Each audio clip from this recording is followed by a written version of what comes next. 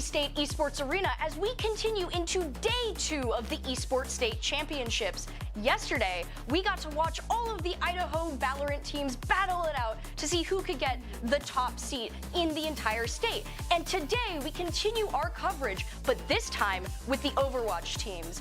My name is Audrey Norris. Casting with me in the studio will be Danner Hill as we catch all the action today and get ready to see our first matchup, Blackfoot versus Jerome, which is going to be our precedent-setting match for today, the 3rd seat versus the 6th seat, with some interesting little details about these two teams, as this is not their first time at this state championship. No, not at all. I mean, we've seen these two teams compete in this championship for the past, I don't know, several years since we've been going, and it's always fun to see these teams come in, play their rounds, and continue to make names for themselves as we go along. Yeah, and so it's going to be an interesting matchup today because, you know, with some of the teams that we saw last day, it was actually a team that had just gotten to this tournament for the first time that ended up making the 2nd place. But this time around, as we're getting ready to check in with the rosters, we do get to see 2 classic teams as well as a couple others that are going to be showing up today. As you know, you can see all of the quarterfinals matches with Bishop Kelly and Skyline going up against each other, Bora and Compass, and as well Rigby High School and Timberline, who is a new addition as Meridian Technical Charter High School was not able to join us today, and so Timberline is going to be jumping in to try and take a crack at it as well. Yeah, and it's kind of weird not seeing MTech here because Meridian Technical, they were the top dogs in Overwatch for several years, always winning the championship, taking home those banners and trophies. But to not have them this year, it's going to be a little different to get a new team in that 1st place spot. Yeah, and I mean, it gives Timberline a chance to maybe go for another medal, as they did take 3rd place yesterday in Valorant. But for Blackfoot and Jerome, that will be the first match that we're checking in on. And, you know, we heard some interesting things from Jerome High School. Not only is this team all in the same friend group, but they're all seniors, too. So this is going to be their, final hurrah to push and see if they can get a medal out of this. Yeah, and I mean, this is the best time to do it. I mean, you're all seniors. This is one last hoorah. Time to just give it your all. Play the best Overwatch that you've been playing all season, even if your whole high school career. Just go out with a bang, try your best. I mean, you're the 3rd overall seed coming into this thing, so why not be the 3rd overall seed walking out or maybe higher? True, but there's nothing to scoff at with Blackfoot. Although they are the 6th seed overall, they did have to face off against 4 teams to vie for only 3 spots to go into the actual competition overall, which is going to make it a pretty tough match to get through. But as we're getting ready to get in, of course, we do need to actually go to the desk and see where we're going to be going. But before we do that, we do need to get some predictions out of the way. Who do you think is going to take it today? I think the team of seniors, I think that they're going to really start off this bang of a run here with a win. Yeah, you think Jerome? I think Jerome has a really good chance, though Blackfoot is pretty strong. So for the sake of having, you know, the 2 sides here, I'm going to say Blackfoot. They had to fight pretty hard to get here, but I'd love to hear what the desk has to say on that and what their thoughts are on this upcoming match. Thank you, guys. My name is Bryce Jensen, and I'm joined with Kaz Phoenix here on the desk today, and we have a exciting game of Overwatch prepared for you guys tonight. We're starting off with the Tigers versus the Broncos. Not the Boise State Broncos this time, but should give us just as much of a show as what we're used to seeing here. And honestly, I got to kind of agree with Audrey on a few things here. I think this team of seniors has a lot of stuff going for them going into this game, and they got a pretty good shot. They've been playing this game ever since Overwatch 2 came out. I think Overwatch 2 is 3 years old now, which is really weird to think about. Yeah, and it's nice for sure now that these teams have had some more time with the game. It is a very different landscape than Overwatch 1 was, but it's, I think, much better for the esport as a whole, and to be able to grow up with this game in the way that these teams have is truly an honor. I'm sure it is. Jerome, in particular, with being 3rd seed, I believe, are technically the favorite in this matchup, but obviously numbers don't mean everything. Blackfoot has some pretty strong personalities on their side of the stage, so I'm looking for very strong performances out of both of these teams today. Yeah, and talking with a few of the players, they all have a lot of different things going for them. I was talking with Blackfoot a little bit earlier. 4 out of their players have been playing since Overwatch 1. Now, when you think of Overwatch 1 coming out in 2016, and these guys are the class of 2025 at the oldest, that would mean, let me do a little bit of math here.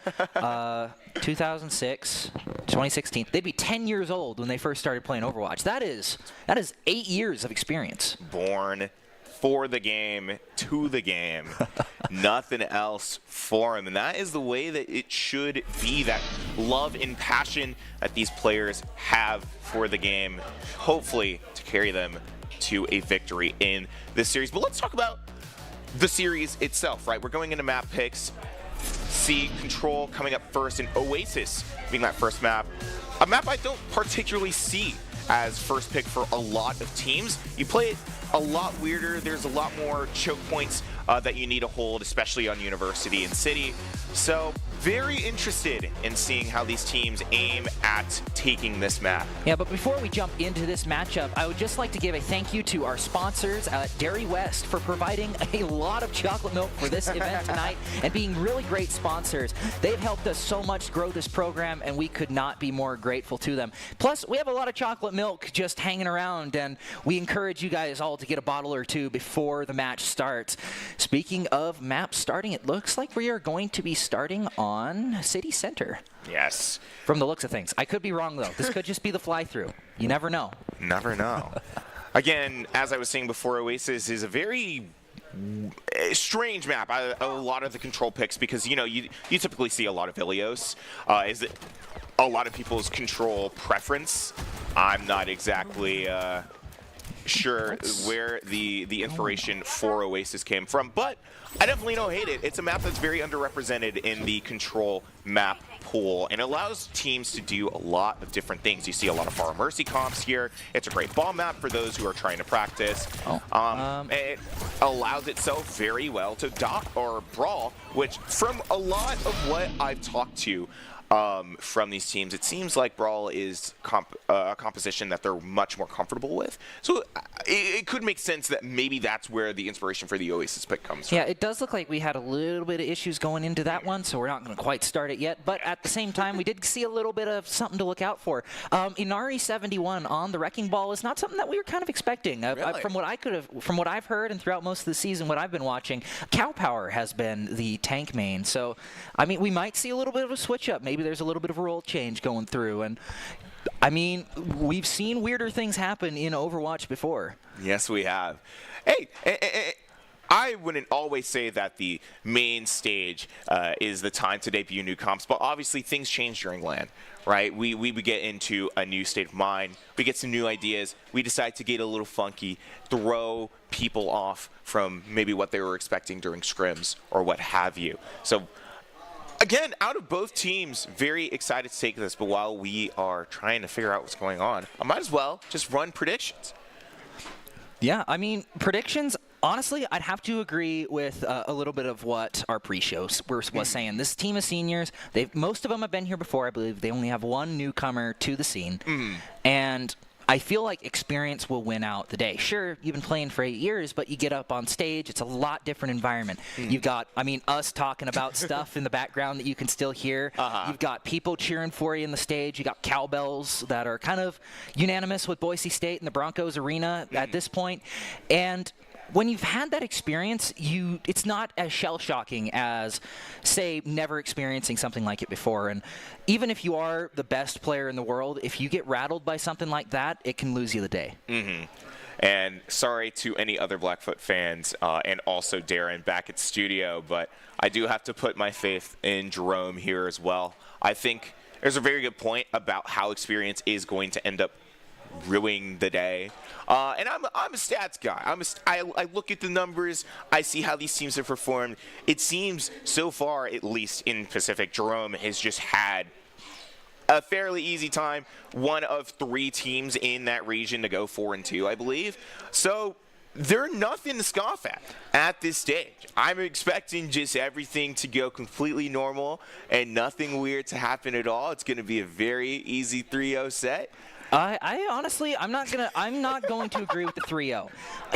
Here's the thing about Blackfoot.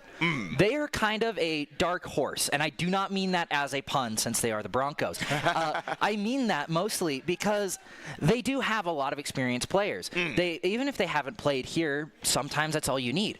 For using a little bit of an example, Jerome was able to beat Meridian Tech to get into this. So with that being said, there is a good chance that another Titan in the Tigers is going to be toppled. Anything can happen in a game of Overwatch. Someone can cut out. Something can go wrong. Somebody can push forward a little too fast. In my opinion, I don't think anybody in Overwatch is out just on the premise of the numbers alone.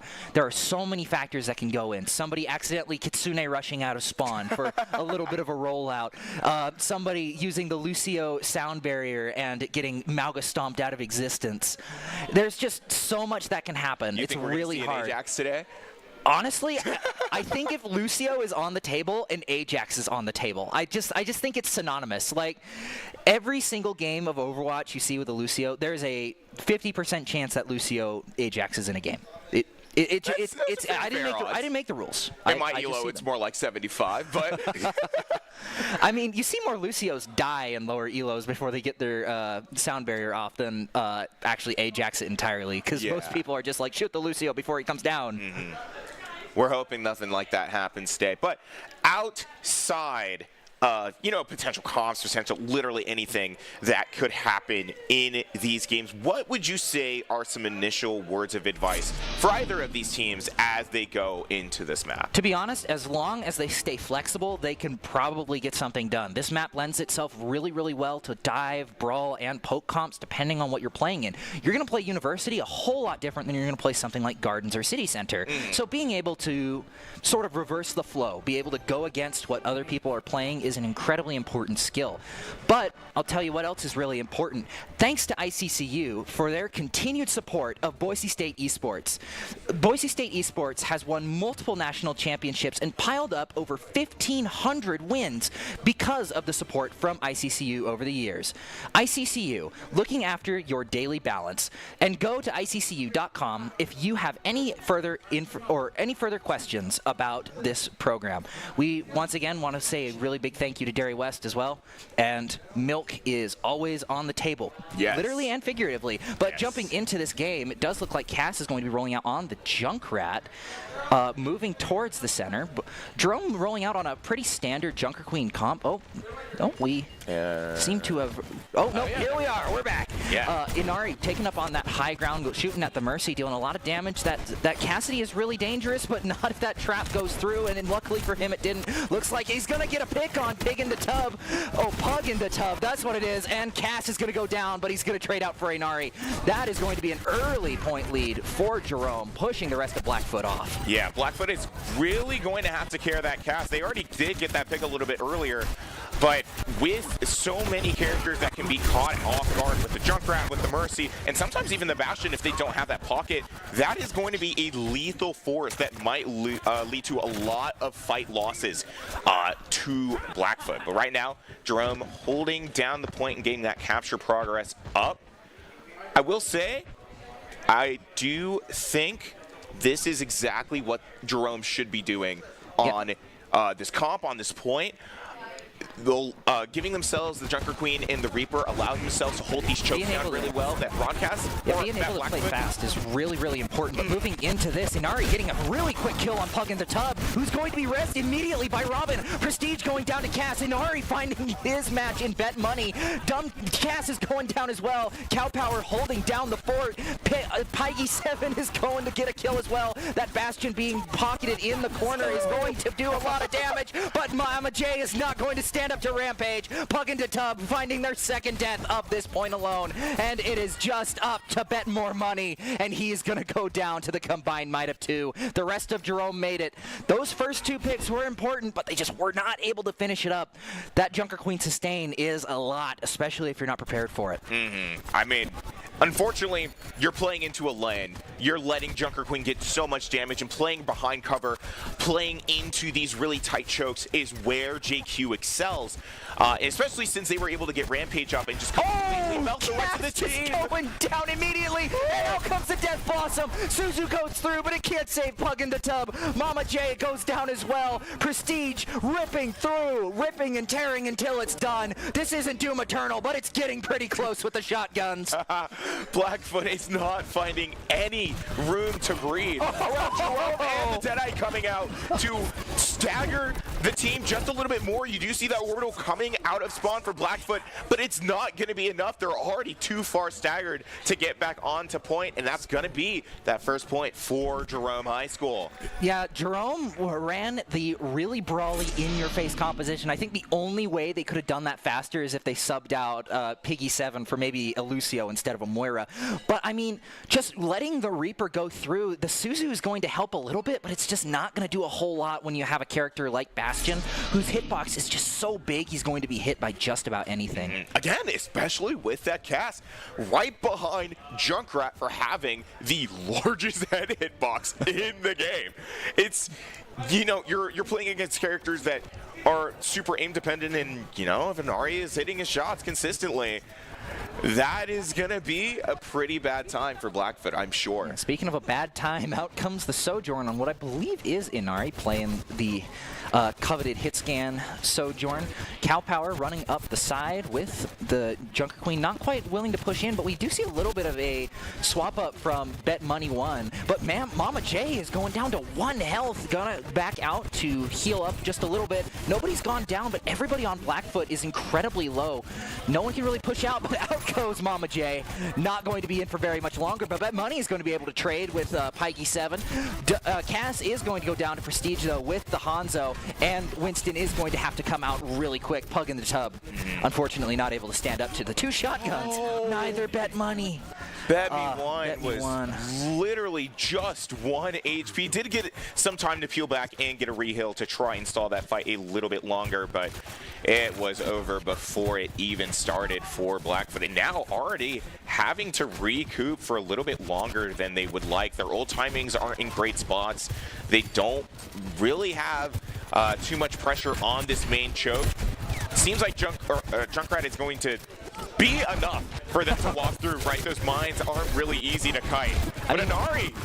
Yeah, getting a pick early on onto Mama J. Cass, though, flying up in the air, up to 4, down to 28, taking tons of damage, but luckily for him, he's got a good support in his back pocket, but unfortunately, it's not going to be enough. Bet Me One is going to go down. Same with Pug in the tub, and now it is just Robin Boo to get out of there. Luckily, they didn't stagger it, but unfortunately for Mama J, just not being able to get any ult charge from any of these fights, being the first one to go down. Yeah, and that has been the consistent factor with Blackfoot, right? In each of these fights, it always seems like that Juno is going down super early and not having that other support for the majority of these fights. Dragon Strike comes through. Nothing comes out of it, though, but I will say Cass taking a lot of damage. The Roadhog pick is an interesting one here, trying to get him out of place, but Cass is going to do it all on his own, giving an easy kill to Cow Power.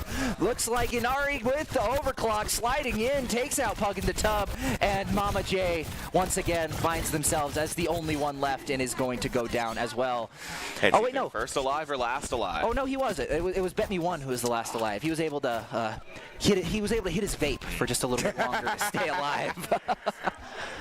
But what's, I think, really becoming Blackfoot's downfall is not being able to die together in these fights. They keep getting themselves staggered between these fights, which means longer time to regroup. Longer time to actually push forward, and the bad rampage coming out from Cow Power. Jerome comfortably taking that first map. I feel like the biggest downfall for Blackfoot there was, I mean, them not dying together was definitely a really big thing, but I'd say the biggest thing was that they could not find a pick. They found one at the beginning of the second round, and then nobody else died. And when you have such survivable characters like Junker Queen, even if you take out one support, Juno is such a good support on her own that you can pretty much keep yourself up, especially with the self-heal from Junker Queen. And Jerome was just able to run onto people, steamroll over them, and then it would either force a back out or just die. And I feel like Blackfoot just could not figure out a real counter to that. And unfortunately, that does just come down to the hero selection. I think the Junkrat and the Bastion are more so front-facing characters to hold down the line for Blackfoot. But they didn't need to hold down the line because they couldn't get past it. They need somebody to be able to slip through the cracks to be able to get damage onto areas of Jerome to split them up so that they can push in further.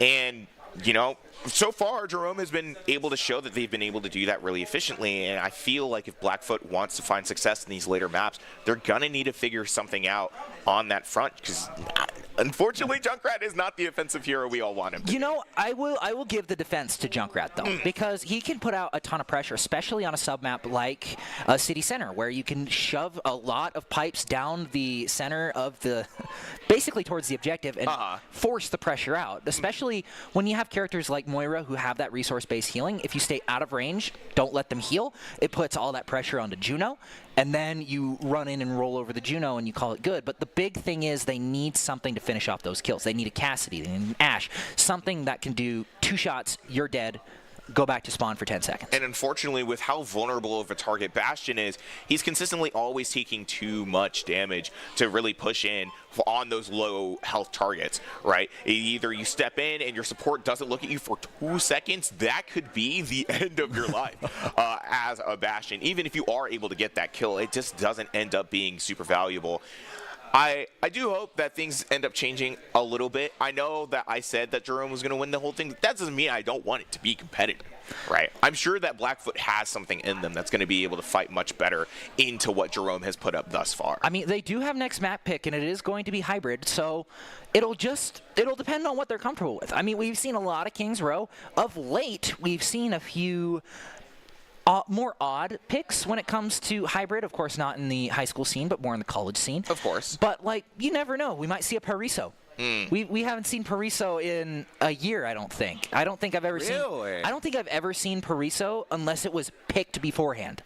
That is true. Which I don't understand because it's a fun map, but I guess there's so much verticality that some people just don't want to play it. But it looks like Eichenwald. Yeah. Talk about a map with verticality. Oh, yeah. I mean, Eichenwald, goated map, not gonna lie. I mean, you pretty much have to play Reinhardt on this map. It's kind of like the bro code between tanks. You got to play Reinhardt. Exactly. See who's the better big man with the funny hammer? Well, I mean, in all seriousness, Eichenwald, again, going back to what I was talking about before, while this map lanes itself very nice into Brawl, it also leans itself very nice into Poke. I mean, after you cap, right, and you're moving into first area, there is a lot of vertical pressure where characters like Junkrat and Bastion actually excel a lot.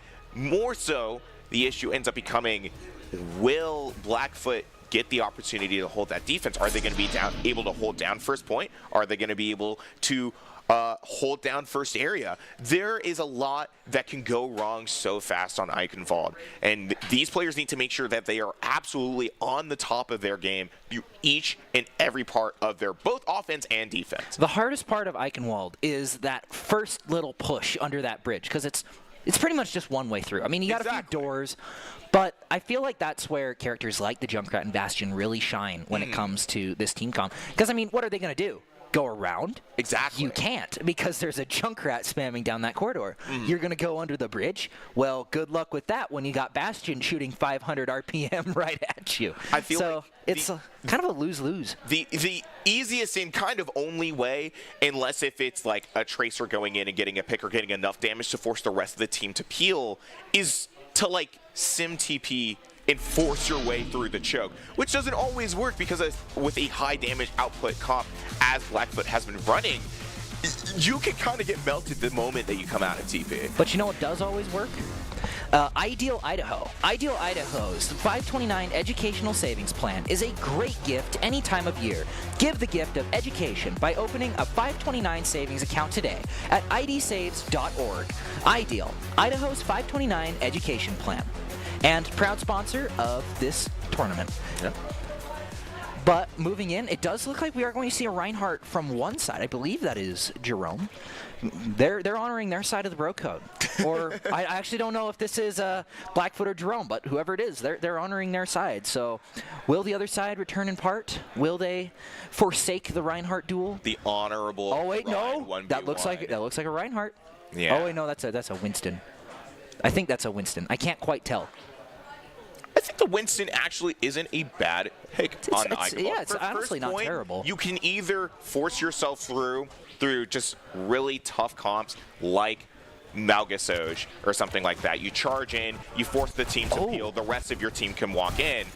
Or you run the raw and just try and melt the rind, but it doesn't really look like they're going to get the opportunity to do that. Prestige taking out Dumbcast very early on. Yeah, that's just unfortunate, and fortunately for Bet Me1, he's also going to go down to the junk trap. Both teams wanting to put the spam in Eichenwald.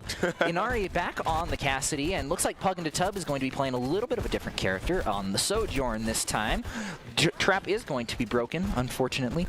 But now that it's up here, the Ramatra might not be terrible, but Pug and Tub is going to go down quick. And the Riptire perk has been added to Prestige already on perk 2, and Mama J goes down too. This is what Dumbcast wanted to be doing the first round.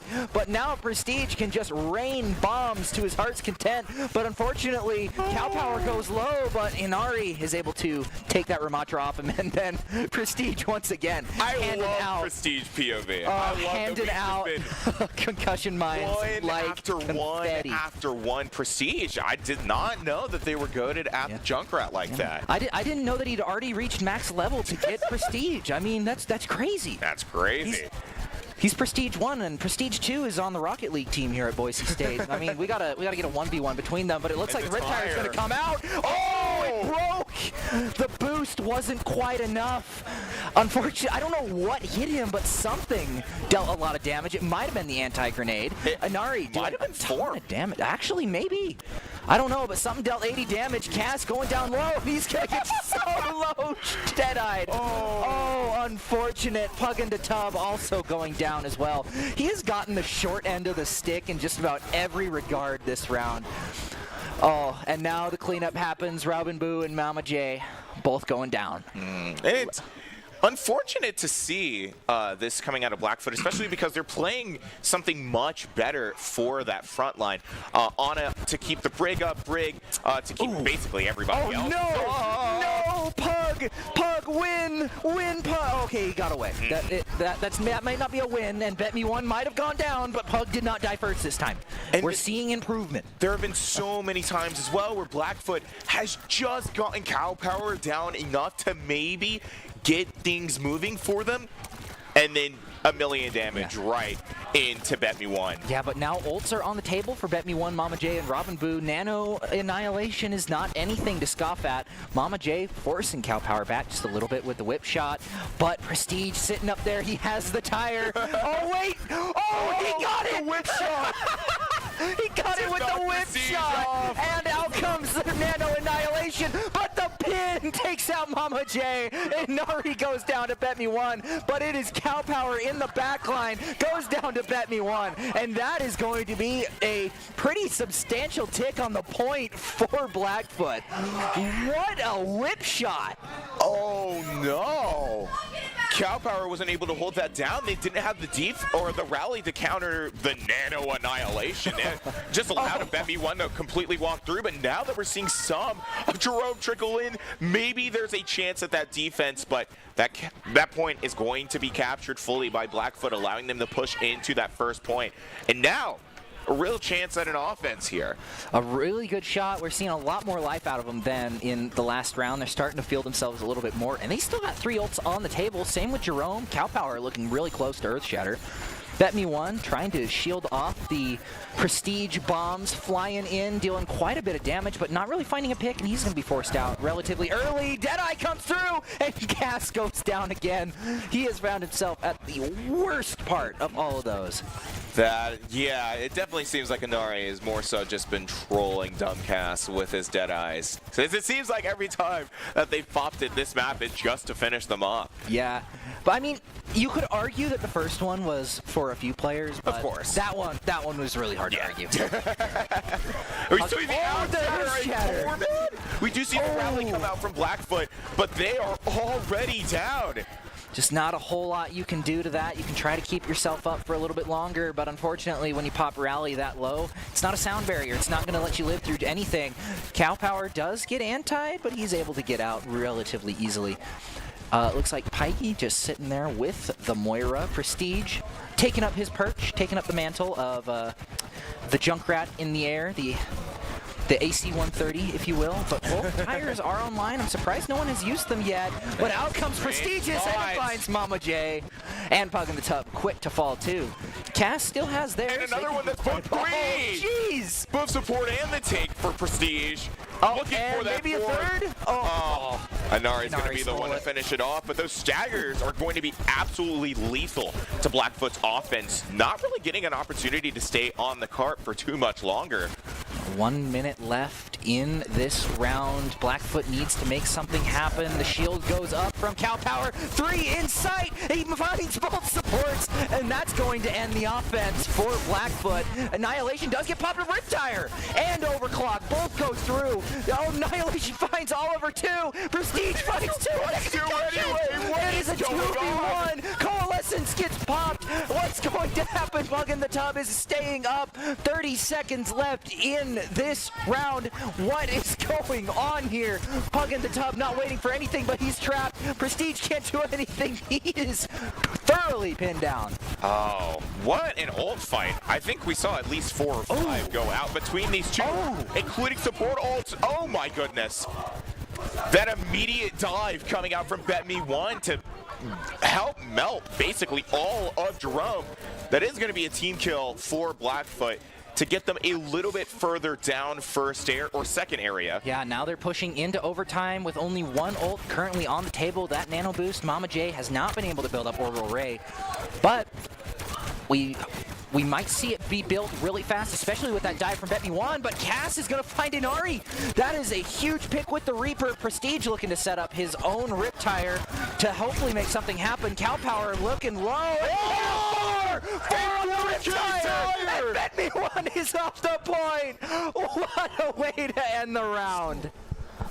Oh, that's unfortunate. I wish I had more reasonable words to speak about that play. It looked absolutely winnable for Blackfoot, but what can you do about a 4K Riptire? Yeah, they're just sitting there. Everything's all good. Everything's fine. BetMe1 comes back, gets healed a little bit. He jumps right in. They shoot at Prestige just a little bit. They're like, oh, nah, he's not going to do anything. He's totally cooked. And then, bang, 4 kills. 4 kills to immediately end that fight. I feel like the junk tires have been like the deciding factor in this match. Like we saw it to take the first point. We saw it to take that first bit of the first push. And then to end it off, of course. And I mean, if anything, it's more so just how these teams are working to find these picks. Obviously, Pug in the Tub and Inari have been very good at finding those entries for either team.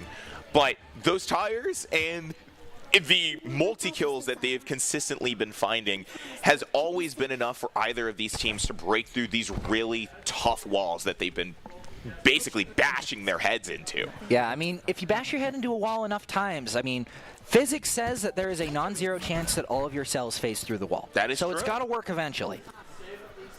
Moving in to the second half of the round, Jerome has to make a pretty decent push into second point in order to get things done. Cass setting up in a very similar position, but Cal Power with the Winston going down immediately. And Inari on the Tracer is forced to use recall, but Pug in the Tub is going to go down to Prestige.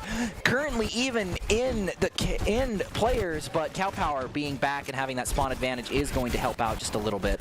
But looks like Jerome's going to be on the receiving end of what they put Blackfoot through last game. Cow Power both times have tried to walk through this fight and is taken too much damage from that Junkrat. Does not have enough armor or sustain to keep themselves up. It's all up to their supports. Keep that team alive, but it doesn't look like it matters. Oh no, it doesn't. Tank or not, we're still going to run through you. And it looks like Prestige on the Reaper is going to be enough to get the team kill. A lot faster cap than Blackfoot, so they're going to have a lot more time to work with to get to the bridge. And a lot less distance to push through. I mean, mind you, they only got to about where the corner was for the cart. In 5 minutes and 30 seconds to do that leaves Jerome with plenty of time. It is going to be very essential, however, for Blackfoot to really be working on finding those picks sooner for Pug in the Tub to find those essential rails on Squishies to keep things down. But look at how pushed up Blackfoot is here. They find a couple. Prestige does find one for his trouble, but yeah, they need to play this as aggressive as possible, and they know that. Yeah, I mean, you play it aggressive and you can keep on going through, but unfortunately you put yourself at a disadvantage. Ana is kind of the antithesis to Winston in a way, because the second you dive in, you just wait, you walk into the bubble, and then bang, you can't be healed. Or if they try and go for the dive, you save your sleeps and just cancel their plans for whatever play that they were trying to go for. So I honestly don't even hate swapping off of the Winston here. Cass goes down early. Wow. Prestige going for the health pack, just lets him slide right on by. Cub hugging the tub is also going to go down, and Robin goes down to Inari.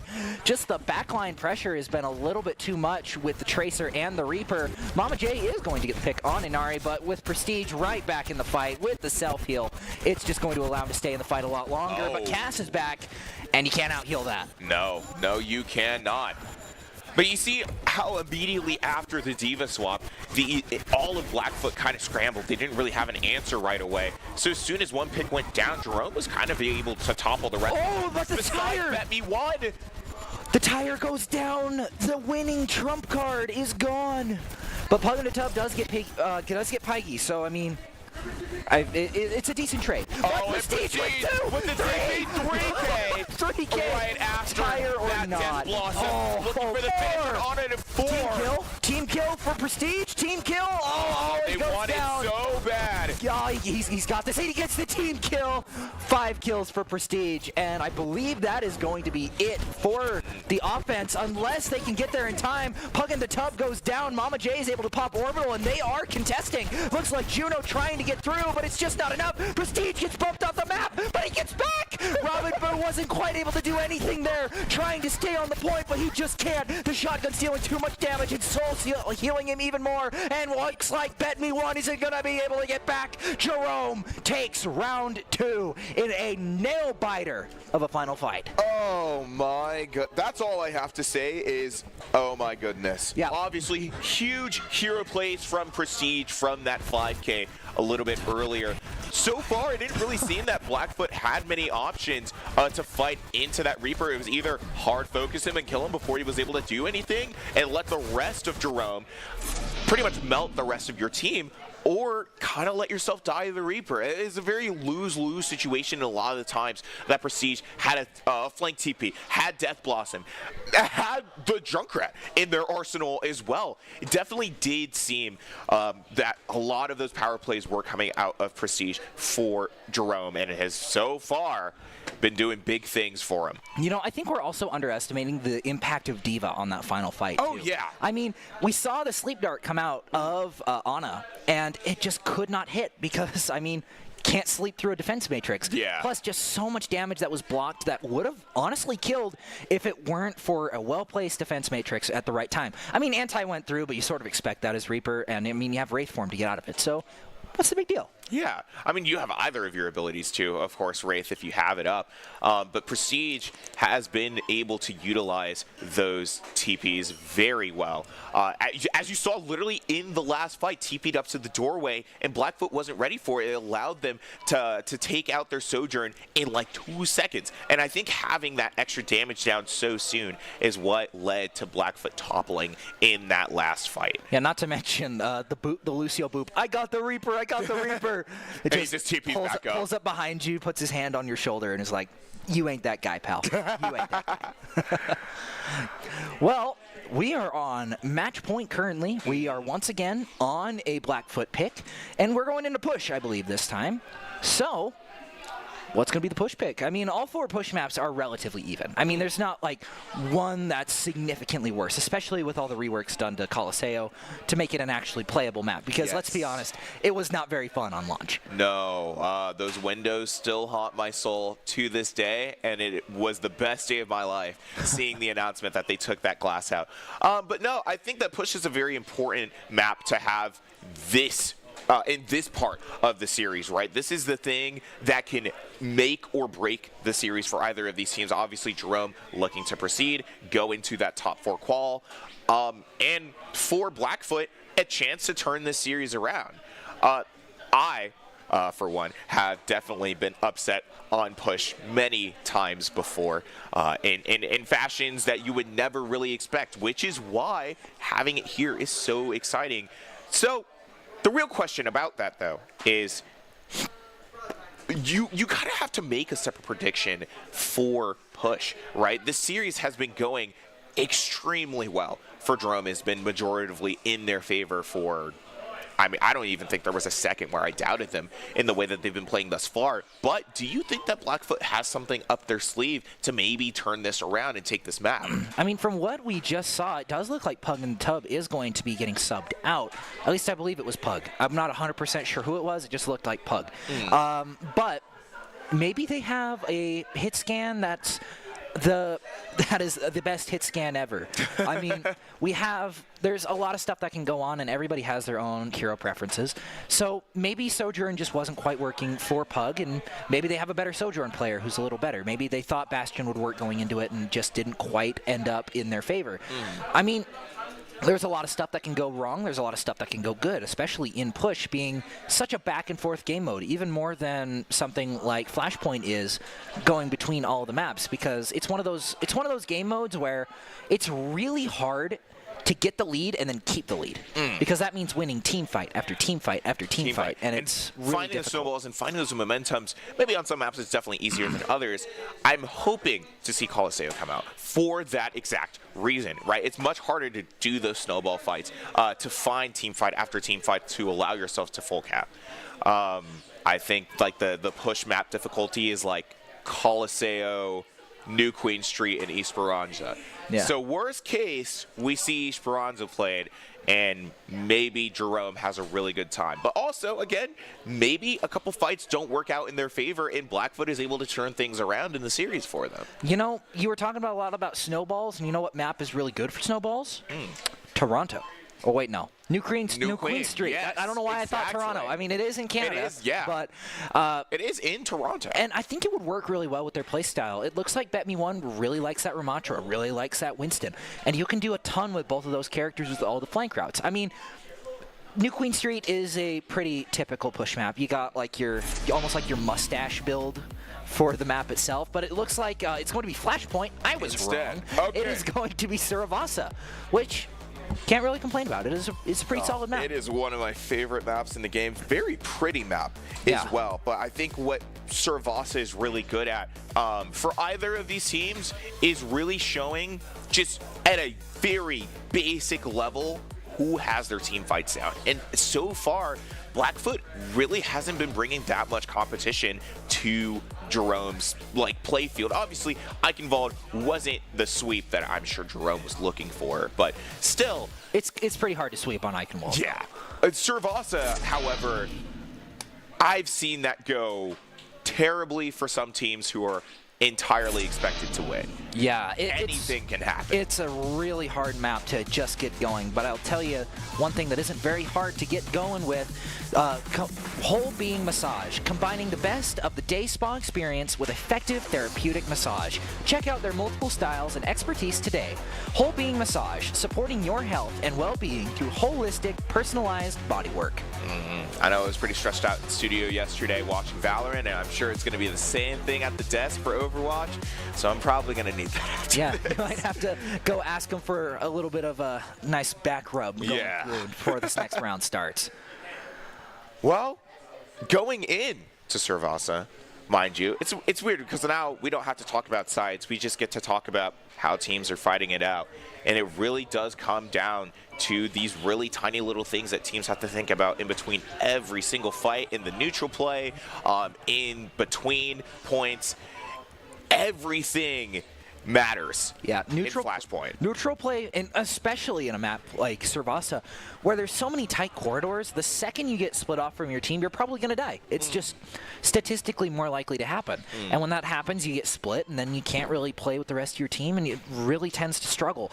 These maps really separate good teams from bad ones, and what allows teams to play well together? Can you stay together for a fight? Can you get yourself into a position where you can win? It does look like we are going to see Mama J on a little bit of a class swap, and Vanderlei is going to be playing on the support role. Yeah, I think I've seen Mama J actually play each role now. Or no, Oh, no, they haven't played support. tank. No, so yeah, so at least DPS and support. So interesting to showcase that flexibility.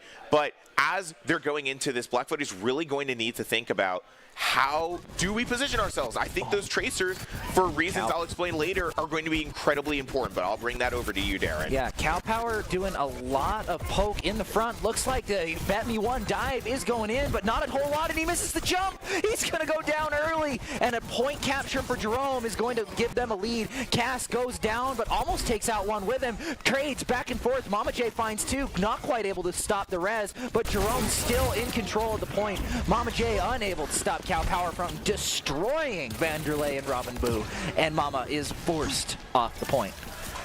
Now, back into how essential the tracers are on this map for either team. Tracer either has to duel each other or weave through each other to actually do damage to the other team, to split teams up, so that Blackfoot or Jerome can get in and finish a dive, right? Yeah, and Prestige taking out Vanderlei is going to be a real big hamper. Looks like the damage boosted Junkrat isn't doing a ton, and there's only so much you can really do on the Mercy. Back to Mama J. Looks like Pikey's going to find two on the Moira. Really embracing the DPS Moira playstyle that we've all come to know and respect out of the character. But Prestige, working his magic, got his Death Blossom. And now the real question is he going to use it right as they come out of spawn, or is he going to wait a little bit to use it? I think it would be very funny if he egoed and used it right out of spawn, but I'm sure that Jerome doesn't want to take any risk in the first round. Anything, again, can happen on Flashpoint, and you know, just make the rest of the map or the rest of the series go absolutely terrible for you. Bet Me One is going to swap over to the Malga, probably a little better pick into the Winston since they tend to be struggling, but Mama J losing out the duel to Prestige. Cass going down as well, but Bet Me One's going to take out Prestige in turn. Cow Power getting low, but luckily for him, he's got a pretty good support back line, and Bet Me One is just going to deal tons of damage. Cass gets dove on. Cow Power is going to go down, but Robin is forced to use the Valkyrie. Cass goes down as well to Inari. It is two left on the point, Prestige and Inari, and a lot of ults being used by Blackfoot. Vanderlei and Robin Boo using both of their support ultimates, and it looks like Cow Power is going to be forced onto the Malga. Yeah, I mean, playing the Malga into, or Junker playing Queen? the Junker Queen into the Malga. Actually, a comp I like better, but obviously Winston in the Malga isn't a great time, especially with that damage boosted pocket. You're going to get melted every time you go for a dive. Because Bet Me One doesn't really have to go anywhere. He can kind of just stay clumped up with his supports with the rest of his team, peel when he needs to. But using those charge situations is going to put you at quite the disadvantage. Obviously, you see Jerome hop in the orbital to walk through main, topple the rest of the team, and if you don't have that charge to counter their pressure, you're dead. Your whole team's dead, and you just have to fall with the boat. Not a whole lot that you can do with that, especially because Malga has the biggest hitbox in the game. Reaper is going to have a field day with that. Looks like Cow Power taking the scenic route around the point. Prestige lying in wait. Oh, yeah. I know exactly what he's waiting for, too. We know what's going to happen. Does the rest of the team? Bet Me One doesn't. Neither does Robin. And that's two with the Blossom. He got his one, and Inari's going to finish it up. Oh, the tire comes through. It does find one. But unfortunately, it is not enough. 57 and counting, passing Blackfoot's percentage, and Jerome is on their way to the 2nd point victory. Now, so far, that one orbital push, and it wasn't even just the orbital, it was because, again, Bet Me One couldn't try and walk past it, right? He had to stay with his team. He didn't have that charge to work with. Now, you're kind of letting Jerome walk all over you. You're getting too tripped up. You're letting them get in your head just because of how good the defense has been from them thus far.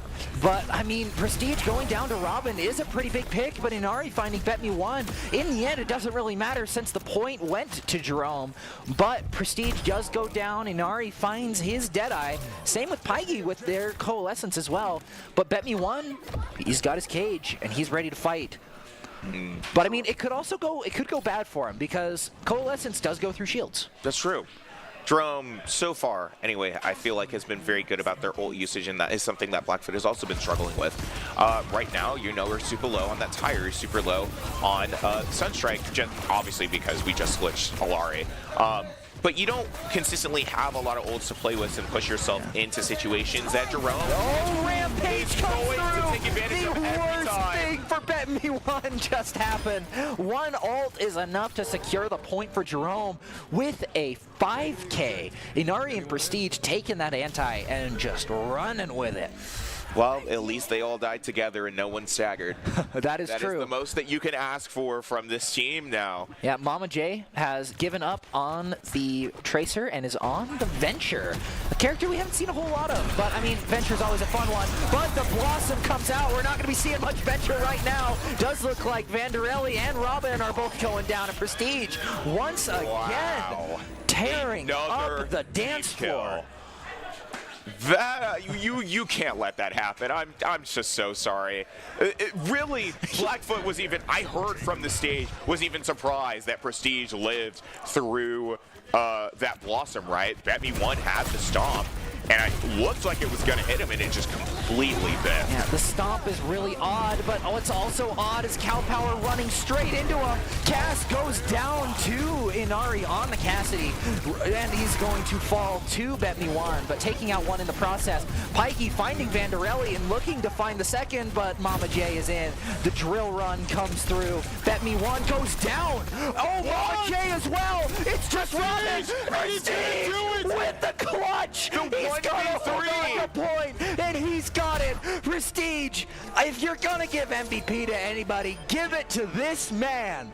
Oh my goodness, man of the match. Prestige solo clutching a 1v3 against a tank in like, what, 2 supports? I mean, granted, giving Bet Me One credit where credit is due, he was on like 100 health. Oh, for sure. But winning against 2 supports after that? That's crazy. That's kind of crazy. Soul Orbs orb, which honestly is not even a perk I see used too often from Reapers. Usually I like to take that longer range right click, but to show that the Soul Orbs do have some use case in situations like that where you're super crit, you're trying to live for as long as you can. He made it work and he got it done. Impressive plays from both teams all around in this series, but Jerome will be moving on through the bracket to qualify for that top 4. Blackfoot, unfortunately, out of contention for that top 4 final bracket. Yeah, Jerome is going to be playing the winner of RHS and Timberline once that is resolved, and good on them for moving forward. It is not over for Blackfoot, though. Of course. They do have at least one more game in them before their bracket run might be over, but at the same time, there's a whole lot that can happen going forward. They're not the bottom seed. They still got a really good shot. Now, let's move back over to the desk with their thoughts on this invigorating 3-0 Jerome win.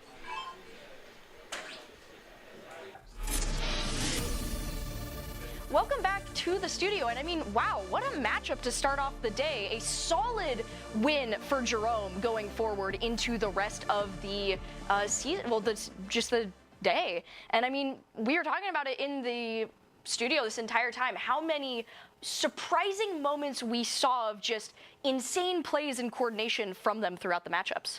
Yeah, it was very entertaining to watch. I mean, just the way that Jerome played, it was a lot of cow power and a lot of prestige coming out of the gates here. And I especially think that on that hybrid map, we saw a lot out of those two really on the defensive side, holding that point. They did a really good job overall, and I think Jerome just played out of their minds. Yeah, and not to forget Inari either, who we were talking about it. We're like, he was on Cassidy most of the time, but for every thing that he did, he was always backing people up, and there was a lot of really good shots to just keep things going. And also the Junkrat plays from the previous in Eichenwald. We mentioned that, which, you know, Blackfoot got a little bit of revenge there when they got to go on defense. The instant knockout of the tank, but you know, like we were talking about, most of the time it was in Jerome's court. Overall, they were able to hold strong on the defense and have a lot of really good wild card plays. I mean, we were talking about how we could hear just how surprising some of those Reaper Death Blossoms went through. And just overall, a lot of just really, really strong coordination from the Jerome team that Blackfoot just wasn't able to break through.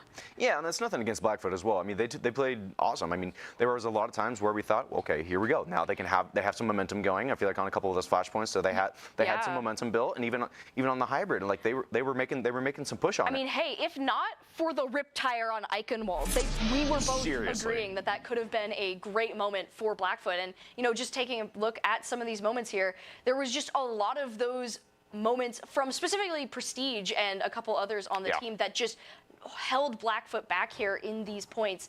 Just overall really strong play from Jerome all around. And, they're going to be able to continue forward into the tournament with their first win under their belt. And just once again, just a lot of strong play here.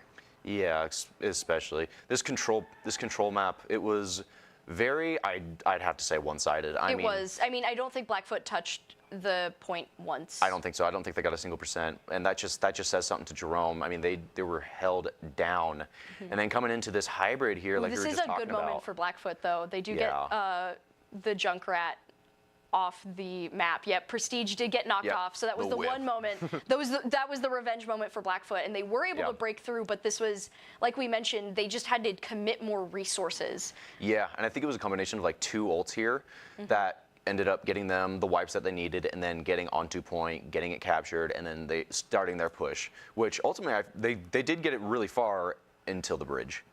Yeah, they were able to hold on, and again, we mentioned the rip tire in that moment. Yeah. They were stuck at this spot for a moment. They were able to, push through, but they kept getting knocked down, and this is the faded moment that we were mentioning. They had a really strong presence on this spot. They were looking to hold on. They were, in such a dire moment, and the rip tire took it all away because being stuck in overtime, they needed to push to that point. If they didn't get it to the point, they were going to lose it, and Prestige took that all away with the rip tire here. But I do also want to call out this really good play here from Cass. Just the instant knockout on the Winston. Jerome wanted to be a little bit goofy, jump in fast and try and take that bridge, but they shut it right down. And so I think that Blackfoot had some really good defense moments. They just weren't able to hold it as strong as Jerome.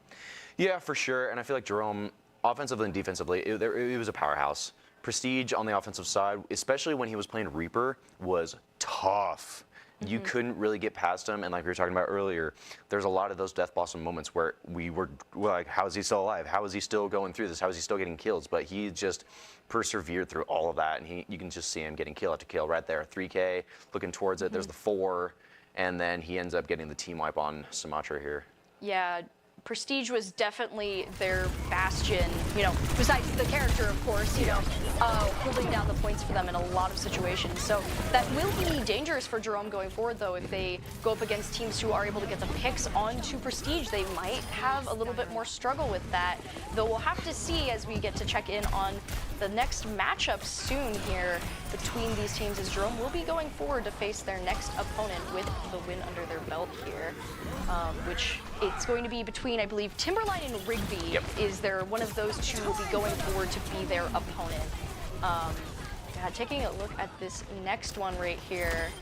Yeah, this was what I mentioned with Inari too. He was always there to clean up when the rest of the team had used all their abilities, were out of util on cooldowns. Inari was the one picking up and cleaning up for Jerome there. Yeah, and they were always on Cassidy, and it's like I feel like a lot of these players, they were switching between characters, getting some different comps going. But for him, it was always Cassidy, and for him, it was always good. He was always getting picks, he was always getting frags, and he was making sure to clean up, like you were just talking about on these offensive ends. He was making sure to get those last kills. Overall, great player, and I feel like the DPS really did well here for the side of Jerome. Yeah, don't fix what's not broken. Seriously. Yeah, but as we were talking about, yeah, that's just kind of the name of the game for this. All of these teams are, coming up to clash against each other for the first time. Well, not the first time, but for the first time in a setting like this. And so this is going to be a big back and forth. But Jerome has set the precedence 2-0 going forward. And as we're getting ready to see the rest of the matches, we will go to a quick break and we will see you soon. At Blue Ribbon Painting, we're proud to be a locally family-owned and operated business dedicated to bringing your vision to life. Whether it's freshening up your home with interior or exterior painting or tackling a commercial project, we've got you covered. When you choose Blue Ribbon Painting, you're not just hiring painters. You're getting a team that's committed to making your vision a reality. Call or text us at 208-369-2583 or visit us at blueribbonpainting.net. Your project deserves a blue ribbon finish.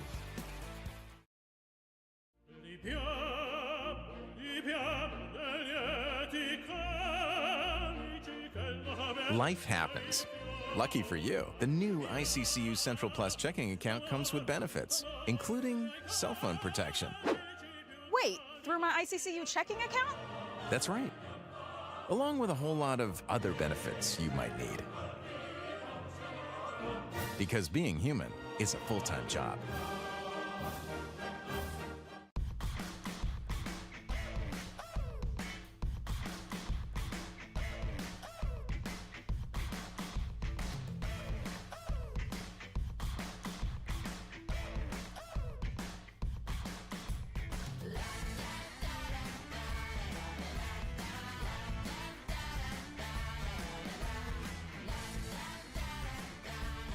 Idaho Central Credit Union, looking after your daily balance.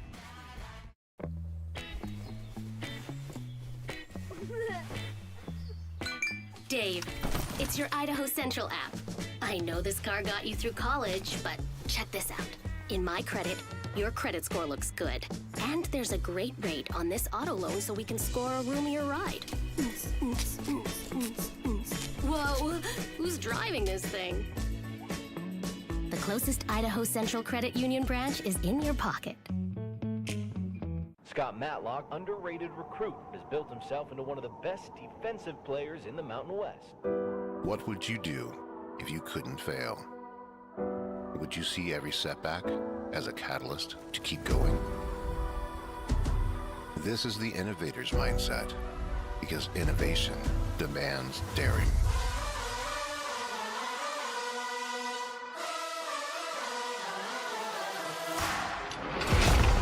Is finding thousands of ways that don't work, and the one that changes everything. It's when your unrelenting spirit sees the world's needs and says, I will create something better. So, what will you do? Will you let your genius run wild?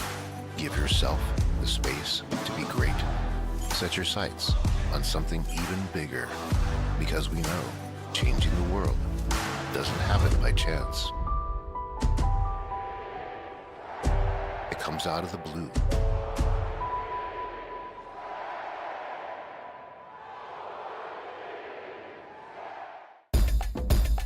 Let me show you what I got. With the Dairy West Fueling Station, we really wanted to create a place that our players could come and be fueled and hydrated in a healthy way, fuel their minds, fuel their bodies so they can compete at the highest level. Dairy West has really allowed us to do that, and we're excited to see what this space turns into. This is only phase one. There's many iterations to come. It's truly unique in college esports, and we're excited to see how that continues to evolve. We're really thankful for Dairy West's support and look forward to continue working with them. Let me show you what I got.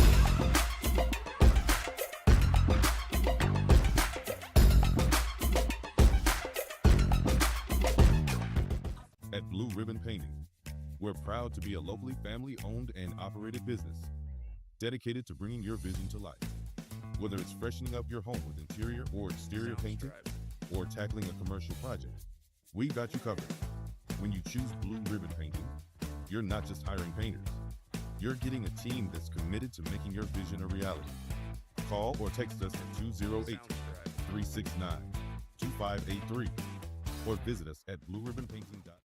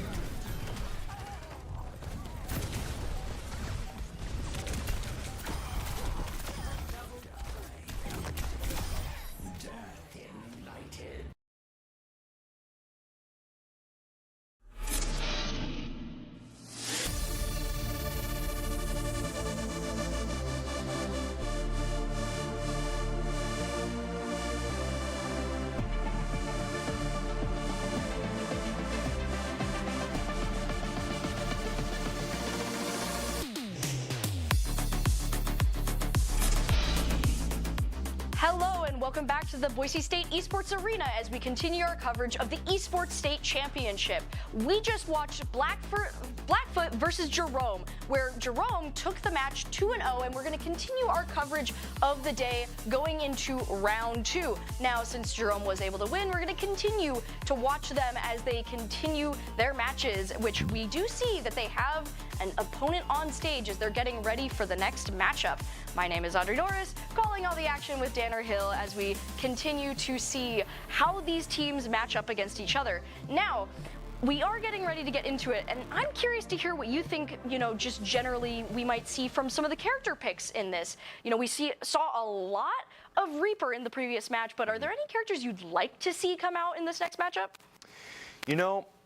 I'm not sure. I feel like we saw a really good blend of a lot of characters in that match. We saw a lot of Juno in the supports. We saw some Moiras, and then also on the DPS side, like Tracer. We saw one instance of Hanzo. Which was interesting. No Genjis. I feel like Genji, I feel like I see some Genjis a lot. We saw a lot of Reaper. Junkrat was a lot on that, especially on that Isengard map for the hybrid, and then Junker Queen, Ryan, and it was. I feel like it was all the generic stuff. I do want to see Orisa as a tank. You want to see Orisa? Yeah. I don't know. I feel like Orisa is a fun tank to watch. She is always a fun tank. We did get to see a lot of different tanks in the matchup, but I agree with that. I like her abilities, and her design is also just really fun. Yeah. She's a very unique tank in that. But I think we've been eating good so far with the variety of characters. We've seen a lot of the new characters. Obviously, we're going to see Juno with just how strong she is. Mauga's been there. Ramatra. Yep. We saw Junker Queen, personal favorite of mine. Yep. But as we're getting into it, that just goes to show just how many characters and how much comfort these players have with all of them, with the different maps and recognizing strengths and weaknesses. We even got to see some Rhine. As the desk mentioned, you kind of have to play Rhine on Eichenwald, and we've seen a lot of that variety. I kind of want to see more of Brigitte because of the whip shot we saw onto Junkrat. But as we're getting ready to check in, we can see now the results of all of these matchups here. We were here with Jerome. They were able to get the 3-0, and they're going to be going up against Rigby on the main stage, with Blackfoot and Timberline going up against each other as the outcome of that match. Then we've got Bora and Skyline, and Bishop Kelly and Compass Academy. All of these are getting ready to start for the semifinals here. Now, the determiners of these matches will be going in to see who's going to be going for the championships and the rest of the medals here on out. Yeah, by the looks of it, we're seeing that BK Compass game already in progress. That'll be that #1 seed, that overall kind of that powerhouse of a team in BK. They're going to be going through Compass right now, and the winner of that will go to the grand finals, who will play the winner of the game we are getting ready to cover, Jerome versus Rigby. Yeah, so let's talk about that a little bit, because this is going to be a interesting matchup. Just looking purely at the stats of these two teams, Rigby is the team to watch out for right now. Besides Bishop Kelly, BK, both of those teams went 18-0 in the normal season, and they are some of the highest teams skill-wise that people would expect to be going into these finals. So Jerome, who has if I remember, it was a much more back and forth season, and mostly got a postseason redemption. They're kind of getting will be one of their biggest challenges throughout this day. Sure. Either this is kind of their make or break moment. Either they beat one of the best teams, or they're not going to be able to get into those grand finals. Yeah, I think bouncing off, it was a 10-9 in regular season and then 3-3 in playoffs. Yeah, and so fairly even in their win-losses comparatively to Rigby. So it's going to be a wild card of a team who was able to come back, Jerome, with a lot of unexpected plays, a lot of unexpected stuff. We don't know how they're going to shake out comparatively to a just tried and true tested team in Rigby, which is that unstoppable defense. So with how Jerome was playing against Blackfoot, which their defense was really solid, they're probably going to have to face something very similar to how they were playing against Blackfoot. I think so, and I think that starting off that first round, getting that win under your belt, I feel like that's going to build a lot of confidence. It's going to build that momentum. And I feel like for this team, full seniors, it's their last hurrah. I think this is a great start for them going into this Rigby match. I think they can carry a lot of that momentum into this game and hopefully, get a round or two off and maybe even win. But yeah, as we're getting ready to get into this matchup, of course, we got to take a look at the maps and see what we're going to be getting. We're going to be starting off with Nepal on Control, so getting some map variety. Love love to see it. You know, yesterday in Valorant, we kind of only got the 3 same maps, so happy to see some variety on the Overwatch side here as we're getting ready to jump in to our new matchups. But yeah, this is going to be a tough one for Jerome. You know, they've come off their win, so they'll want to make sure that they don't get a little bit too excited and, you know, stay focused on the goal of going forward here. I absolutely agree, and I feel like with this map change up, I think it's gonna be a little bit different. We're gonna be seeing different team comps overall, so it's not gonna be the same as what it was before, which is gonna be nice. It's gonna be a little bit of a change of pace, but it's also gonna be curious to see is Jerome gonna be able to keep up the same pressure that they had in the previous game? Is Cow Power and why am I blanking? Like Inari and Prestige. Thank you. Yep. Are they going to keep up their pressure? Are they going to be able to get those DPS kills and tank kills like they were last round? Or are they going to get shut down? That'll be the question. Or are they going to get shut down? Exactly. Well, that's only a question that can be answered by getting into the match. So I'd love to hear what the desk thinks about this as we get ready to run into these next matchups here. And welcome to the Boise State Esports Arena. We are almost ready for the second match of the day. Jerome going up against Rigby High School.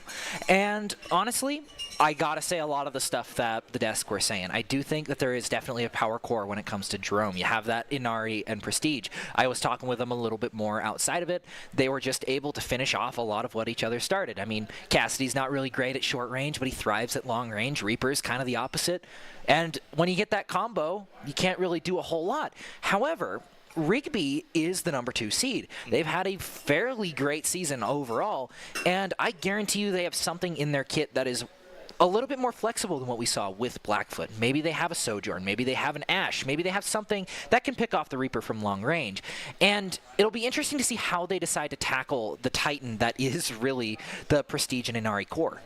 Well, something also to note about the way that Rigby plays is that we're definitely not seeing a comp that is anything close to how Jerome ends up playing this. Some could say that it's a little bit more traditional. Some could say it's a little bit more creative. I do know that they have a Zenyatta in their backline, though. And the reason I want to mention that is having a Discord, having a support character that does all that damage is really, really good for dealing with problem childs like Prestige, right? Now, I'm not saying that we're expecting like a huge humbling. I just expect this to be more competitive. I mean, this is the #2 seed versus the #3 seed. Of course, things are probably going to get a little crazy on stage. Yeah, just a little crazy. And we are going to be looking at the Smash Bros. Tournament for just a little bit that is going on at the same time in a different building. We have a lot of the same schools here, a lot of teams here to compete. And as you can see, full house out there just playing Smash Bros. Enjoying their time in the spotlight. Does look like there is a little bit of a Pokemon trainer and Wii Fit trainer going up against one another. Does look like Wii Fit is having a little bit better time than the Squirtle, taking a lot of damage though. Ivysaur has to come out trying to get something done on the lower platforms. Wii Fit forced up really high, but is able to get the damage boost and heal off. Oh, Ivysaur with the edge guard. Not a whole lot that Wii Fit can do, but just try and get back onto the stage. Yeah. Seems like the Smash kids are having a very nice time in the theater, as are these brackets as part of the Idaho Esports Association and their many titles for at least the ones that we couldn't get here, right? Yeah, but you know what else really helps is Doc's keys to the game. In Overwatch, take fights in unexpected places. You know that's important because it's written there twice. Never mind, it got changed. Play what you're good at. Position your supports, don't make positioning mistakes, and get good ult value. Doc's keys to the game are brought to you by Blue Ribbon Painting. Let us introduce you to the MVPs of painting. With over 90 years of combined experience, they're proud to be Boise's go-to team of multi-generational painters. Ready to level up your home? Visit blueribbonpainting.com for to answer more questions. Also, this stream is powered in part by ITC, partner for IT support, cybersecurity, and network solutions. When tech problems strike, ITC keeps your system running so you can stay in the game. Yes, thank you to our sponsors, both for the Idaho Esports Association and for the Esports State Championships. Now, I don't know if broadcast plans on putting the cam back on desk, because I just want to see how long it takes Bryce to realize.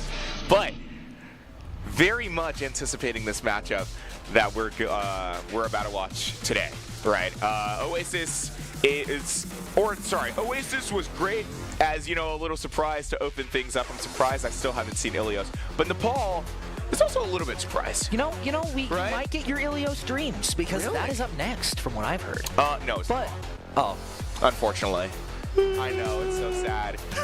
I'm so sorry to the Nepal Pens. It's just not my favorite map. Mostly just it's a difficult map to play around. You have to be really creative on this map. Whether you're on Shrine in a weird, almost open but almost closed spot to the other, I think it's Sanctum is the inside point. I don't remember the full name for it. Yep, it is Sanctum. Sanctum and Village. Sanctum is quite a map. Now, from what I've seen from Jerome, because I didn't see how Rigby's game went earlier, of course, it seems like those kinds of tight choke situations, dashing through, shouldn't be that big of a problem, but I also don't know how Rigby plans to play this into them as well. Yeah, but getting into the map, the Discord orb goes on really fast. The Orisa does come out. I bet you someone's happy on the desk. Both tanks are down, and Widow's going to find Prestige. Jerome finds themselves in an early deficit, and with a pick onto the supports, it is just up to Inari to try and pick things up, but unfortunately, not a whole lot you can do in that scenario, and Rigby is going to get the first point flip. That's a team kill for Rigby. We have been saying almost all semester that Orisa is meta, and Nazo seems to know what's up. Orisa is important on a map like this unless if you're a bum and you play Roadhog. So sorry to all my Roadhog players out there. I think you just dissed like a third of the Overwatch player base. Because having a character like Orisa that isn't Malga, that does the exact same thing. Goes down, but Prestige also quick to follow by Widow. Cow Power left low with no shield health, barely able to hold on. Widow just able to do a ton from that top point, and Hanzo, not the character, but the player, is just able to fire on the rest of this team. And plus, Mei is just a strong character against almost anybody. And looks like the Rhine pin is going to come through. Nazo does get the healing orb, so he's not going to take a whole lot of damage, especially with the fortified popped. Piggy is not going to be able to out DPS the soldier, unfortunately. Prestige trying to find picks in Hanzo, but unfortunately, Cow Power goes down before anything can happen. But Inari with a pick onto Widow. It is a 2v2. Both supports. Both supports versus a DPS. Oh, 2 DPS. Yeah, this could not be any worse unless that happens. Oh, but unless Prestige? that happens. Oh, he got him. And the point is not going to be flipped quite yet, but there we go. For Prestige to lock that down. Living up to his name. Jerome is able to get things together somewhat.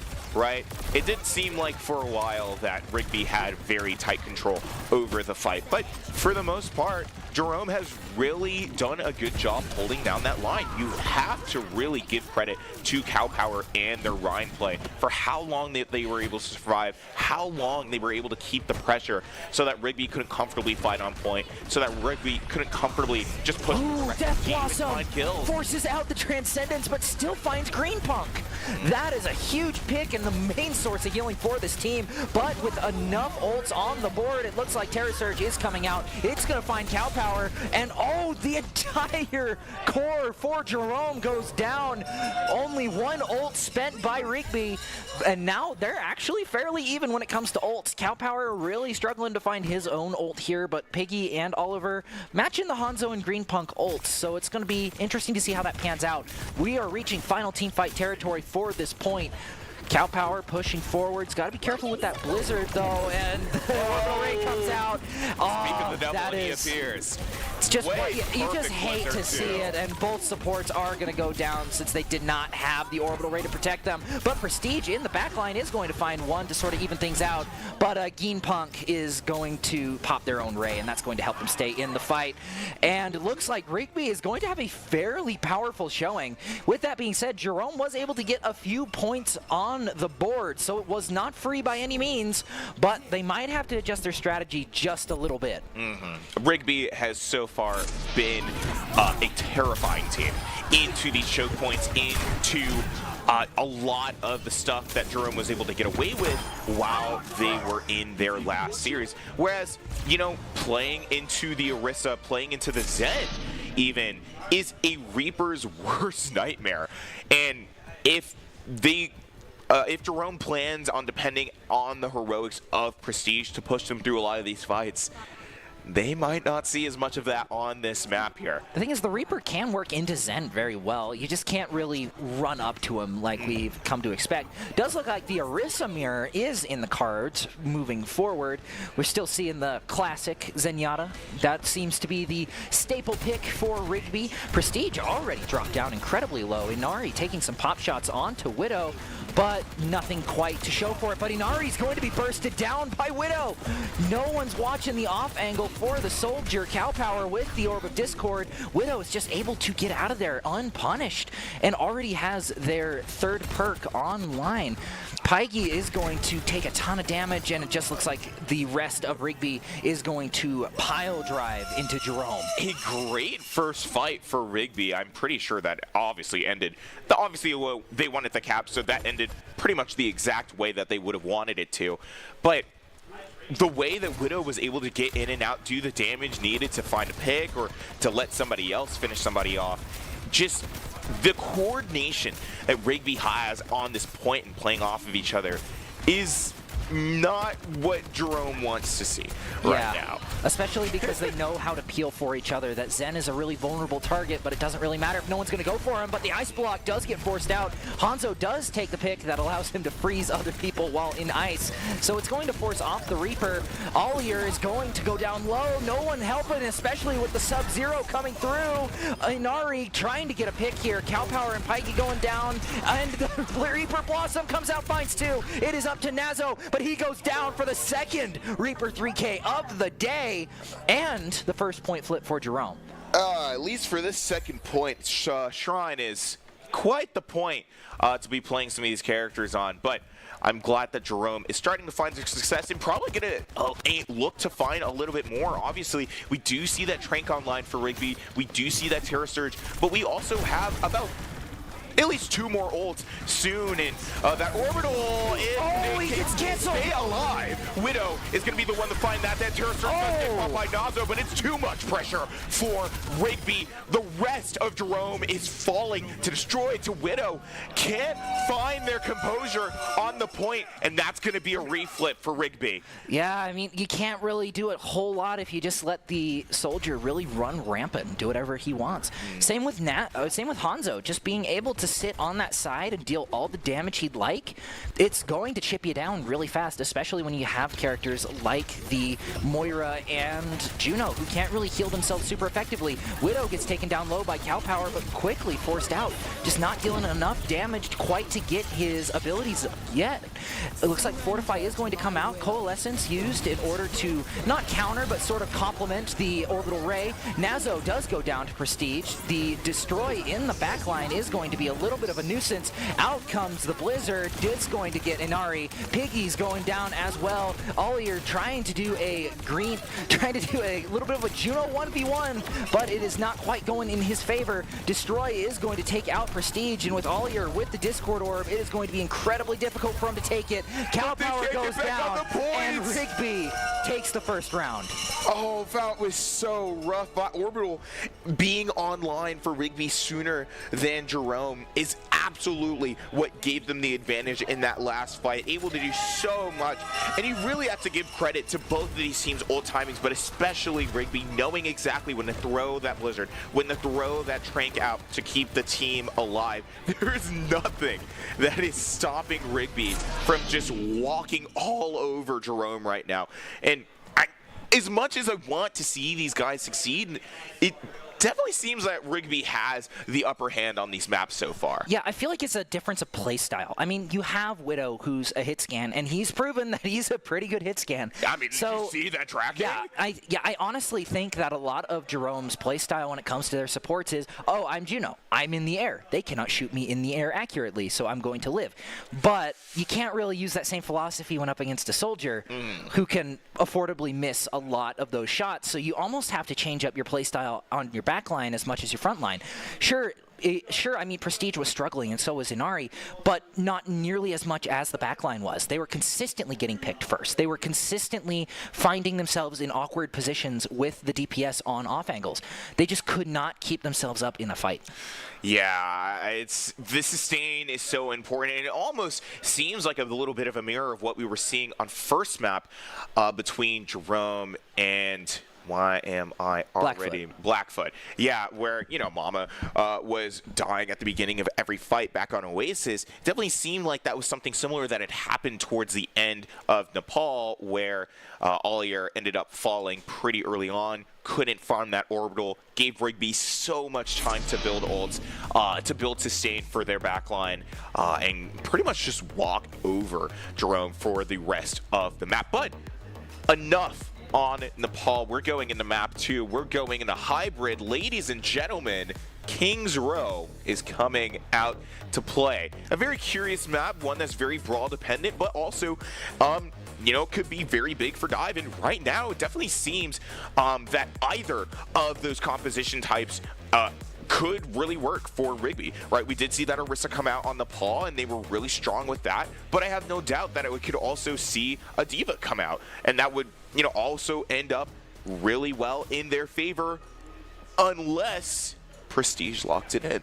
That is true. I mean, there's a lot of nooks and crannies that you can hide in as not only the Reaper, but also the Junkrat that he's been pretty fond of for the entire time. That's true. There's a lot of weird, awkward places that you can hide and sort of get stuff done. And I honestly think that was the best pick that they could have made. They can play their Reinhardt, their Junker Queen, whatever dive that they, or whatever brawl they want to play. However, it also works well for Rigby, too. We've seen a lot of the Orisa come out from them, and that's sort of their bread and butter so far. So it could really go either way, this map. It really just depends whose backline can stay alive longest, who makes the least amount of mistakes, and overall, which team is finding the most valuable picks, especially with their ultimates, because ultimates were few and far between in the last game on both sides. Those ult timings are going to be incredibly important, just between fight and fight, who is sufficiently healing, who is sufficiently getting enough damage, and who is able to get those ults up for success, especially if both teams decide to run that Juno. Orbitals definitely have seemed to be the win condition in a lot of these fights between both of these teams. So now, each team kind of knows, but I'm hoping especially Jerome knows, we need to farm taking a lot of damage so that Ollier can heal off of us so we can get that orbital up faster. Or you just need to keep your Juno alive long enough so that you can heal throughout the fight. That's true. Because the biggest problem with them wasn't that they were taking too little damage. It's that they left the Moira alive, but they killed the Juno all the time. And Coalescence is a good ultimate. It can deal a lot of damage. It can heal a lot. But it's not area-based, and it's not giving your team a damage boost as well. I mean, Orbital Ray is essentially a moving Kitsune Rush that can't be blocked. I mean, Kitsune Rush, one of the best ultimates in the game. However, you put up a Hazard wall, a Mei wall, and there's not a whole lot you can do. But it's all going to culminate in this second round. Tigers versus Trojans, round 2. Yes, Jerome looking to keep things competitive in this matchup, and Rigby, of course, looking to show why that number by their seed name does in fact matter. Once again, thank you to Derry West for both supporting the Boise State Esports program as well as helping sponsor the Idaho State Esports Championship. And for all you guys in the building, we still got a lot of milk to get through, and believe me, it tastes good. I'm on my third one right now. Yeah, I haven't had any today, so I'm not doing my part in getting things done, but believe me, I will be helping. I hope some of you guys will be helping too. The milk helps stay energized and focused throughout these long days, and here I am like a bum drinking a zero sugar monster at the desk. You know, all this milk, really, the calcium helps me make skeleton jokes. Oh. Would you like to hear one? I would like to hear one, yes. What is a skeleton's favorite snack? I don't know. Spare ribs! I love that as I age and continue to go through life, I just never will escape these bad jokes. Hey, I mean, bad jokes are a part of life, but you know what else is part of life? This point unlocking, and we are just about ready to go. Jerome, starting off on defense, looks like Widow is going to be playing Widow. I mean, Form fits function, I guess. Nazo trying to push forward a little bit with the Malga, not really seeming to find any good way to push up. It's a little bit better now that Malga's health is around what it should be at the 725. He won't be blown up quite as quick as in the last game, but looks like they are just letting him walk forward for free, and Prestige is going to be the first to go down to Nazo. That is a huge pick that they're not going to be able to do a whole lot with. Discord Orb does go down, but so does the Immortality Field from Pyke on the Baptiste. I do think the Baptiste is a little bit better, but oh no, Malga's way too far in, and he's gonna go down to Inari. Cow Power with the Hanzo pick on Hanzo this time. Destroy is also gonna go down to Ollier, and Rigby is not going to find the capture quite yet. Yeah. Oh, no. Oh, why is Widow there? You do not see a pin on Widow very often, but when you do, it is always an entertaining time. Yeah. I do think that the swap, the two support swaps from Jerome were the right picks. Widow, though, is going to be going onto the Bastion, hopefully to help with the Rhine shield. Nazo, though, has been able to just tear through every little bit of health. Prestige, though, taking advantage of the tight corridors to deal a lot of damage, but also getting that headshot. Hanzo off of the Hanzo, though. I mean, it no longer matches. Nazo is unfortunately going to fall. He booked a solo hotel room and unfortunately wasn't able to keep himself up, but out comes the Deadeye. Does it find anybody? Still up, no one really in sight, but Prestige is going to find it on Widow, and the rest of the team is going to have to back out. Despite having a better floor comp for Rigby to kind of walk in and supposedly just melt half the backline, it doesn't seem like they've been able to do that too easily. Oh, We no. see the cage fight come out. A bunch of the backline for Jerome is already falling, and in a moment I try to say anything positive, it all goes to the pooper. Yeah, that cage fight and orbital ray combo is going to tear through just about any composition. Widow is going to swap to the Pharah just to maybe help out a little bit more with the projectile, but I'm a little bit surprised that they swapped off of the hit scan entirely.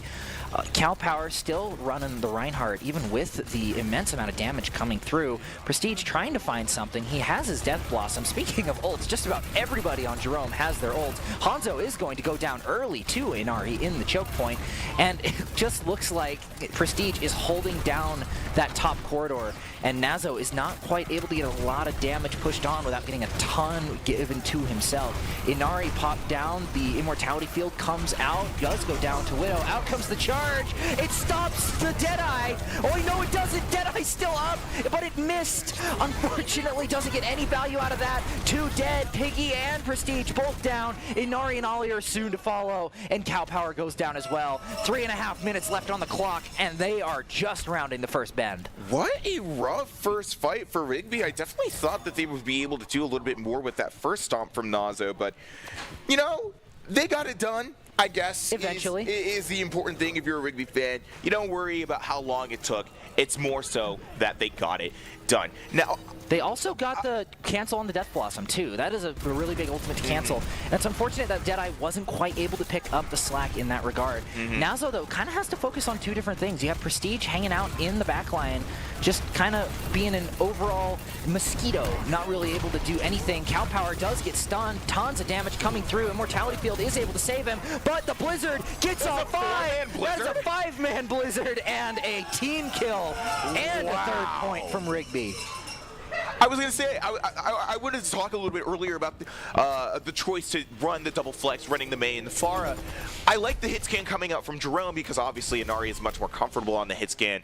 And in a lot of situations, especially on the defense, this works. However, with the kind of area control that Rigby is trying to take, especially trying to play into the Rhine, using Maywalls, using icebergs, using blizzards, and killing the entire team, like, it seems like the double flex tends to work better in those situations. Now, instead of running out Ryan, you do see Jerome pulling out the Orisa, which seems to be working, but they are taking a little bit too much damage. There's a Deadeye, there's a cage fight. Oh, no! It's falling anyway. The Trank is coming out from Rigby to keep the rest of the team alive. But slowly, one by one, Jerome will fall to Rigby.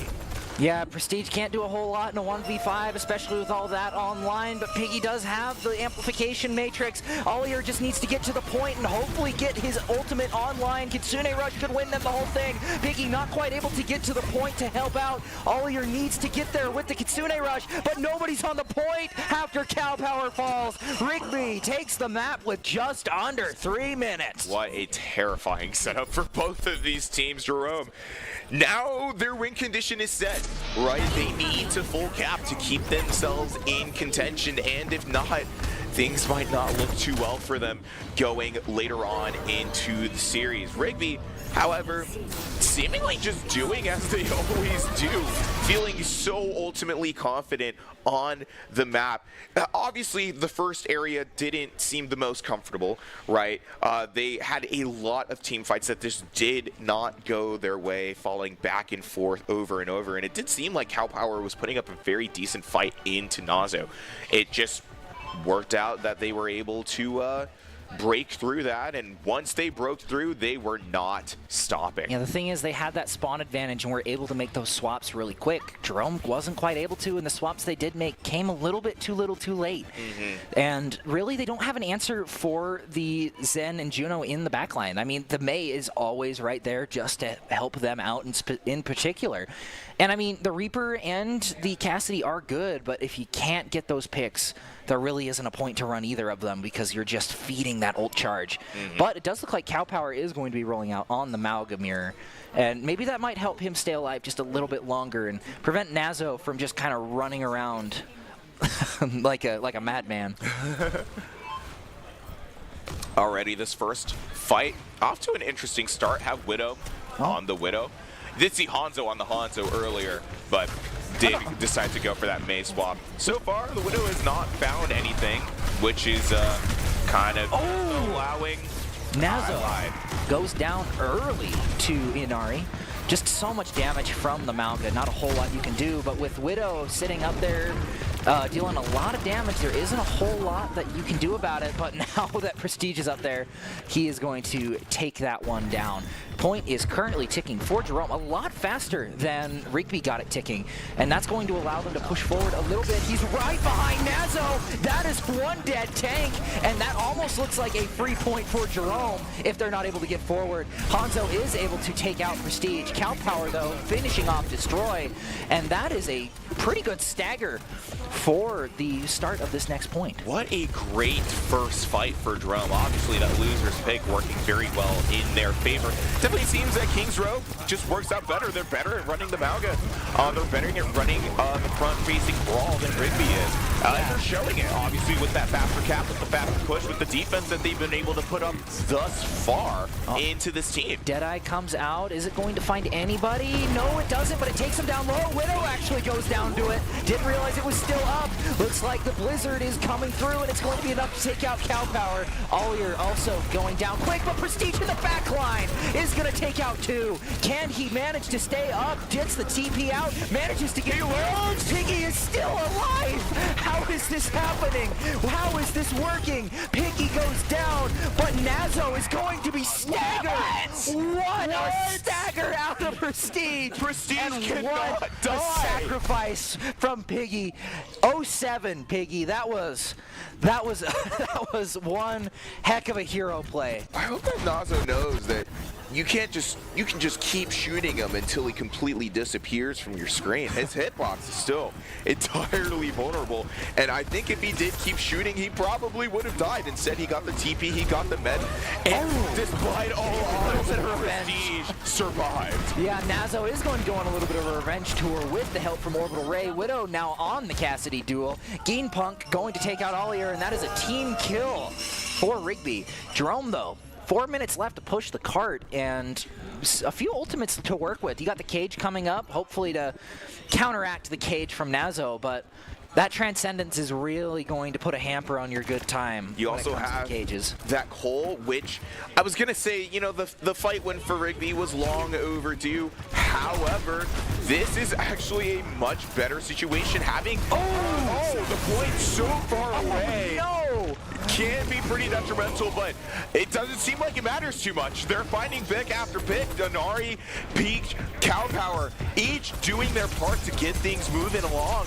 It might be a fight loss for Rigby, and it might be a point capture for Jerome. Yeah, Hanzo is going to go down. Destroy left on 21 health, not quite able to get into it. Nazo, can he make it back with the charge? Transcendence comes out to contest, and they do. They're contesting, forcing the orbital ray as well. The stomp comes through from Cow Power. Prestige finds one, but Piggy is going to get kicked in the process. The point gets captured for Jerome, and they have a lot more time left to work with. They got to capture this point in a minute to stay on pace, and with the looks of things, they can probably do it. Nazo goes down to Cow Power too. It is Hanzo left on the point with Widow matching the Reaper.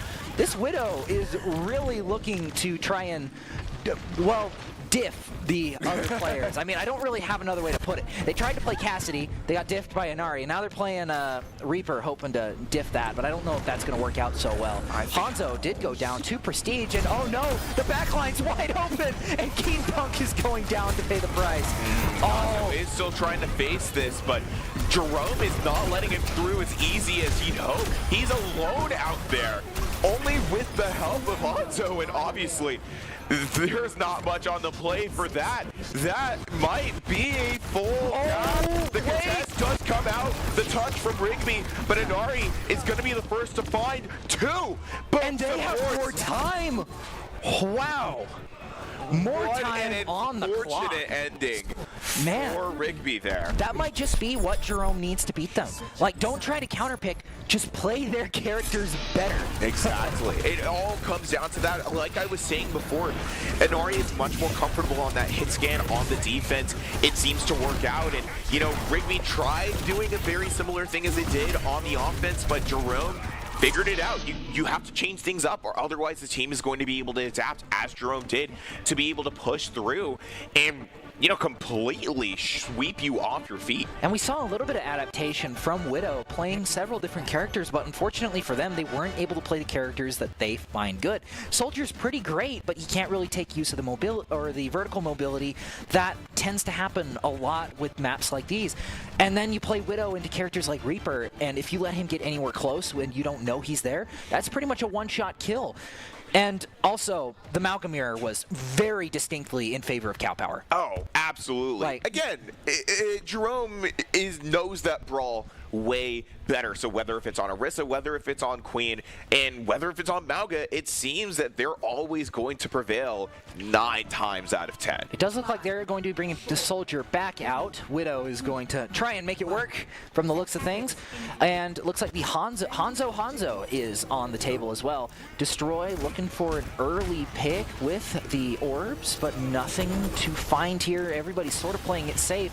And against Malgas, you almost have to. I will say Destroy's Discord orbs just have not really been getting the amount of value that you'd like to see from them. Just not quite able to get them onto Cow Power, but it does happen every now and again. But Inari with the early pick. There goes one source of healing. Prestige finding Widow, and it looks like Nazo is going to be forced back as his supports are being hunted down by the large Samoan man. the defense from Jerome has just been unbeatable with this Malga. I mean, this comp is just perfect, right? Prestige and Inari on signature characters, but also the Reaper into the Soldier is never going to work unless if you hit full heads. And I mean, so far, it doesn't really seem like Widow has been able to do a great job at that. Inari goes down! Inari for the first pick and the stomp to follow up with that. Yeah, but there's not enough damage going on to any particular person to really clean up that fight well. But it does get cleaned up in the end. That is several characters gone. Prestige left to clean up the fight. He finds Hanzo, but unfortunately, Nazo and Geen Punk are still there, still kicking, and we are 30 seconds away from Rigby's overtime. Could be an opportunity for a full cap for Rigby, but Jerome is on their way back. Do get hit with the stomps. Do you see the E's come out for both Malgas to keep them up? It will be a full cap for Rigby with only 20 seconds, including overtime, to push that cart. The real question is, will Jerome really let them? They have quite a few ults to play with, almost have that Blossom online, almost have that Deadeye online, as well as the Call and the Orbital, which again are really the win conditions for these teams. Rigby doesn't have that Orbital and might not be able to get anything done without it. Happens. Ollie goes down, but the Blossom is in, but the Transcendence is there to stop it. Anti-grenade. Oh, how did that guy get anti'd? I don't even know what just happened there, but it happened. Hanzo manages to find the one pick, and only one came out of it, but that was a support ult. That was 3 ultimates from Rigby. Jerome still has 2 to work with, and depending on how this goes for Jerome, this could be the end of Rigby's push. I mean, despite using 3 ults for Rigby, they still have 2 very important ults to play with into this next fight with that Trank. Oh, sorry. With Trank, the Visor and the Orbital, which can do some big things. Obviously, if Soldier picked the right perks, which I'm assuming are Stim Pack, running with that Orbital, it should just allow Widow to melt things, but it doesn't really work.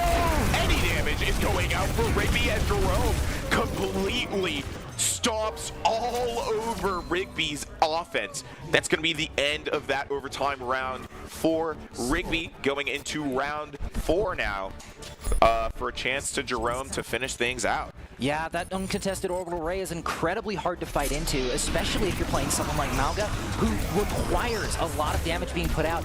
I have no idea where that anti-heal came from. Like, I don't know if I'm going crazy, but I swear I saw someone purpled there. Yeah, it might have been Soldier. His perk Stim Pack allows him to shoot faster with a debuff of getting antied. It can be cleansed, but they don't have a Curie, so. I mean, Kiriko really hasn't found a ton of playtime outside of Jerome, but I will say what it has seen, it has been really well, but I just think that Juno is a little bit better when it comes to this. Jerome has a pretty good shot to get through this. They just have to push it a little bit farther. They got 30 extra seconds on the clock. As long as they're able to run forward, run the Reaper, run the Mauga that they have shown they are really good at, they got this in the bag. And if Widow picks Widow again, anything can just about anything can happen. Prestige as the eye in the sky, the Reaper on the ledge. He's basically Batman. He's Batman. He's Reaper. He sits on the edge of the building with his gravelly voice. Emo. But into the fight we go. Lots of damage being put out. Nazo really early on, not playing the Mauga Mirror, but instead opting for the Orisa. But the Reaper in the backline, does it get seen? Yes, it does. Destroy on the hunt for this Reaper, and Hanzo is going to find it, but Ollie are finding Widow. Both support, both DPS from Jerome are gone. Cow Power unable to push forward, and that is going to be a fight win for Rigby. And pretty convincing fashion too. Definitely didn't seem like we were seeing that much amount of competition from the other side, but maybe offense is just not Rigby's strong suit. Now, obviously, we have a minute 35 left here. It's too much on the line for this map for Jerome, who before showed that they were really good at this offense. Obviously, that Death Blossom is not at a chart that they really like it, considering the amount of value that they've been able to find from it before. And they don't really seem to have enough space to let Prestige farm that ult. Yeah, and finding 2 kills this early on is not what you want to see. Widow brought down low, but with the self-heal, he can get right back up. Geenpunk taken down low. Hanzo finding the final pick onto Prestige with the perk. Ollie going down, and Cow Power. Hanzo just showing off that May is not going to let anything slide past. No, it definitely seems that Rigby's defense has tightened up a little bit since round 2, which great thing for them, right? They needed that. It didn't really seem like they were holding up too well into Jerome's offense. They also have the ults to play with here. The ice, sorry. The Blizzard? The Blizzard, yeah. The Terra Surge and that Trank from Destroy allows a lot of opportunity for sustain, but maybe it doesn't even matter anyway. Do you see that Trank coming out? But 2 kills already found the Orisa E right in the face of the Deadeye, denying any value out of it at all. And that's going to be another team kill for Rigby. Man, Jerome is struggling to find ults. They're just not getting enough damage. They're just kind of falling over. 4 seconds to do anything. Happen, but Prestige gets on point. Prestige has the touch for the overtime. Oh, but he gets headshot early. The wall comes through, and Nazo acting like a mega evolved Aggron and acting like the wall. Rigby pulls out their second round win, bringing them to match point. Oh, despite all the competition that Jerome brought to this map, it was not enough at the end. Rigby, despite their not great defense, admittedly so, going in to most of their defensive round and letting Jerome take a higher cap time. It seems like everything ended up working out. You know, I'm sure some Rigby fans in the audience were on the edge of their seats watching how this was supposed to be a little nerve-wracking for them, but that is why they are here. That is why they are at the seed position. That is why they are continuing to fight until the very last second. Yeah, and as you can see, we got a lot of people here today competing in State Esports. We have 8 different teams in Overwatch alone, and we still have Super Smash Bros. Going on. We have Rocket League, I believe, tomorrow. We have a lot of events happening in the next few days, and honestly, we're really grateful that they chose to come here because it's always a bunch of fun getting to see everybody come out and play. Absolutely so. I'm still reeling at that round 4 for Jerome. How I honestly was crossing my fingers. I was like, hopefully they can push through this. Their offense with that Malga comp had seemed really, really good, or was Rigby's defense slipping? I feel like there are a lot of situations where one team is just not playing to the best of their ability, and that makes another team look better. In this instance, that happened to be the situation maybe with Rigby's defense that was really able to tighten up when it mattered most. Yeah, it's just a little bit unfortunate that it had to end off like that. I mean, you got really close. I mean, that's the closest we've seen anything so far. I mean, every single fight so far has pretty much been a 3-0, but New Junk City might just change that. An off-kilter pick. No, not very many people pick New Junk City, but that might just be what's needed to throw Rigby off. I mean, there's a lot of spaces that you can take fights that are really weird. Maybe it's a little bit better place to do a lot of your comps. And it might be match point, but reverse sweep is still on the table. I'm just putting it there. That's true.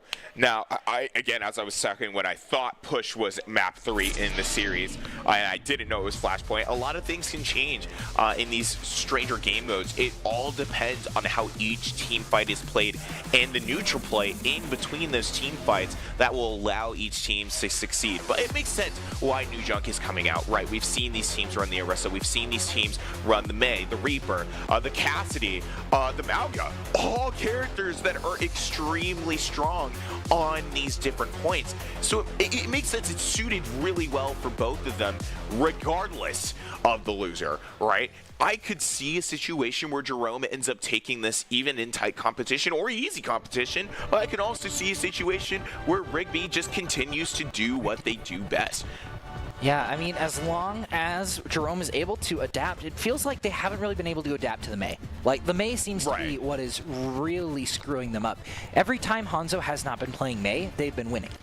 But then Mei comes out, and then they're just not quite able to deal with it. Because, I mean, you have a character with 300 HP, can heal themselves with an ice block, has a wall ability, can kill you in 2 hits. Really, really hard to counter that if you don't quite have the right team comp, and especially when it can damage, when her healing can damage you as well.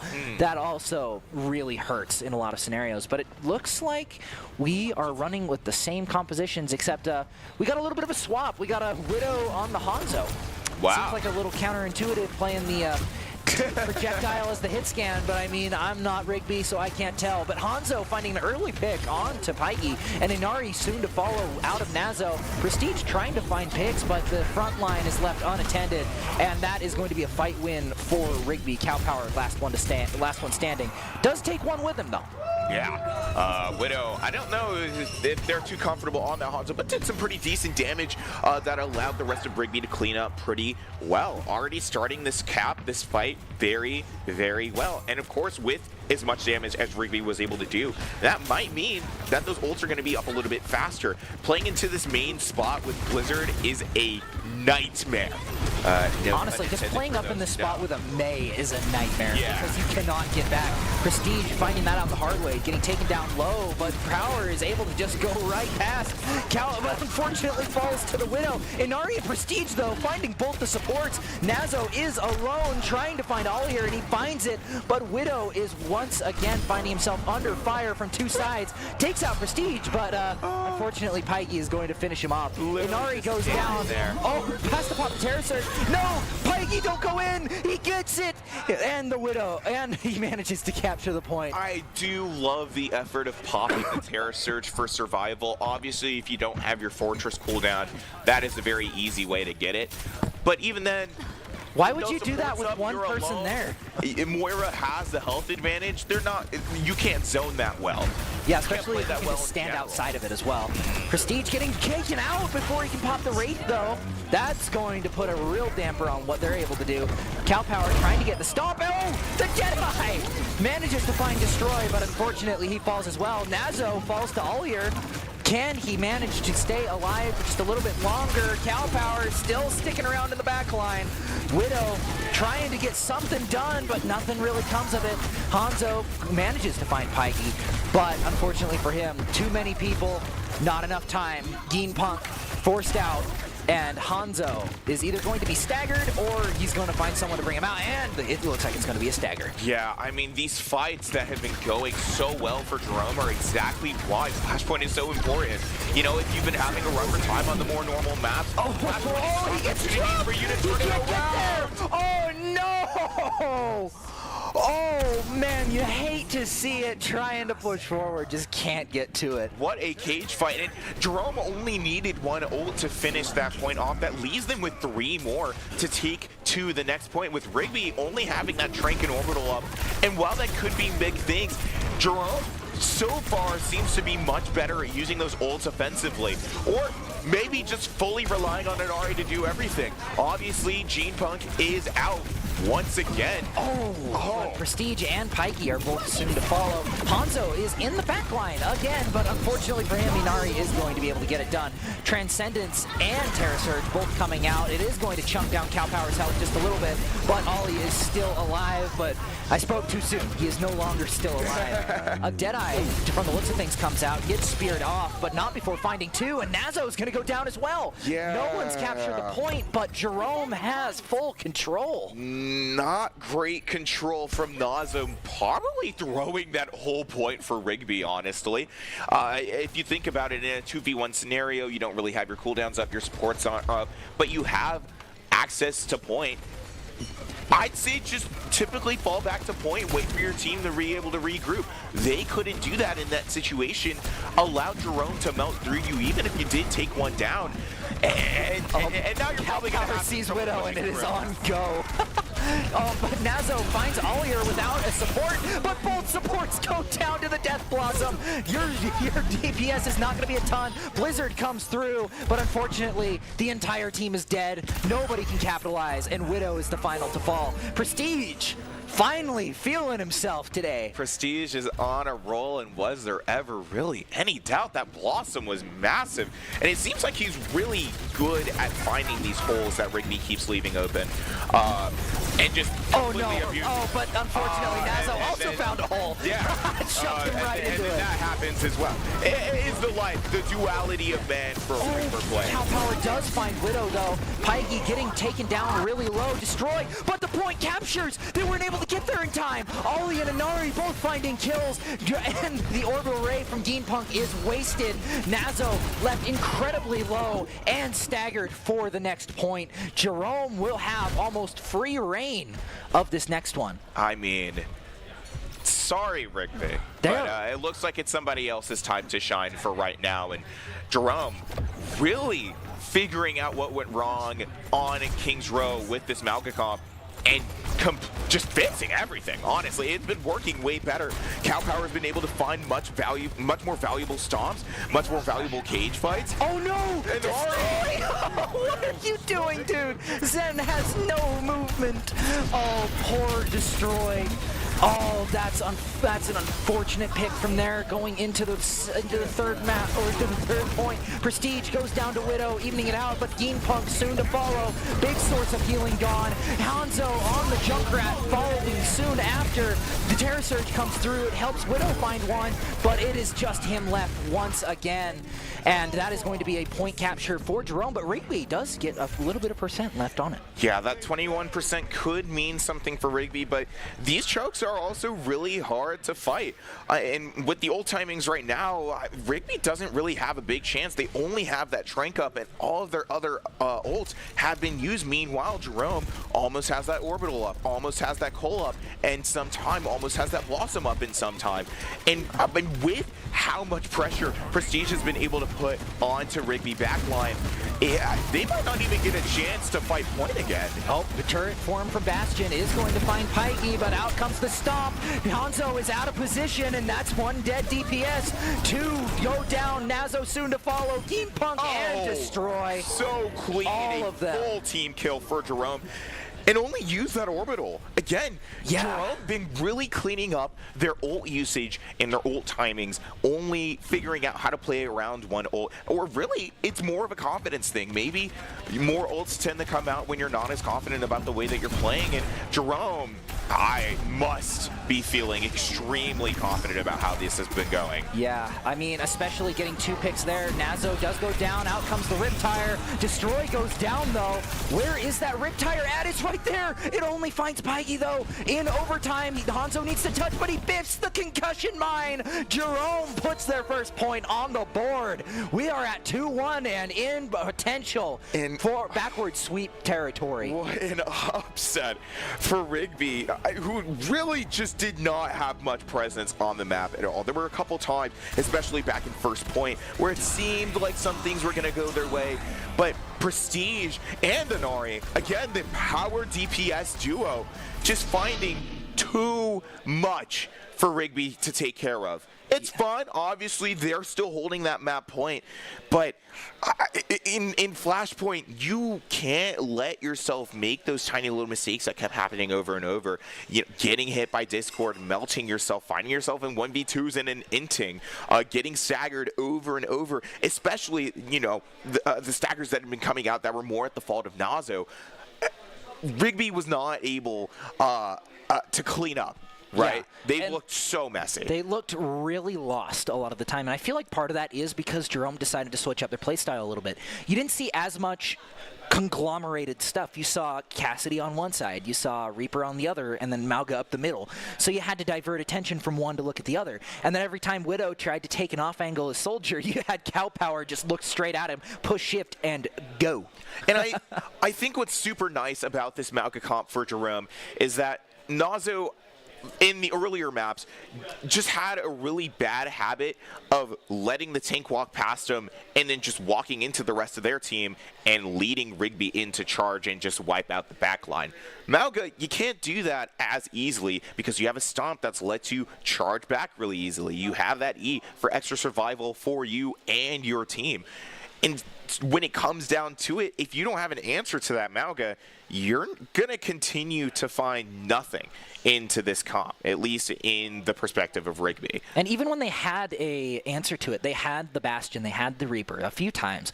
They just weren't able to find anything because of what you were saying. They're trying to peel right past the tank and go for the supports. But unfortunately, this isn't a pistachio we're looking at. The shell is adaptive. It's almost like a... It's almost like a hermit crab because like you can almost break the shell, but it'll just find another one and then run right back at you. I love that analogy. I think, and that's exactly how you're supposed to play Mauga. And the fact that Cow Power was able to come out after playing, I mean, a bunch of different characters earlier on today, between the Junker Queen, between the Diva, between the Orisa, the Rom, the Reinhardt that we saw. Mauga finally getting picked and showing absolute dominance on the court, I think, is teaching Jerome a couple things about what they need to do to potentially pull themselves into grand finals. Yeah, they do still have a great shot. They're one map down, got to win 2 more. We got a best of 5 on the horizon.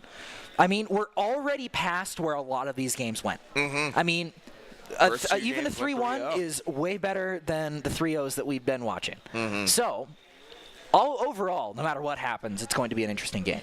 And if there was a pool order more beneficial for Jerome in this situation, it would be this one with push right after Flashpoint and another opportunity to kind of show that that comp is still working, allow them to find this domino effect, right, to win team fight after team fight, and hopefully show why they're the number 3 seed. Yeah, I mean, and New Queen Street being a little bit more flank route heavy is going to help out with Prestige. Maybe not use as many abilities to get to where he needs to go.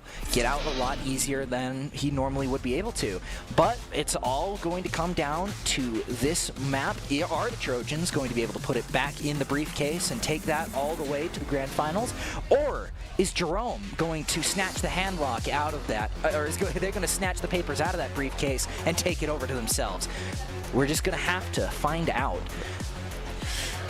I can't lie to you, Bryce. I am a little bit nervous about how this map is going to go.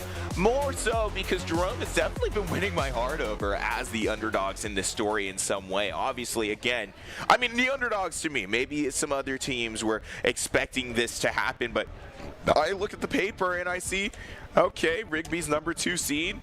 They're the favorite to win. But they're here to show that they're not everything. Jerome has been putting up a great performance, and it seems like they've only been getting better throughout the day. So if these guys are endurance runners, that might be what they need to not only prevail in this reverse sweep in the series if they're able to find New Queen Street, but potentially even take down Bishop Kelly during the grand finals. Yeah, they are really the hill to climb. This is just a small little pothole for either of these teams.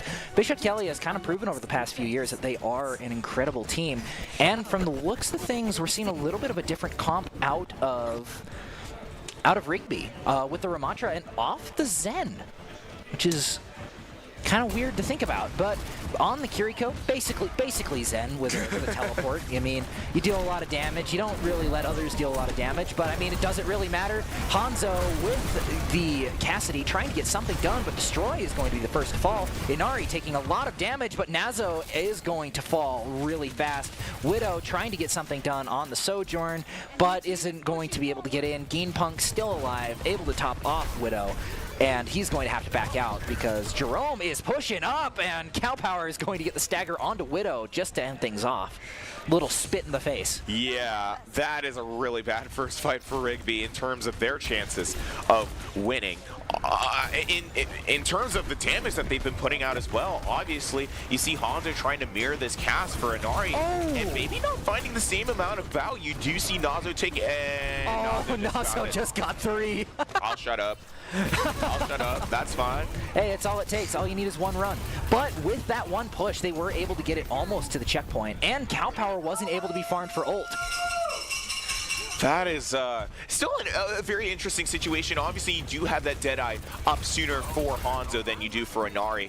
And when you're getting up to that half point at New Queen, that's a great way to make space, considering that everything goes the way that it's supposed to, right? Yeah. You know, you're able to push forward around this lane, but keep Piggy them off gets the long. picked early. What a pick from Widow, able to get into the backline and deal so much damage, but Nazo is being left alone at 100 health, barely bouncing back up, and Cow Power is not going to be able to stay in the fight. Prestige with the Blossom finds 3! Nazo on the receiving end of a triple this time, and Jerome is able to keep it pushing in their direction. Geenpunk is going to be staggered, and that is going to hurt just a little bit more. Jerome might just get to the checkpoint before Rigby's even able to get there, and Prestige setting up in a little bit of a cheeky spot, checking into his hotel room. Doesn't know that the Malkus there, though. I mean, a good opportunity for Prestige to farm some damage, to start working on that Blossom charge once again. And even though Rigby has 5 ults up here, it doesn't really seem that Jerome is giving them the room that they need to utilize anything. Oh, but out comes the Orbital Ray. Hanzo's going to find it, and Jerome's Orbital Ray comes out as well. Ollier finding a better pick with Hanzo. Nazo also going down. Geenpunk soon to follow, and the rest of the back line is forced out. A lot of ults left on the table for Rigby. No one really wants to spend anything right now. This is not looking great for a team that, at least that I thought, was favored to win this, right? And it only looks like it's going to get even better for Jerome, who almost had that blossom up, who almost had that Deadeye. What's he gonna do? Nothing about the Reaper behind him! Oh man, the phone is ringing, but no one's home. Nazo pops the cage. Nothing happens out of it. Just takes too much damage, especially with the Cow Power cage as well. Inari finding Widow, and that might just be it. You don't have very much time if you're Rigby. Prestige looking for the most obvious blossom of his life. There he goes. Nazo trying to get to the point, but taking too much damage, is able to get healed up, stuns everyone else, but Coalescence is more than enough to heal it. Jerome evens things up in less than half the time given, bringing us to map 5. My jaw is agape. Bryce can see it because Cam's not on right now, but it is quite the show right now here at the desk. I will say though, Nazo with the play of the game, pretty good play of the game. Just bang. Just stepped on both of them. The one opportunity that Rigby had to turn things around, and they just didn't find another one. Jerome, over and over and over again, like I was saying at the beginning of the map, able to find that domino effect to just continue finding fights that worked in their favor over and over and over. I find it super interesting as well that Nazo was actually the first to bring out the Mauga in these maps, but Cow Power more so took inspiration from that and is outperforming them now. You think you can play Mauga? I play Mauga. Yes, I don't just play Mauga. I am John Mauga. It's obviously I'm glad that Jerome is in this spot now. It definitely seems that they've been finding their footing both in cohesion as a team, but also on stage, right? I can't imagine how much pressure either of these teams are. And into map 5, right? Where now one team is fighting to prove, guys, we're not that bad. Totally, we're not worried about getting reverse swept. And Jerome showing some underdogs can prevail. Yeah, I mean, going into this map, we saw a lot of mistakes being made from Jerome, but it almost seems like the opposite is now true. So many ults were wasted or just not used from Rigby. Like the Mauga ult at the very end from Nazo. What are you doing?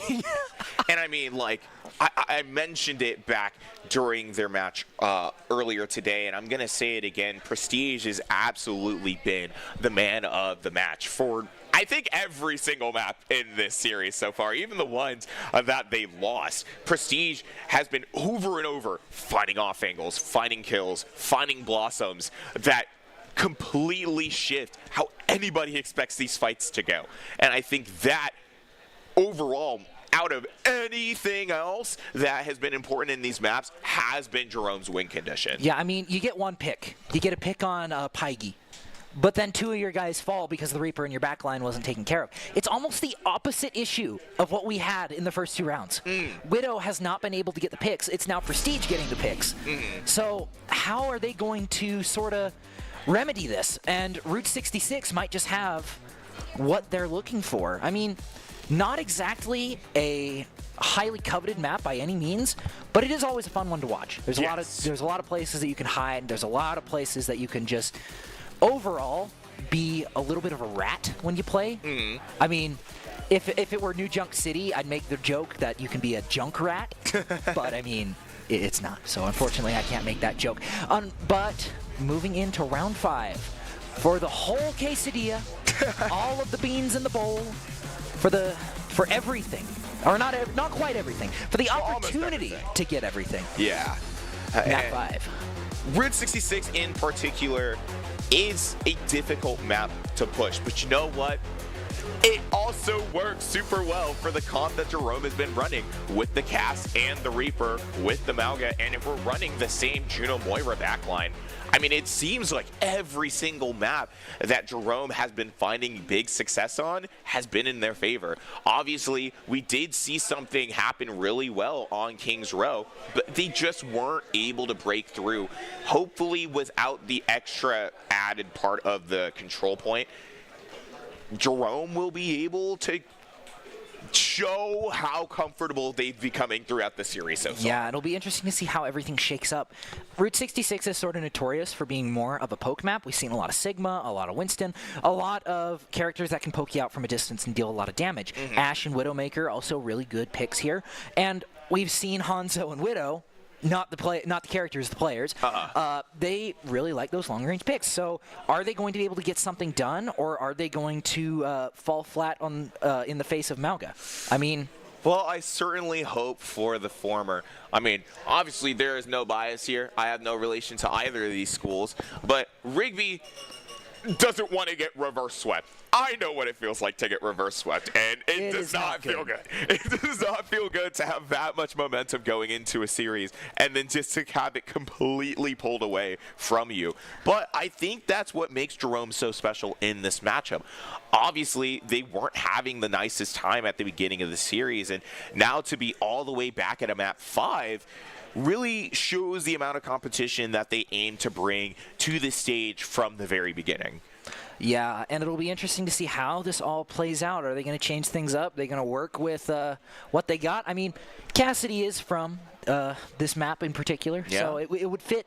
He would get the home field advantage buff of 0%, you know, but it's a buff, so it's a good thing. Yeah. But jumping in to the game, who will be on attack? Who will be on defense? We don't know, but we're about to find out. It looks like Jerome is on defense first. And rolling out with the same thing that's worked for them up to this point. I am a little curious about how this is going to turn out for them. Again, this map really caters well to their defensive comp.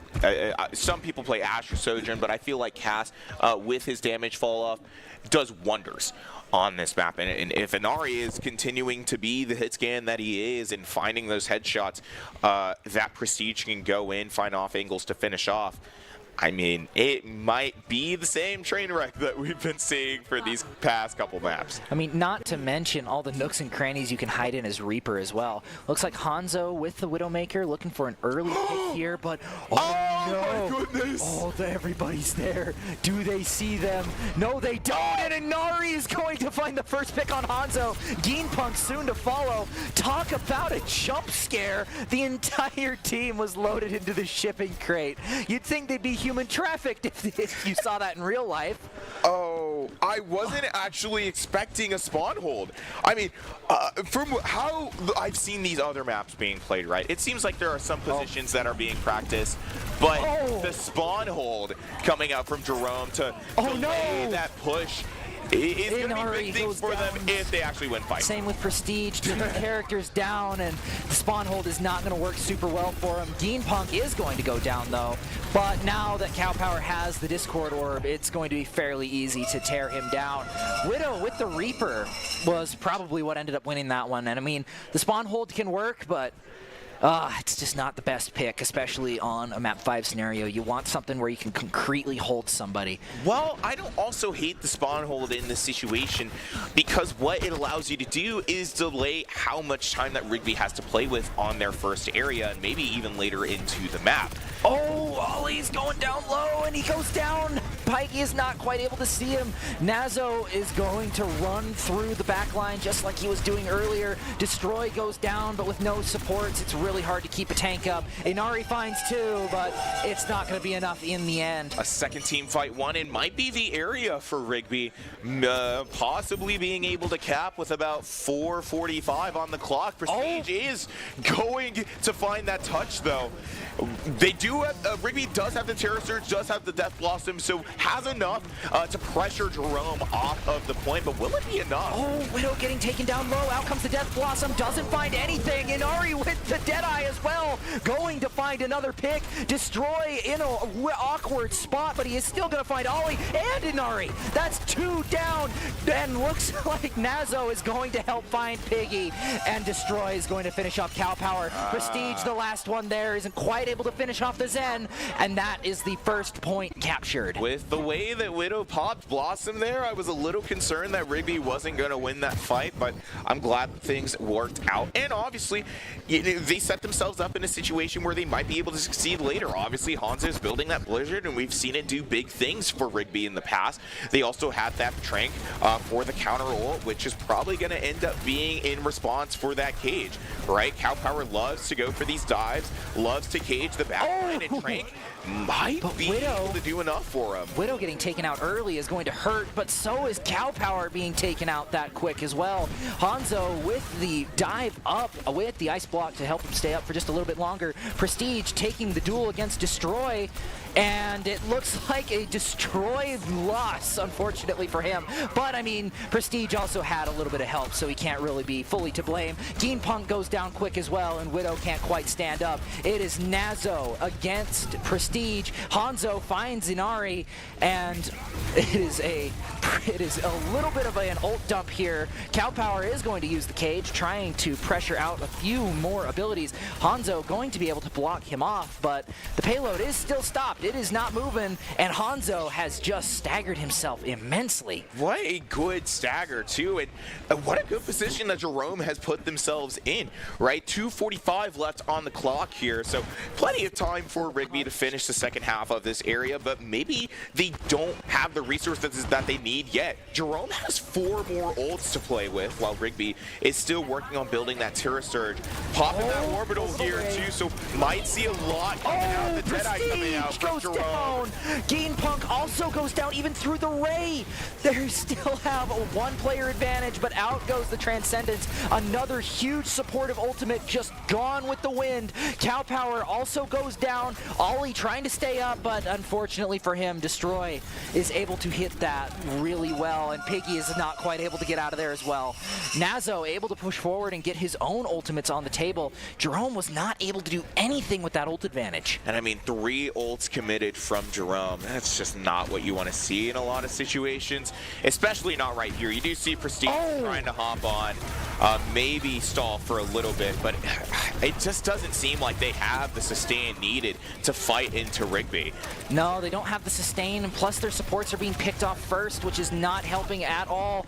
Piggy was the last one alive, but wasn't able to get anything done there. They needed to use a Coalescence or just something in order to keep themselves up, but just too much damage coming through, not enough time. And trying to fight that last point is always really bad. Fighting out of the choke, even if it's not being held, it just puts you in a really bad position because Rigby is way better suited for a defense, able to play from a much wider variety of angles that you don't have access to if you're coming out on defense. Yeah, Prestige looking for another backline flank. No one sees him, but he's not that sneaky. Destroy finally manages to finish him off, and so does Widow. Both characters are actually traded out. Destroy is going to go down. No supports for Rigby. Out comes Inari, goes down to the Terra Surge. Hanzo trying to find a pick here, but unfortunately for him, Cow Power has the backup that he does not. Able to hold Rigby. Just over 2 minutes left, and honestly a good spot to hold for 2 minutes, especially with the ults they have. Yeah, I mean, 4 now from the side of Jerome and only 3. And maybe from the way that these fights have been going, it could be that that orbital is going to be out faster for Jerome if they're able to. That could mean long enough stall to prevent anything else from happening. You did see Prestige try to walk in for the Blossom, but Rigby was ready to defend it with the Trank. You do see the cage fight coming out from Cow Power as well, but no sustain. Their supports are down.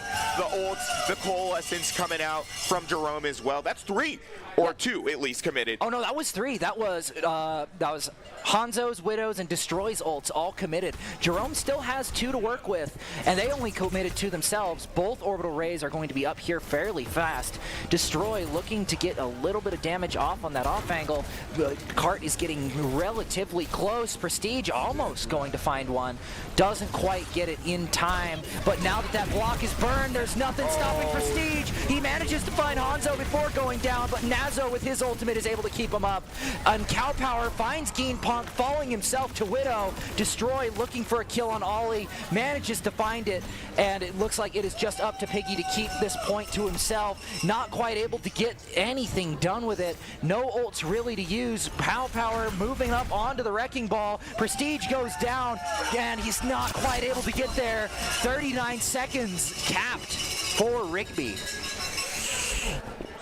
I mean, even with how strong their second and third points were for Rigby, it still feel like a lot of these fights ended so choppy with either overcommitting ults or, you know, too many people dying and only winning these 5v5 or 5v4 fights with 2 players left alive.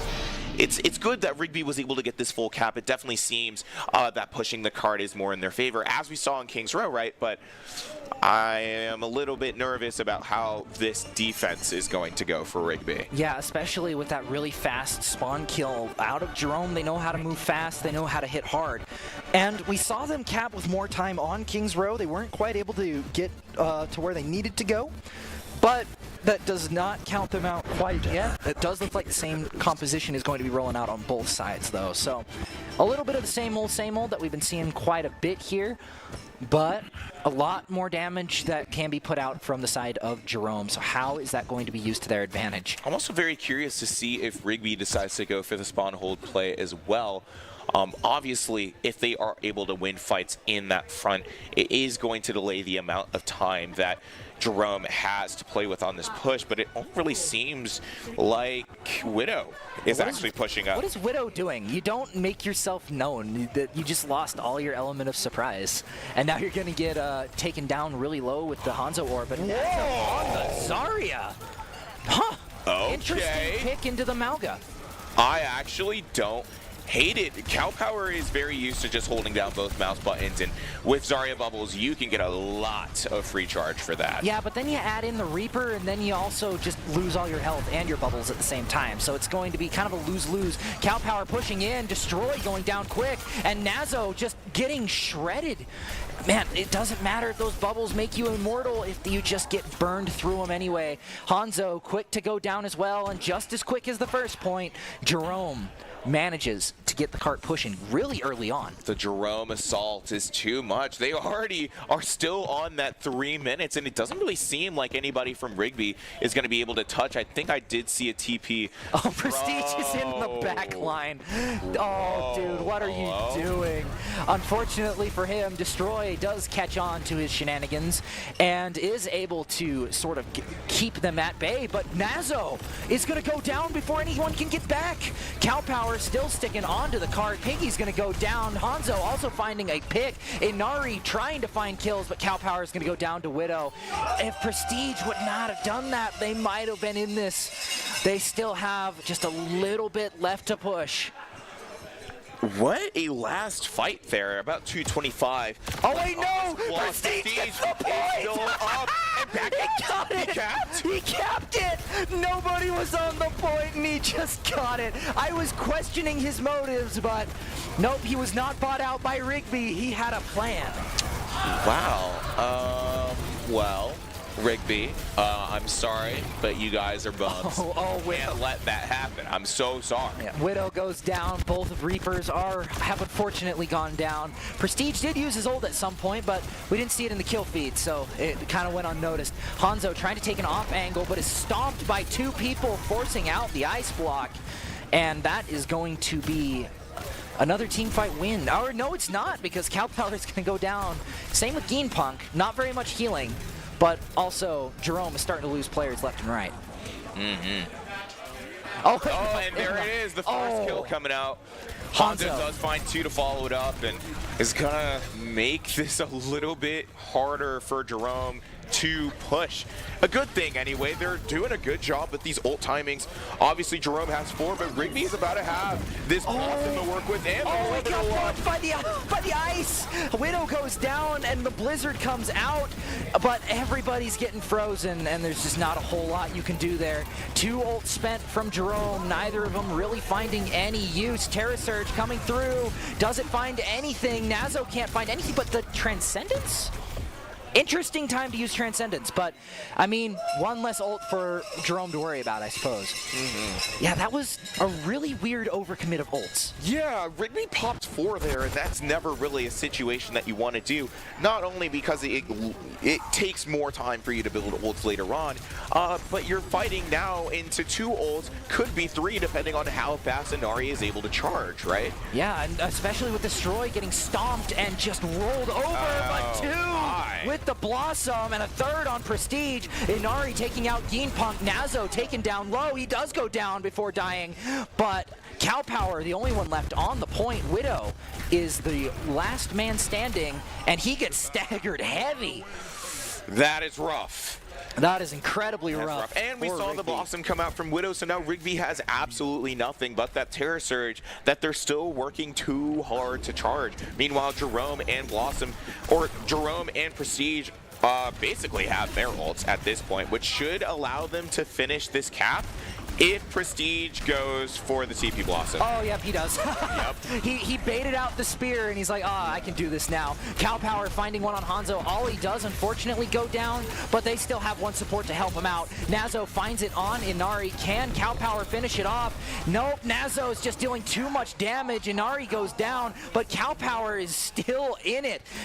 He's just got the piggy pocket, and that's going to be enough to capture that 2nd point.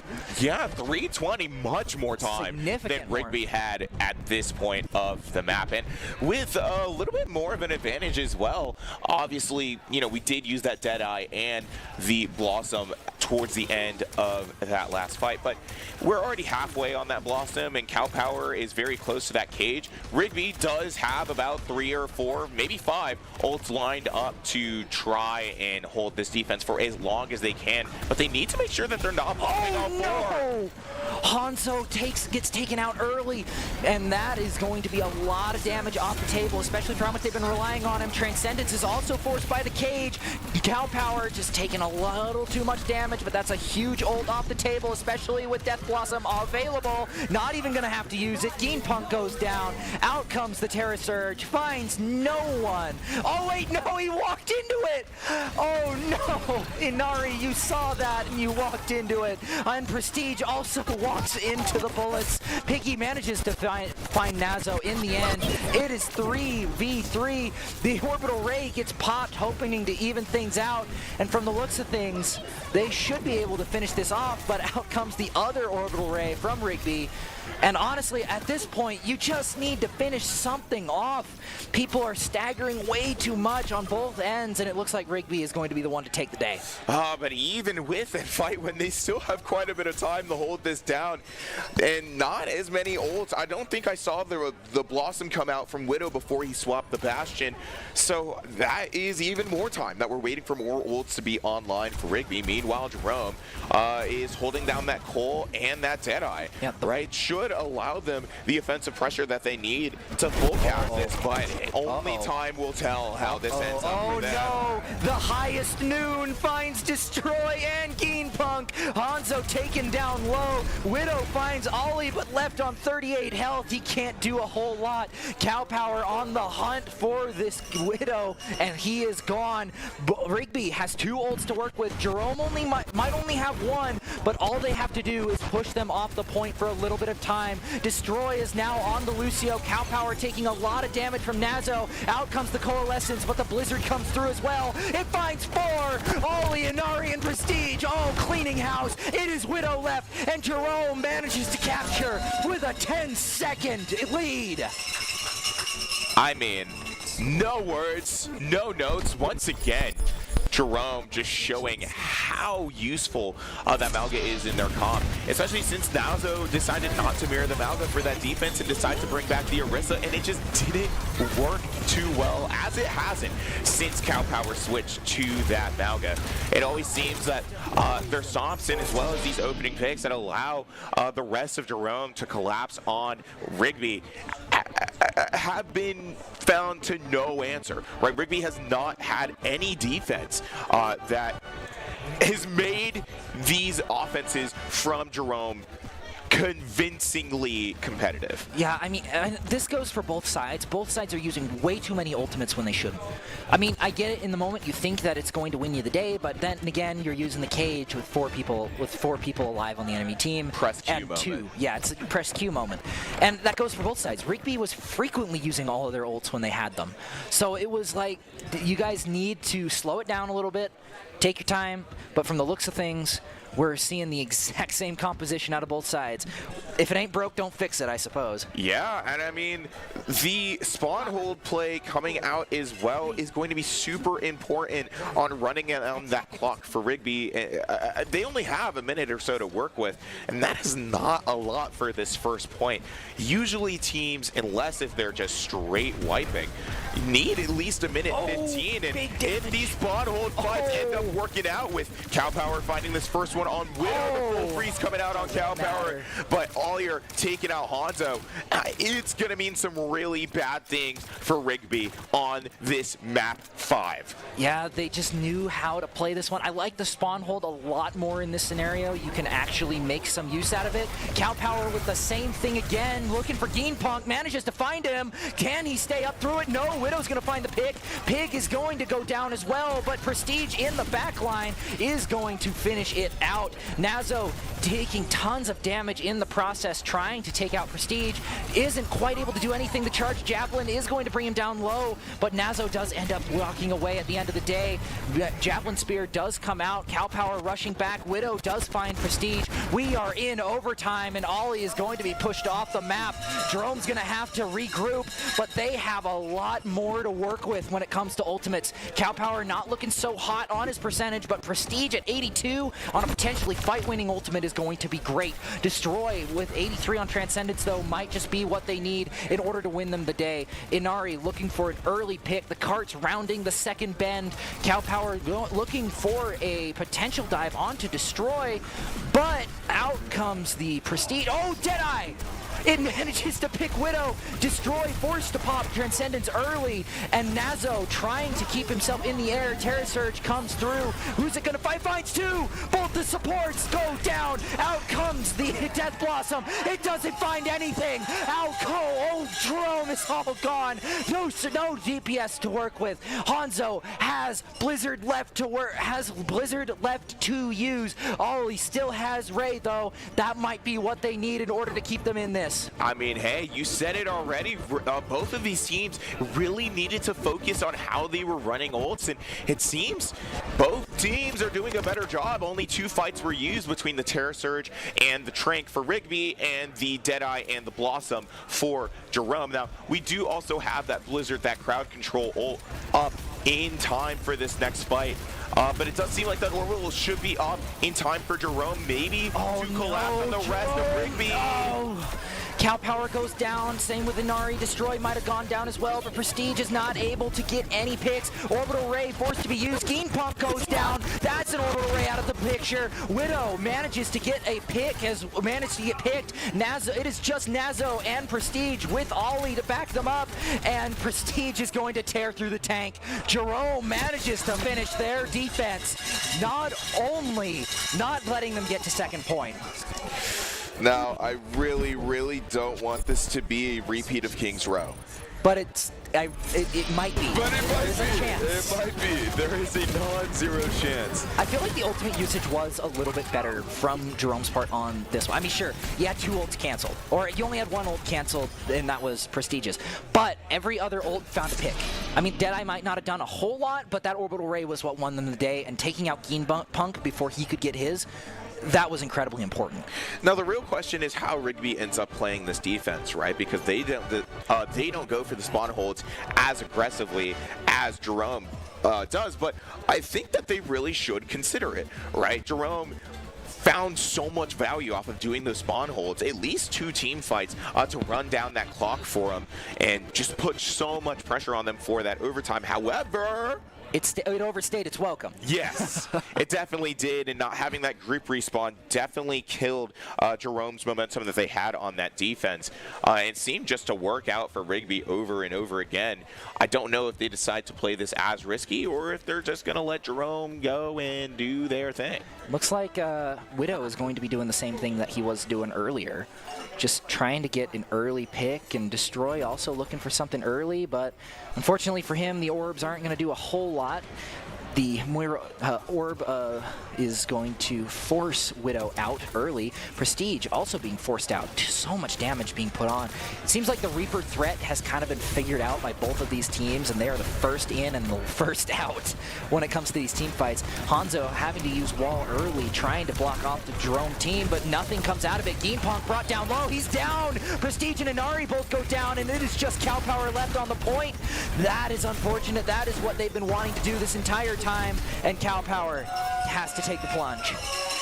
Unfortunately, staggered just a little bit, but still has about 30 seconds to fight this. The only ult that is close to allowing Jerome to fight this effectively is that Deadeye, and it's only halfway up, right? Meanwhile, Rigby is already 85 on that Trank and is going to have a lot of sustain for any fight that Jerome throws at them. Yeah, Nazo just able to deal a ton of damage with that charged spear. Inari already feeling the pain from it, is able to get back up. Ollie goes down early to Widow.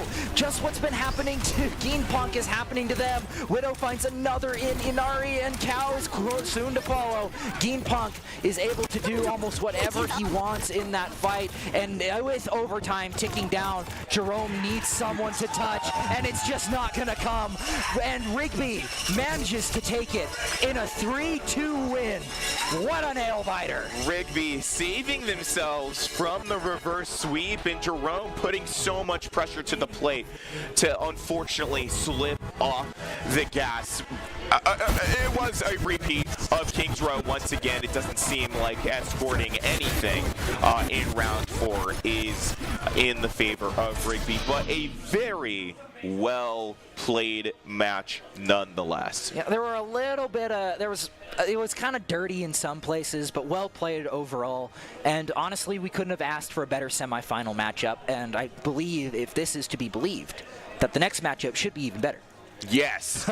Ideally, I don't know how Bishop's game went a little bit earlier, but obviously, why am I blanking? Sorry. Obviously, things went, I won't say perfect for Rigby, but this is a well-deserved ending for them, right? You know, they fought incredibly hard during this series. They're going to be able to take themselves to the Grands, and obviously Jerome knocked out of contention, but still in contention for 3rd or 4th place. There's a lot on the line for both of these teams for right now, but I kind of want to see what is going on in other places. Yeah, I mean, we have a quick interview with Riley in the battle arena itself that we are looking forward to give you before we jump back to the studio. We will catch you guys in the final round of Rigby versus the winner of round 2 of the other side of the bracket.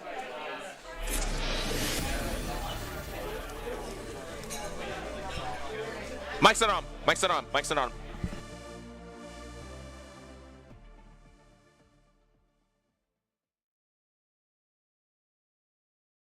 This is Dawn with Ideal. We're going to let Dawn kind of explain a little bit about what Ideal is, and we have a couple of questions for you. Great. Thanks for letting us be here. So Ideal is Idaho's official 529 college savings program. You can use it for more than just college, and it's money that you can save in a tax-advantaged way. It can be used for K-12 tuition. It can be used for college, trade schools, apprenticeships, and at that level it can be used for tuition, room and board, books, and other supplies. You can... No audio? Got it.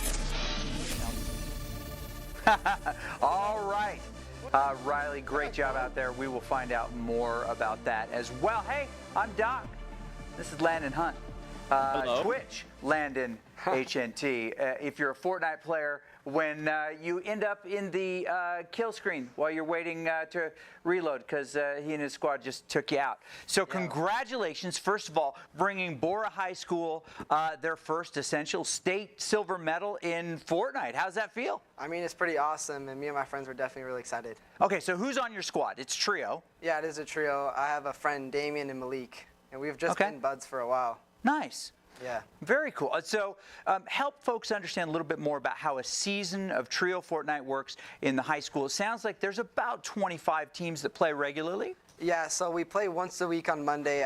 We get there, start playing, practicing around 3:30, and our first game starts at 4:45. Okay, and how many maps do you play? How many drops? We drop 2 times. There's 2 games, and that's just it for the week. Just 2 times a week. Okay. So it's pretty good, and these are closed, and it's kill race primarily. I mean, yeah, placement is good. After top 16 teams, you start getting, or like around top 16 players left, you start getting placement. You get kind of placement points like track points or swimming points or whatever. You know, a win is worth more than like exponentially more than second or whatever. Yeah. Okay. Yeah, but definitely kills are really important. Just those eliminations help to just pad your stats a bit. Yeah, definitely. Very cool. So for you and your squad, how did the season go? I understand that that once you got into state, there was 1 missed lobby, not any fault of your own, but that's the snowstorm in Fortnite, so to speak. If you miss a lobby, you can't get those points. Yeah, so there is 6 state games, and our first game we got the victory royale. Second game, let's go. Around 2nd place. Third game, 2nd place. In our 4th game, we just had a connection error, and we just didn't get in that game. But our 5th and 6th game, we were dropped to about 4th place. We came back. We got 2nd place, and we were only down by like 10 points. So you're in it. I mean, you're in it, absolutely. And that is one of the things that happens in these games. Sometimes that, connections, or we've had it happen before where, controller cable dies when we're on stage at a, an event. Those kind of things happen. But your team played really, really well. Help the folks, because almost everybody plays Fortnite. Right? I play Fortnite. I'm the sweatiest 53-year-old Fortnite player you've ever seen. Help them understand when you're playing a threes game like that, where eliminations are important, so you can't hide in a bush the whole time, and placement is important. What is the strategy for you and your team? And season's over, so we're not giving anything away. Yeah, so me and my team, we would try to just loot up and then kill, because we know we're pretty much the best in the lobby. You got to stay confident. We know we're the best. So we got our loot. Right as we got our loot, we got some mats so we can just have some builds, and then we started running around the map just looking for people, because placement, anybody can camp in a bush, but what sets us aside is our kills. Right. Okay, if we have more kills than everybody, then that's just how we keep getting higher and higher. Now, early on in the map, do you drop and thirst right away, or do you down somebody and then just kind of bait out the teammates, see if they're going to abandon them or not? Well, first, we just try to pick our one. So we'll each go after one. And then if one person gets hit hard, we'll slowly go to that guy, pick that guy off. But sometimes if we do knock one, we try to get that finish right away. Yeah. And then maybe he'll come back, try to get his card so we can go reboot him to get him back in the game. Sometimes it matters what kind of position we're in. We could sit there and wait for him to come back. But mostly we don't care about that one kill. We'd rather just go get a few more kills. So nerds at home, this is a high level strat for you. You can knock and block. You can card guard if you need to, but you have to just be aware if this fight takes too long, you're about to get third partied. Yeah, definitely. You don't card guard. Come on, kids. Don't card guard. All right. So they're taking notes at home like they do. You had a new season drop from your regular season to your state tournament. So didn't you guys drop in a new map?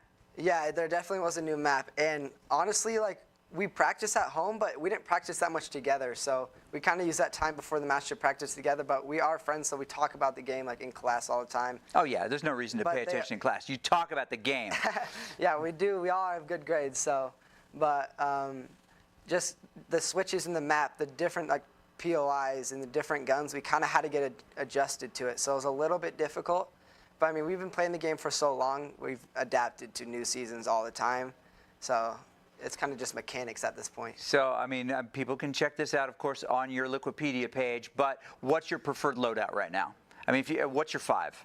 So first, it matters like what my teammates are carrying, but normally I go AR, shotgun, and I'd love the sniper, but if I'm not having a sniper, I'm gonna have like another heal. So I'll have a sniper or a heal, and then I'll have you gotta have a movement, because if you're in a bad position, you've gotta get out.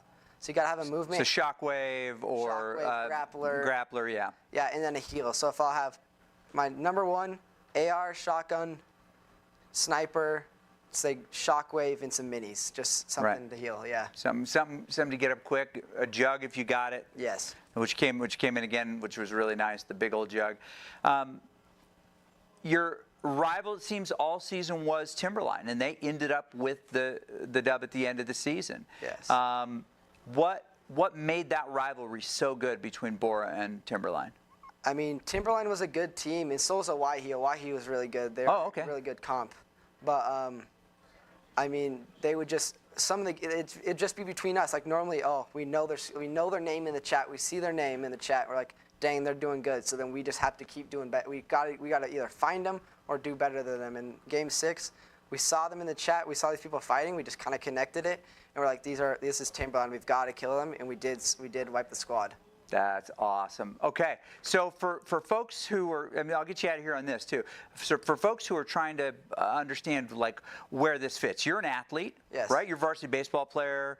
What else? I'm a varsity baseball player, and I've been varsity wrestling for 3 years. Let's go. Okay, which doesn't surprise me at all. When we were talking before, I'm like, yeah, that totally tracks, right? Yeah. Well, I mean, we're recruiting people for esports that have been, varsity football team captains, right? Yeah. And they're just like, I'm ready to be done with football, but they'll come play Overwatch for us. Kel McGurkin, the most successful Kellen in Boise State history, was an esports player. Sorry, Coach Moore, but that's basically it. Are you going to update your jersey here from the Woodson to the Genty? I mean, maybe. You just peel off the 4, I think, and then you have it. Yeah, and just got to take off the back. Oh, that's true. All right.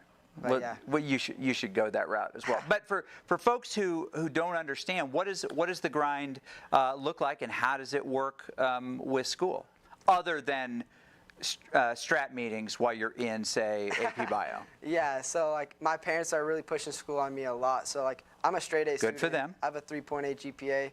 And I do school, that's my main priority. Mm-hmm. But then I always just get my homework done, and then I either have my sport, but I normally I get done like at sport at 6 o'clock. Yeah. I can game till like 9 o'clock, then 9 the key is you got to get the school, you got to get it taken care of, and then you do these other things. Yeah. Yeah, but school is definitely important, but gaming is really fun. So. Yeah, it is. Have you thought at all about going to college and playing the games? Yeah, I mean, it's always thinking about it's always impossible, but just like playing for esports now, it's definitely an idea, and I'd love to do it. Okay, all right. Well, we're going to have some more conversations about that. Oh, one quick thing. You just went to the Fortnite Pro-Am. Yeah, you went and watched it in LA? Yes, I did. What was that like?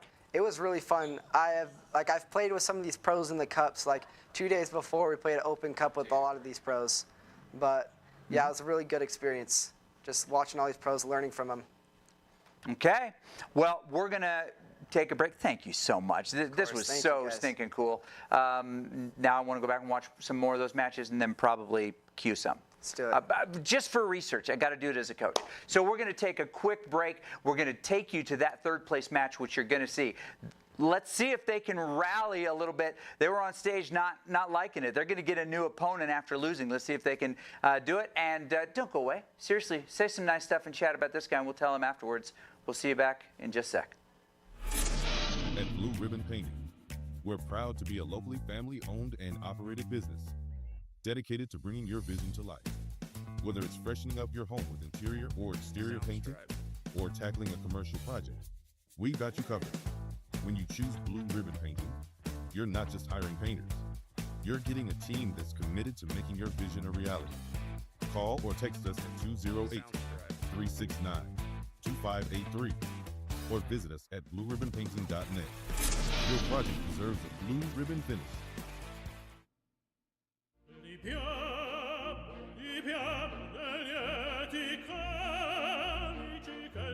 Life happens. Lucky for you, the new ICCU Central Plus checking account comes with benefits, including cell phone protection. Wait, through my ICCU checking account? That's right. Along with a whole lot of other benefits you might need. Because being human is a full-time job.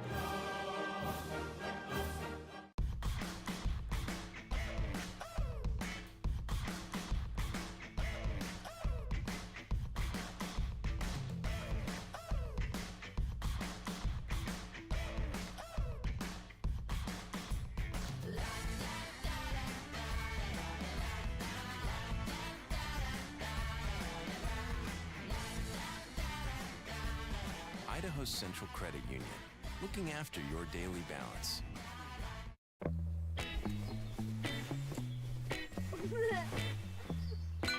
Dave, it's your Idaho Central app. I know this car got you through college, but check this out. In my credit, your credit score looks good. And there's a great rate on this auto loan so we can score a roomier ride. Whoa, who's driving this thing? The closest Idaho Central Credit Union branch is in your pocket. Scott Matlock, underrated recruit, has built himself into one of the best defensive players in the Mountain West. What would you do if you couldn't fail? Would you see every setback as a catalyst to keep going? This is the innovator's mindset, because innovation demands daring.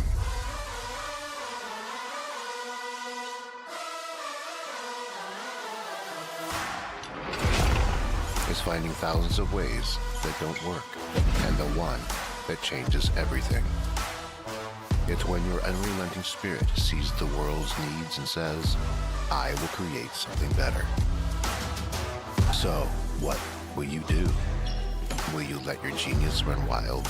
Give yourself the space to be great?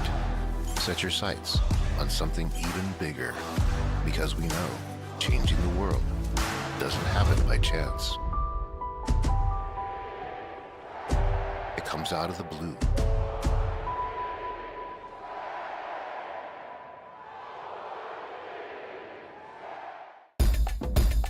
Let me show you what I got. With the Dairy West Fueling Station, we really wanted to create a place that our players could come and be fueled and hydrated in a healthy way, fuel their minds, fuel their bodies so they can compete at the highest level. Dairy West has really allowed us to do that, and we're excited to see what this space turns into. This is only phase one. There's many iterations to come. It's truly unique in college esports, and we're excited to see how that continues to evolve. We're really thankful for Dairy West's support and look forward to continue working with them. Let me show you what I got.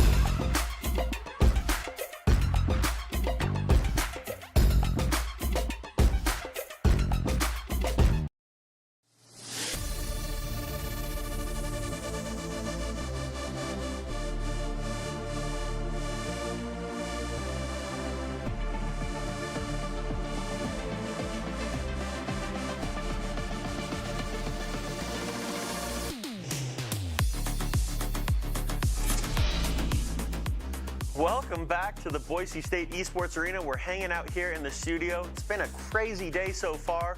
We've seen two really good matches, two really good more matches to come. But before we jump into our third fourth place game on the stage, we're here with Dawn with Idaho Ideal, one of our incredible sponsors of this event.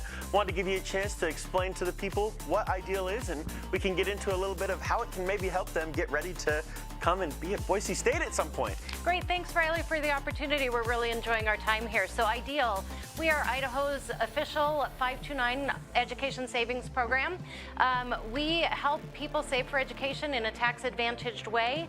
You can use us nationwide for K through 12 tuition only, for 2- and 4-year colleges, for trade schools and apprenticeships, and at that level you can use it for tuition, room and board, books and supplies. You can also pay off student loans with it, and now you can also roll it into a Roth IRA if you don't use it for any of those other things. Holy cow, that's a lot of benefits. You bet. Okay, so tell the people, when's the best time to start thinking about this? You know, the best time to start is when your kiddos are 0 to 5, but any time you start is a good time to start. It's never too late. Honestly, you can still get the tax benefits if you're an Idaho taxpayer, if you put it in and take it right out just to pay tuition for this upcoming semester. So any time is a good time to start. If you start early, you have a longer time for it to grow in a tax-advantaged way. The growth on it is both state and federal tax-free. Oh wow, okay, that's pretty good. So I mean, there's really no reason to not just go ahead and do this. So, are there any stats or studies about how it affects kids, you know, to have this kind of a backing when they're getting ready to go to school? You bet. Studies show that if a child has $25 in particularly a college savings account, they're up to 7 times more likely to go on to higher education and 7 times more likely to finish. So that's a pretty staggering statistic. Yeah, I mean, that's hardly nothing, right? $25 and that's going to get 7 times more likely to get a degree. That's incredible. It doesn't take much to start. Grandma and grandpa can set up the account. Mom and dad can set up the account. Aunt and uncle can set up the account. And if mom and dad set it up, grandma and grandpa can put a gift into it and get the tax benefit for it for any contributions that they make. Okay, so you're saying it's a great Christmas gift or birthday gift or something? Exactly. Oh, very nice. Okay, well, where can people find you? So if they go to idsaves.org, they can learn all kinds of information about us. Okay, awesome. And then if they're here in the venue, where can they find you? So we have a booth right out front, and again, we're Ideal Idaho College 529 Savings Program. They've got all sorts of cool pencils and all sorts of goodies to give away, so make sure you come out and find Dawn and the gang, and they'll get you taken care of. Okay. Come by and see us. There we go. Awesome. Well, thanks, guys. Appreciate it. We'll be hopping back into some really awesome Overwatch matches here pretty soon. Thanks, Riley. Yeah.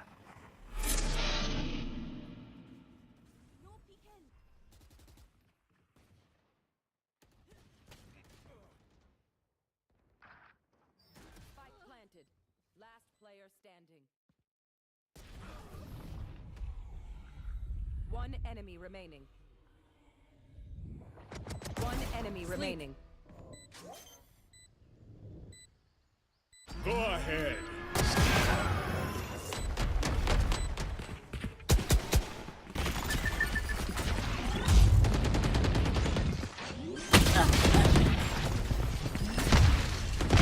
Spike planted. One enemy remaining.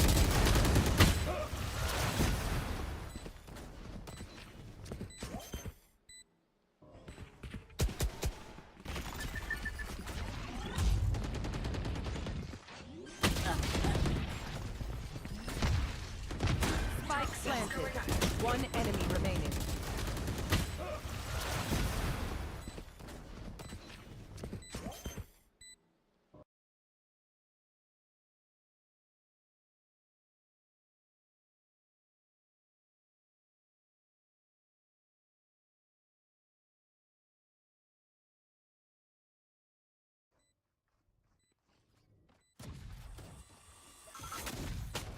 One enemy remaining. Flashing!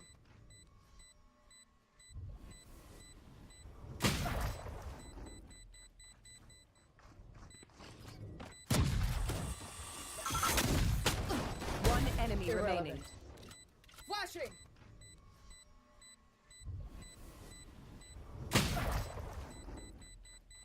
Satchel out.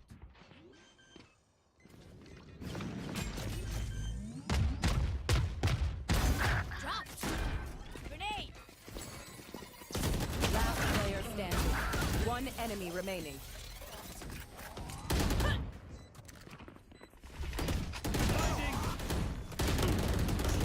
Off your feet! Gotcha, fun. My turn. Last player standing.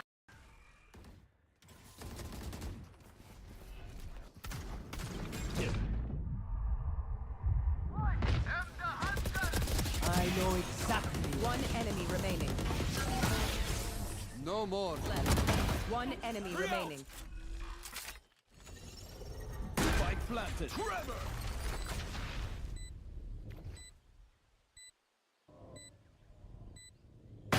Ready. Gotta go. Go, go, go. One enemy remaining. Last player standing. I'm out of here.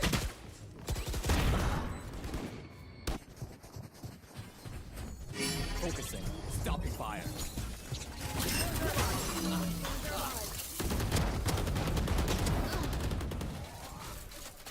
One enemy remaining.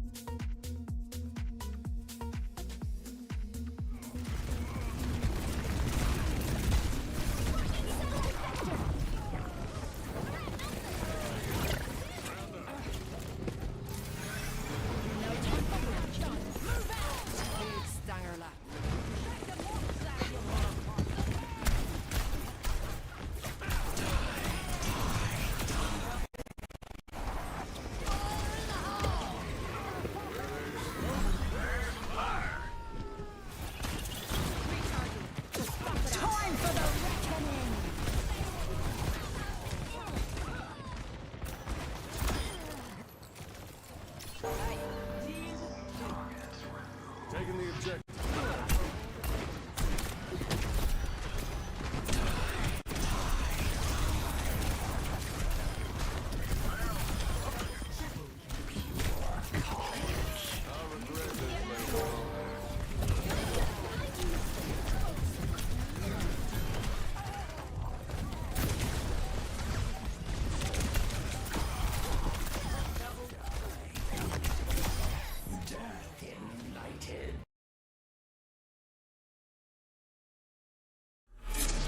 At Blue Ribbon Painting, we're proud to be a locally family-owned and operated business dedicated to bringing your vision to life.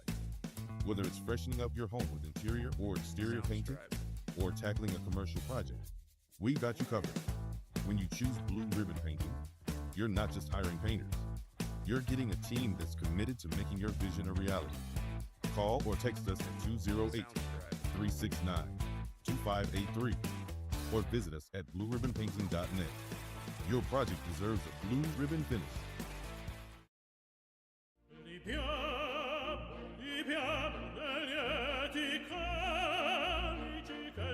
Life happens. Lucky for you, the new ICCU Central Plus checking account comes with benefits, including cell phone protection. Wait, through my ICCU checking account? That's right. Along with a whole lot of other benefits you might need. Because being human is a full-time job.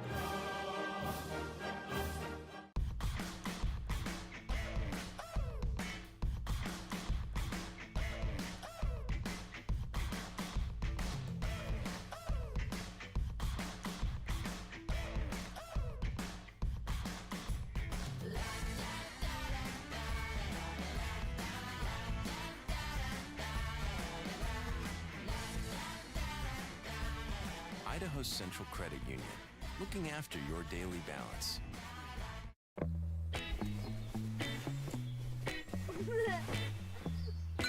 Dave, it's your Idaho Central app. I know this car got you through college, but check this out. In my credit, your credit score looks good. And there's a great rate on this auto loan so we can score a roomier ride. Whoa, who's driving this thing? The closest Idaho Central Credit Union branch is in your pocket. Scott Matlock, underrated recruit, has built himself into one of the best defensive players in the Mountain West. What would you do if you couldn't fail? Would you see every setback as a catalyst to keep going? This is the innovator's mindset, because innovation demands daring.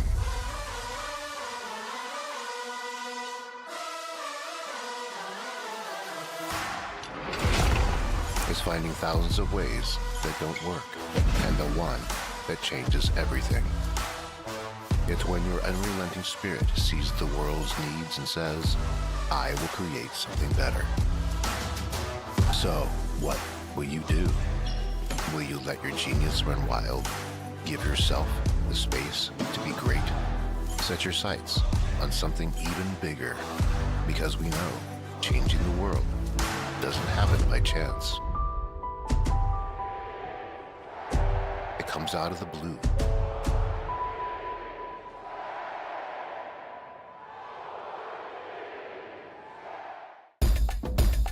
Let me show you what I got.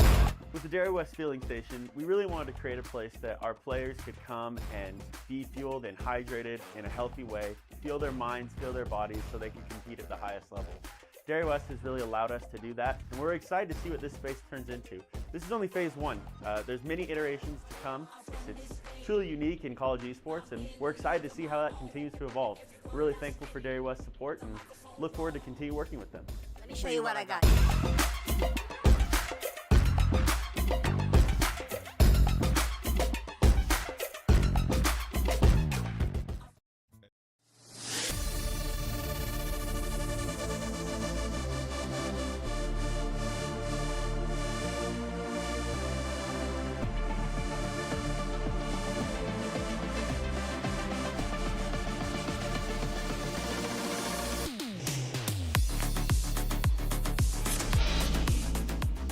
Welcome back to the Boise State Esports Studio. We have just come off one of the most exciting rounds of the night, the winners semifinals of Jerome and Rigby. Rigby ended up winning 3-2, which secures their spot in the finals. However, there is one more game that needs to happen before we can get to the main event for Overwatch tonight. That is the third and fourth place matchup. I'm your host, Bryce Jensen. I'm here with Kaz Phoenix, and we will be calling a little bit of the action from here. But here's my big question here. Jerome had put on a great showing in their first and second place matchup, and they are going to be going up against Skyline High School to determine third and fourth. Skyline, a little bit of an unknown here. I don't know a whole lot about them, but I've seen their skills enough to get to this point in the tournament so far. So how do you think this is all going to pan out? Well, I'm definitely a little curious about... Oh, okay, it's not Skyline. I was going to be like, really? Skyline made it? That's real interesting. Skyline, in particular, since we're talking about them anyway, was kind of... I mean, obviously they played their hearts out for sure, but a little bit of a no-show. I believe they went about 3-3 during their regular season. It went 1-3 in Pacific Quals. So noise from them was pretty dead on the server coming into this, and it already seems like, you know, Blackfoot is making quite the statement in that 7th and 8th place matchup since we saw them earlier on the main stage. But talking about this 3rd and 4th place match between Jerome and Compass. Compass is actually a team I don't know that much about. I think it is pretty funny that the seeding is turning out like this, where the 1st and 2nd place teams are in grands right now, and the 3rd and 4th place or seeded teams are in the 3rd and 4th place slots respectively. But I think that from the performance that we saw, I don't think that Jerome is going to have too much issue against Compass, especially since they played some much harder teams earlier on in the bracket. Compass had ended up playing Bora, a team that was, you know, expected not to have a terrible performance in their run, but, you know, things turn out the way that they do. And I mean, Bishop Kelly 3-0ing them is also probably not the best indicator of their skill, because I mean, it's Bishop Kelly. They're the #1 seed. They went undefeated in regular season, and overall, they're kind of the Titan to topple when it comes to this tournament.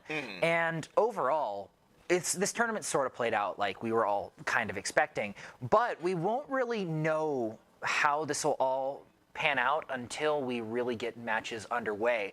But to call the action, we are going to throw this right over to the lovely casters on the desk, and they are going to take it away from here.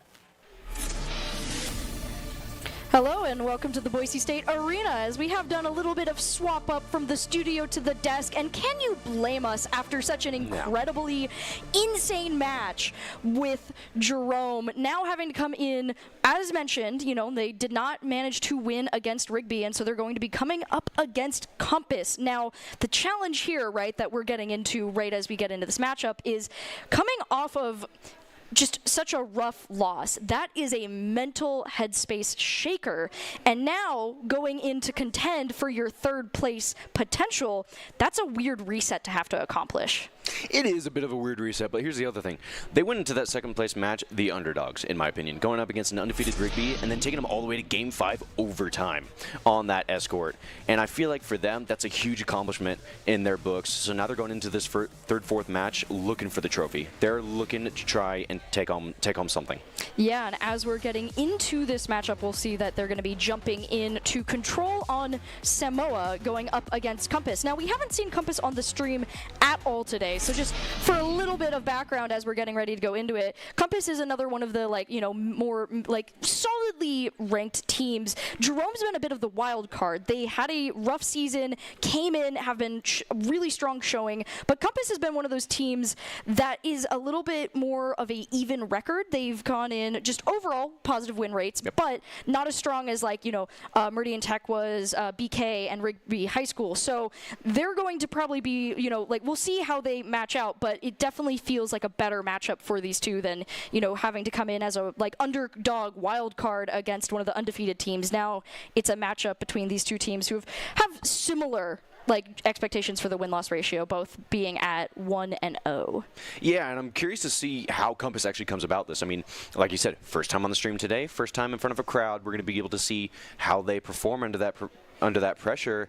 And for the side of Jerome, I mean, this is their 3rd match on stream, on stage. They're at this point, they're in the flow state. Yeah, they're comfortable. Yeah, they're used to the sound, they're used to the cowbells, and they're used to the pressure, especially in these series, these lengthy ones at that. So now they're going to be going to this Game 1, hoping to kind of continue the momentum they've had through these past 2 series. Yeah, and we'll get another change of scenery once again for this matchup. You know, big fan of the fact that the Overwatch games have had a lot of map variety, you know, for those who are just joining us in. Like, Overwatch has so many different maps for all the different game modes, and so the fact that we're getting to look through all of them, especially some newer maps like this one, is just nice to be able to get some of the monotony out. And of course, there's really been no monotony. These games have all been intense back and forths, and I'm excited to see how the skills and strategies that Jerome has been building up through this tournament play into a team that, you know, all of us on this stream have not seen anything at all. So we get a little bit of surprise here as we are jumping into this matchup.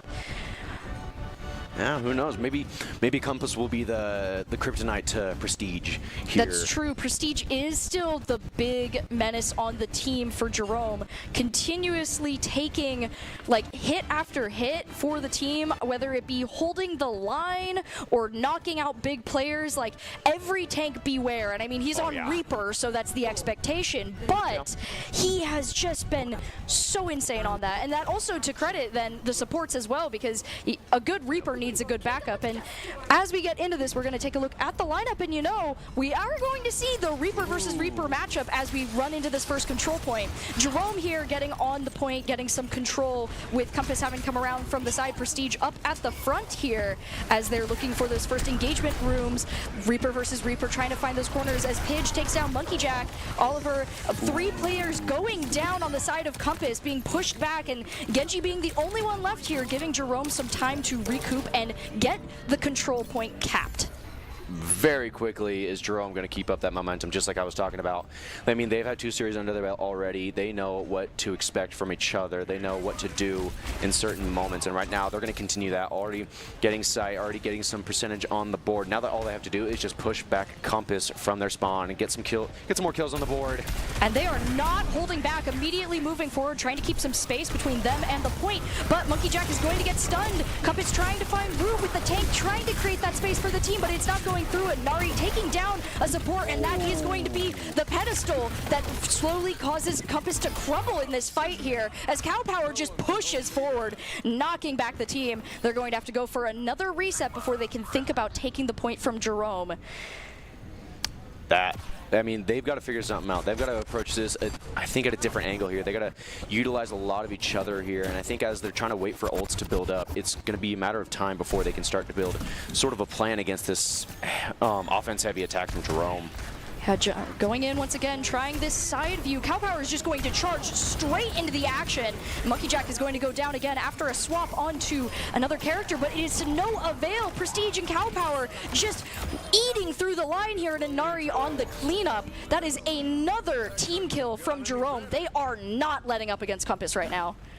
They're not going to let up, and they're not going to let up with their positioning either. You can see how far pushed up they are. They are ready to just fight at spawn against Compass here. They're not going to give them any chance or any look at that site going forward.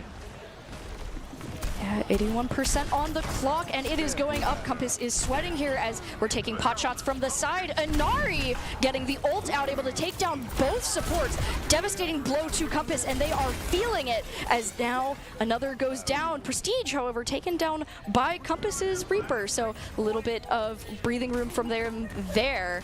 But it's not going to be enough as they are going to have to try and contest the point, and it is the last player there, overtime, running out, and the objective secured for the side of Jerome.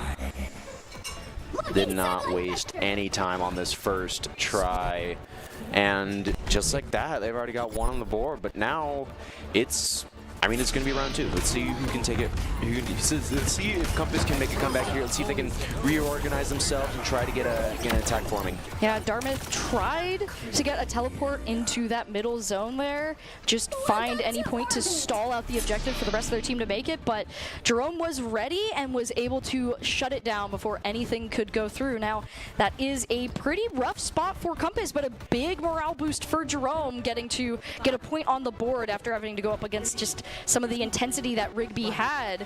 And so now going into this, that confidence is going to be building once again, and Compass needs to look at that and find the chinks in the armor. Yeah, we're going to be going into this next one, though, and hopefully we can see Compass kind of have a different dynamic going into this one. They got to try and figure something out, try to get a few players key off the field, like especially Prestige and even Cow Power on that Mauga. Just got to get them off the field so you can try to limit what they can do. Compass is taking another rough hit with all players down except for Koho. He's trying his best, but the teleport is not going to save Tracer here, and there's going to be another team wipe from Jerome. It was looking good at first, but just was not able to hold strong there. Looks like we're going to be continuing here. Prestige, the sneak attack! Waiting. Oh, but it didn't last too long. Dartmouth is going to be able to get him, trading that one out. But still, Compass needs to make their way to... Ooh, Inari taking the pot shots onto the team from the air, like from the back.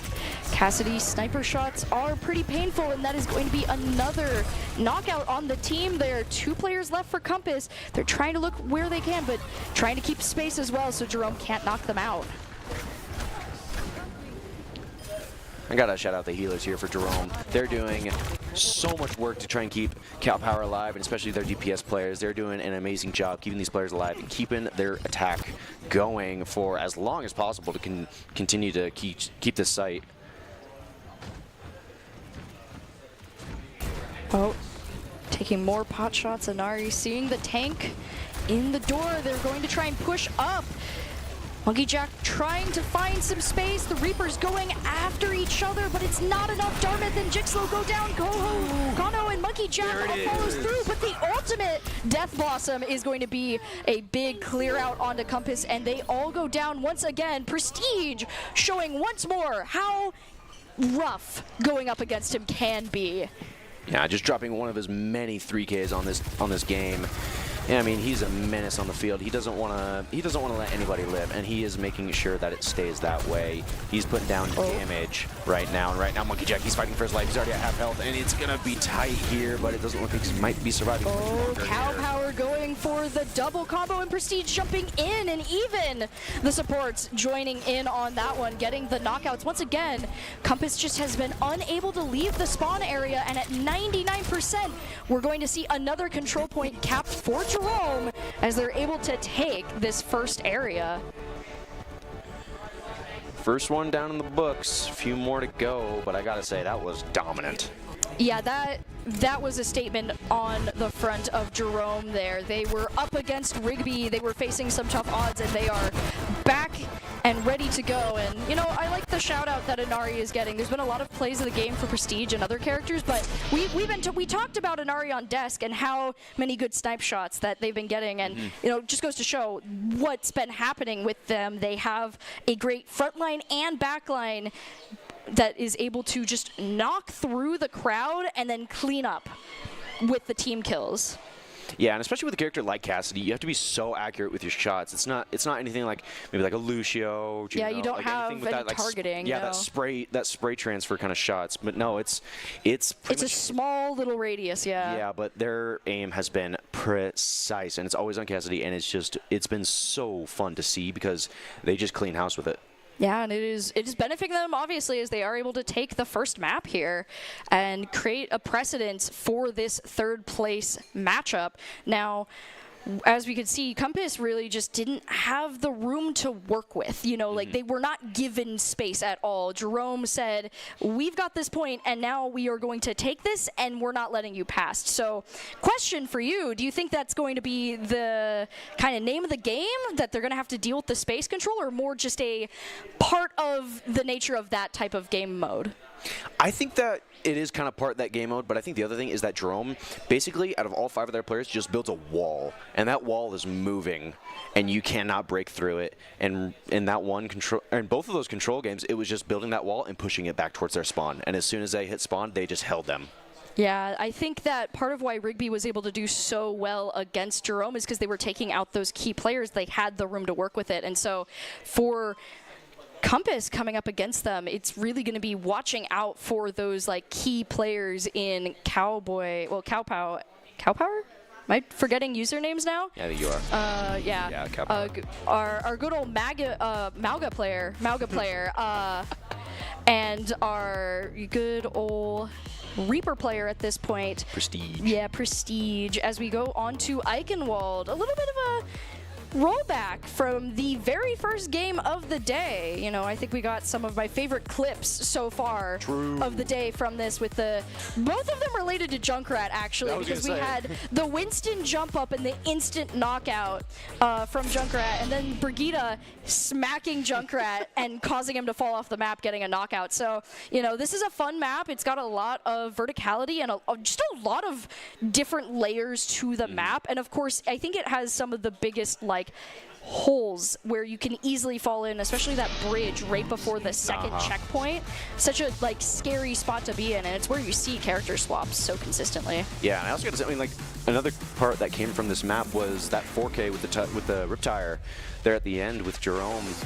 Yeah, the rip tire. And they got the 4K to close out the map. One of the most devastating knockouts I've ever seen for a team on an overtime run. Such a powerful moment, like as a team, you're like, if we can stay on this point, as long as there's always one person, we can get this checkpoint, and a rip tire takes it all away. But it's exactly the danger of a map like this. You know, there's a lot of space, and I mean, I saw a Junkrat just jump past, and so it's like exactly what we're talking about is like Junkrat and other characters with like bouncy abilities and big AoEs work really well on a map like this. Yeah, well, I mean, I was also curious going into this one. I'm like, are we going to see more Junkrats? Are we going to see more Rhines being played? Because I feel like this was the only map we saw both of those characters be played. I mean, this is the Reinhardt map. You know, as mentioned by Desk previously, like this is the map where you expect Rhine to some degree, and I think I see him outlined in red over there. It's hard to tell, but that that is Monkey Jack on the Reinhardt, so someone is doing that. And we've got Cow Power changing to Sigma now, as we're going to go in from the side here, not immediately going towards this bridge. Is such a big choke point for the attackers as they're trying to deal with Prestige on Junkrat here. Darthmouth going down. Yeah, just raining fire from above, and there's not a lot of room to work with as healers in the back line trying to keep safe. Reinhardt able to push up on the side of Compass, but Kono goes down, and that's going to be a rough spot here as they're trying to create some space and just getting pushed back once again by Jerome. Monkey Jack and Call Makarma going down. They're trying to make a push here. They're trying to get something on the board, Compass, but they just can't get a kill to make room for themselves. And especially with Prestige just sitting there on the bridge, firing down shots, it is tough to make a push here against this heavy Jerome offense. Now Monkey Jack trying to jump back in, but the Junkrat projectiles are just putting on the hurt. Moira also throwing out just negative energy. It's making things rough. The supports in the backline trying to help as Inari takes down both Konho and Dartmouth. Two players, both DPS down, leaving just the tanks and supports for Compass here, trying their best to find an opening, but Monkey Jack going to go down as well to Inari, and Inari on a streak here, going to roll forward and take down Brigitte as well. Not wanting to let, looks like Prestige this time be the only one going for those crazy 4K, 5K kill streaks. Inari just kind of showing why it can be so devastating to go up against them right now, and it's going to be a rollback for Compass, but swapping off onto the Winston, trying to get some more maneuverability in the Trank, but the ultimate is also going to be a rough spot as two ults go out, 3 players down, and a 10 kill streak for Cow Power here. This is dominant, and I've got to know, I mean, the Prestige Inari DPS combo this whole day has just been so dominant. They can't be stopped. I mean, it's kill after kill after kill. And I mean, even right now, I mean, they're just not letting up. Right now, you can see that Monkey Jack switched over to a Winston, hoping that would change a few things, but right now it's just not adding up to enough. They're still fighting at this bridge point, and they're still not able to make it to point to try to capture any bit. Oh, trying to find room, but the health is dropping too fast. Prestige knocking out some more players, and Cow Power pushing up once again to try and take out any players before, increase that spawn time, increase that space between when they can actually go through. And with about a minute left on the clock, Compass is not in a good spot here. Now looking into that next engagement, Cow Power holding the line up farther. Ultimate's ready to go, and this could be a dangerous position as Compass needs to look. Orbital is going to go out, trying to give some extra health and damage as they move forward, using it to create some space for themselves, but they're going to get one thrown right back at them, and 2 players go down, 3 players go down. Compass down to their last 2 players, support and Dartmouth, but it's not going to be enough as they're going to get pushed back one more time to their spawn. And with 40 seconds left, it's not looking good for Compass here on this first push. They just got to hope that going into this opposite side of things that they can hold just as well. against Jerome, but they know what they're facing up against, and they know the struggles ahead of them. But right now, all they can try to do is do everything that they can. Dartmouth, he has the Death Blossom, but I don't know if it's going to be able to come out in time. There it is. Oh, it's going to get one. Kono with another one. And that's going to be a knockout there. Inari with 2, although we are getting some trades back and forth and a little bit more room near the point. There's a lot of resources lost, and unfortunately, it did not play out for Compass the way they wanted it. The time goes down, and round 1 is complete. Now Compass has to try and attempt to completely shut down Jerome in the same way that Jerome just shut down them.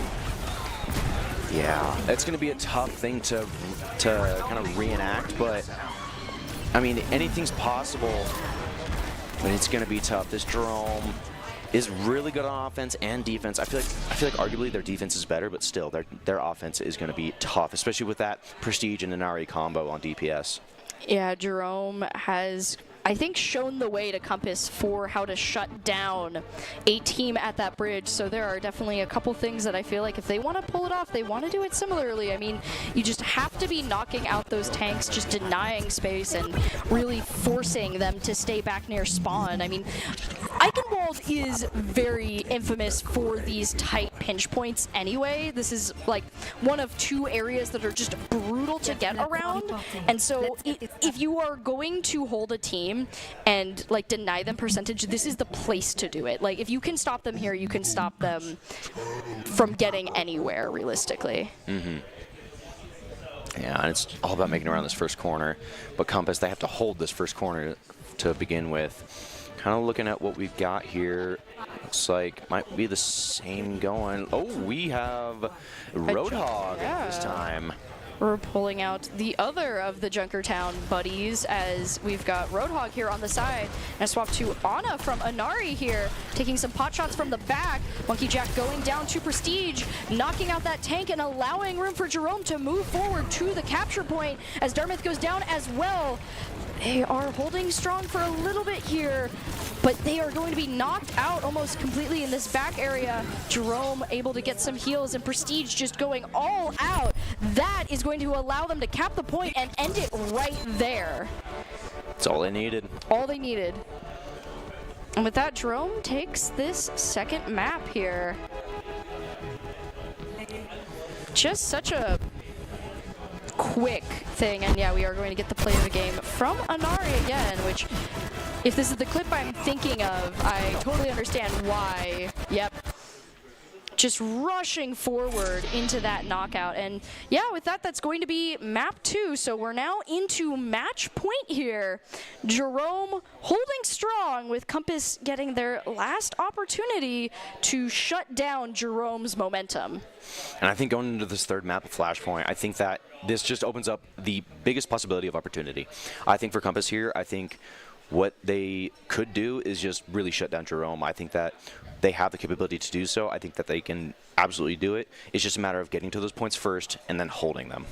Yeah, Flashpoint is such a interesting game mode for Overwatch, especially with, like, you know, I've seen it in like other games, like Halo and Call of Duty have like those types of maps, and it's interesting in Overwatch just because of how different the game feels. And so I think out of all of them, it's probably one of the most, mechanically speaking, different. Like, you have to think about it in a lot of different ways because you need that mobility to get between the flashpoints that doesn't always translate to the other maps. And because of that, it's a strange one. But, you know, in the last matchup, you know, we had a Boise State Esports player talking about it a little bit where we actually went to a different map than is the preferred one for the last flashpoint. And we were talking about it, and she mentioned that, you know, it could have been because people are less comfortable, we went to the Junkertown map. And so I'd be curious to see how this goes if we're going to get the Junkertown map. That was Jerome playing with them, and that was actually where they got their upset on Rigby. So I'm curious to see if Jerome will go with that again, or if that is going to be, if we're going to go to one of the more standard Flashpoint maps. Yeah, like the first one that they played on, it was the Servasa, and they cleaned house against Blackfoot there and finished out that series. So maybe they want to repeat that. Yeah, if they're more comfortable on Servasa, or if they maybe would be concerned that Compass would be just as comfortable. It's an interesting spot. You know, something that doesn't always get talked about is just like how much maps can influence that, especially if you have a preference or comfort zone. zone. And so I'm curious to see if Compass is going to have like a more comfortable spot here in Flashpoint, or if they're going to get shut down again like they have been. Yeah, and I think it'll be curious. Looks like we'll be going. Yep, we will be going to New Junk City, yeah. Back to it. The less liked of the two maps, but it is the favorite so far on the stream. You know, we've seen this one twice. So that'll be, yeah, a fun one. I mean, I was talking about it in studio while we weren't on stage, that this is a map that I find very weird. It's just very weirdly structured, and not like in a bad way necessarily, but it's just very different. I've always felt very claustrophobic watching people play on this map. There are some open areas, but that big circular zone it feels so small, even though it is actually fairly sized. Yeah. I was going to say, I feel like there's a lot of enclosed points compared to some of the others. Like, I feel like Servasa has a lot of open points. There's a lot of air movement that can happen between like flyable characters. There's a lot of movement where there's corridors and whatnot, but it's like there's a lot of enclosed stuff. Yeah, there's a lot less opportunities for that. You see a lot more of the like sharpshooter characters come out. Like, I've seen, great for Inari, because I've seen a lot of really strong casty plays on that map. Yeah. But things like that. And yeah, but I would agree, like on the flyers, you're not going to see them as much unless they really feel the need for some of that, because there are opportunities. It's just not going to get you as much as on like other maps or other game modes even, because if we were on some of the other control point maps, like you would have a lot more room for like a Pharah to come out and rain justice from above. Yeah, for sure. It's just it's a little bit of a different dynamic for sure, and I feel like I'm curious to see what kind of comps we're going to be seeing going into this one. I feel like we're still going to be seeing that Reaper and Cassidy play from Prestige and Inari. I'm curious to see what Cow Power does with the tank. And I mean, maybe Amauga comes out again. Maybe something else. I don't know. They started off. We saw Junker Queen. Yeah. Yeah, I was going to say they started off with Junker Queen on the day, so I wonder if we're going to go back to that or not. Yeah, with that, since Compass is kind of backed against a wall right now, they either win this or they're out. Is there something that you would want to see from them going into this final matchup? Potentially final matchup? Potentially. I think for Compass, they just need to, I wouldn't say hyper-focus, but they need to focus on those key players. So like Prestige, Inari, and Cow Power. They need to focus on getting them out of the play so that they can worry about the others. And if they can't focus on that, focus on healers. Yeah, get the healers out of the way. I mean, part of why, any DPS stays alive, just in general in Overwatch, right, is if they've got supports watching their back, keeping them alive. So if you want those DPS and tanks out of the way, you've got to knock out the healers. And so, yeah, I would say, you focus on those scary players. Don't let Prestige sneak up on you. But if you can't get Prestige, get the supports first, and then Prestige will fall. Yeah. No, I mean, because after all, it's a team game, right? Like as much as we can talk about like one player being the MVP in Overwatch, you really can't do it without other people. There are some games like, like in Valorant, you can kind of get one player who can cause a snowball for the entire game, and you can kind of see that in Overwatch, but Prestige and Cow Power and a lot of those other, and Inari are holding strong because they're keeping their health up from supports. Yeah, and that's exactly what I was about to talk about. I mean, like, we see Prestige, and he's a monster out there. He's getting kill after kill, and he's getting streaks like crazy, but it's all because of his healers. Keeping him alive, keeping him in the play, keeping him able to make these plays and keep their offense or defense alive. Like you said, it is a team game. Yeah, it is a team game at its core, and honestly, like this is a great spot for the Jerome team. They weren't able to get into the first and second place matchup, but they are in the third place. And as we mentioned before, Jerome is a fully senior team. All of them are going to be heading out and graduating after this, so this is a great hurrah for them. Ending their matches right now on a potentially 3-0 win, getting third place. Great spot to be. And, they're going to be ending it off on New Junk City, so they'll want to pull up all the stops and just give us the full light show as we get ready to hop into this matchup. Absolutely, and like you said, one last hoorah, going out with a bang, third place. That's still a trophy in your hands going home, and that is what you want to see coming out of this tournament, at least something in your hands walking home. And I think for Jerome, this is going to be a big accomplishment for them. I think they're going to be really happy with however this turns out. Yeah, it seems likely to be in Jerome's favor, but Compass has, also at a 1-0 win rate comparatively, so we don't want to count them out just yet. As they were able to take a win, they might be able to continue that forward here, though. As they just, like we've been mentioning, they have to find the chink in the armor, they have to get out those key players, and this is the map for them to try and accomplish that. As we get ready, kind of looking at the characters, I do see a Roadhog. I do see a Roadhog fitting as well. for this map, and looking at the rest of it, looks like we're going to see Ramatra. Oh, and the other new support. That's going to be interesting. We're one less Juno as we're jumping back into the firefight. Immediately going out, the hook is not able to go through. Orb of Discord being thrown out, creating some chaos on the side of Jerome here. Having to hide in the backlines a little bit. They aren't getting those knockouts as fast as they want, but they are coming. Monkey Jack taking down one player, but losing 3 on their side. Now holding down with 2 players left, slowly being knocked out by the Tracer here. Call Me Makarma is down to Nari, and Monkey Jack down to Prestige. Compass is knocked out, but the players are quickly returning to be able to continue the fight. I feel like we're definitely seeing a really big difference in team comp here. I mean, Prestige on a Genji. I think that's the first time we've seen him on one today, and then Inari on a Tracer. It's just a little bit different overall, but I mean, it's still working out greatly. They still have that first point, and they're still racking up the percentages here, getting the heals up, and getting those team wipes onto Compass early on. Having to deal with those nanites in the door is definitely slowing Jerome down, but they are trying to jump into the fight as fast as possible. Compass looking for their angles here. They've got some dangerous players, but they are getting knocked out. Prestige and Cow Power are taking down Dartmouth and Konho here. As the fight drags out a little bit longer than normal, the 5-player kill streak is still going to go through as Prestige pops off here, knocking out the last 3 players. Compass having to respawn and reset. And by the time they get back here, they're going to be facing 2 different ults here. You got Inari and Prestige with ults, and the rest of the team fairly close to getting theirs as well. And there it is. Inari trying to flank out the backside, trying to get Junkrat early, but I don't know if it's quite going to land. Nope, they're going to go down. But still, Compass trying to fight for this first point. Not going to happen, so maybe in the next.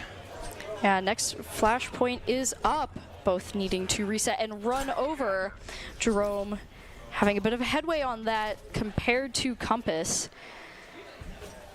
As they move forward onto this area here, they get to set up and start the firefight from the doorway. They get plenty of control of the space, though they don't get to immediately move up. Ramatra creating some room for the team here. Mr. going around the corner here as Prestige sneaking up around, finds the support in the backline, tries to go for them, but Pidge is taken down as they take down a player of Dartmouth as well. 1-to-1 here. Compass able to make a little bit more headway on the knockouts, but it's same story as before. Cow Power and Inari and Prestige knocking out the Compass players here. Unfortunate. Cow Power, you can see he just popped out his ult and gets 2 with it, adding on to that team wipe. Now looking at the side of Compass, you've got 2 ults on your side, potentially 3 if Konho can get theirs online. And having the support is going to be good. As the players clash once again, taking a bit of a more backward approach here. Prestige does have Dragon Blade, and he's going to activate it, going straight for the kill onto Konho here. Knocks out one, is not able to find another, but does create a lot of chaos. Dartmouth is able to actually take advantage of that instead, taking down both Inari and Prestige, getting onto the point, and Cow Power, although he takes down the tank, isn't able to fully recover here. Lifeweaver able to back up, holding on. Moira trying to get rid of them, and they are able to almost get through, but the route is going to be halted here as the second flashpoint is taken by Jerome. So close, but not enough yet. Not enough, but Compass is doing a lot better now. They're able to get these trades, to get some kills on the board here. It's good against Jerome. Creates some space, creates some time, but now Compass, it all relies on this last flashpoint, potential last flashpoint. They just have to stop Jerome here and try to capture this. Yeah, And now Compass needs to find their strategy, more open area. They don't have to go through a choke point, but Roadhog trying to contest Konho here, and that's a weird spot to try and be in. Tracer looking for those opportunities, keeping health up. Cowpower taking down Zenyatta here, and 3 players are out in almost an instant there. Prestige is able to get the trade, well, actually gets knocked out by Konho, and Cowpower takes down the support. Moving forward into their area, Compass is pushed back again as the flashpoint goes to Jerome.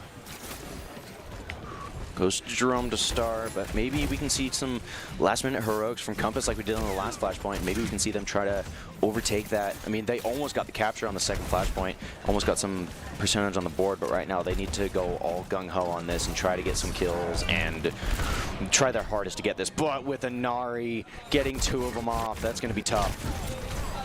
The Cassidy ult going out, knocking out 2 key players for Compass, and another following. Cowpower just holding strong in the back. Monkey Jack trying to hold on against all of these players back here.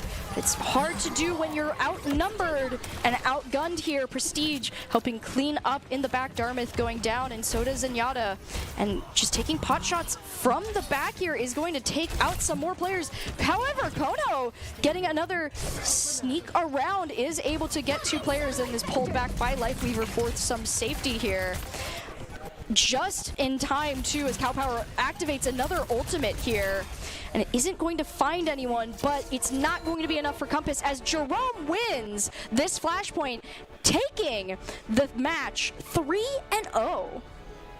I mean, that's just how you're going to do it. That's how you're going to do it. You're going to carry that momentum from the previous 2 series, especially against Rigby. You played hard against them. You showed what you can bring to the table, and now you're just continuing it here, going 3-0, securing that 3rd place finish, and making sure to take a trophy home with you on your senior year. Yeah, and congratulations to Jerome. What an awesome win to gain, and great play from Compass Academy. They had a tough opponent, and they held strong till the end. But with that, that is the 3rd place match done and over. Jerome taking home that trophy, and now we're on to the grand finals for 1st and 2nd place to be determined, and that is going to be quite the match to look out for. That's going to be something that we've been looking forward to all day. Oh, I yeah. think it's going to be awesome. These are the 2 teams that have been putting on quite a show throughout the day. We saw a little bit of Rigby. We know relatively how that, this intense matchup is going to be. Both of these teams have had such a strong record, but that is something that I'd love to hear more from the studio on and what their thoughts are going to be on these matchups going forward. Welcome back to the Boise State Esports studio, and with that last game, Jerome kind of put up the showing that we expected them to. Yeah, I was like, I think it's going to be good. Compass has done a little bit throughout the day thus far, but that just did not look competitive in the slightest, and I felt so bad for Compass. Just did not seem to get any kind of breath or showing against such an insanely dominant team that Jerome was today. I mean, and also you're coming off of the semifinal round. You lost 3-2. You're probably a little angry because you got that close. Of course. You couldn't quite pull it out. But, I mean, Compass just did not look very good in that series. And I mean, good congratulations for 4th place. Not a terrible placing at all. You're in the top 50%.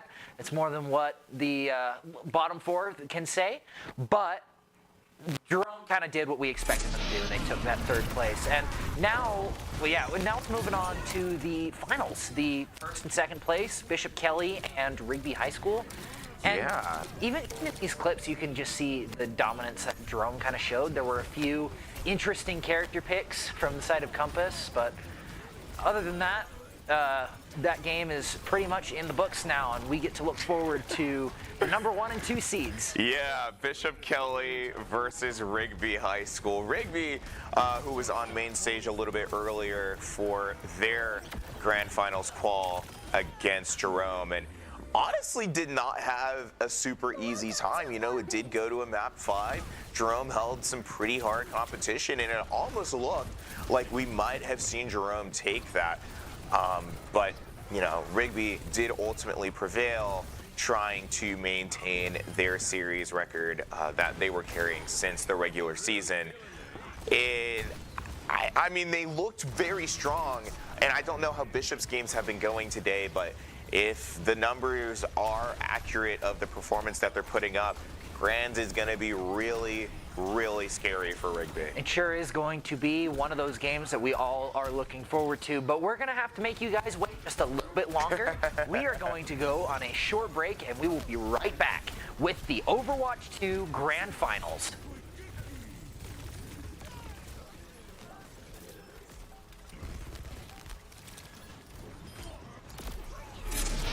At Blue Ribbon Painting, we're proud to be a locally family-owned and operated business dedicated to bringing your vision to life. Whether it's freshening up your home with interior or exterior painting or tackling a commercial project, we've got you covered. When you choose Blue Ribbon Painting, you're not just hiring painters. You're getting a team that's committed to making your vision a reality. Call or text us at 208-369-2583 or visit us at blueribbonpainting.net. Your project deserves a blue ribbon finish.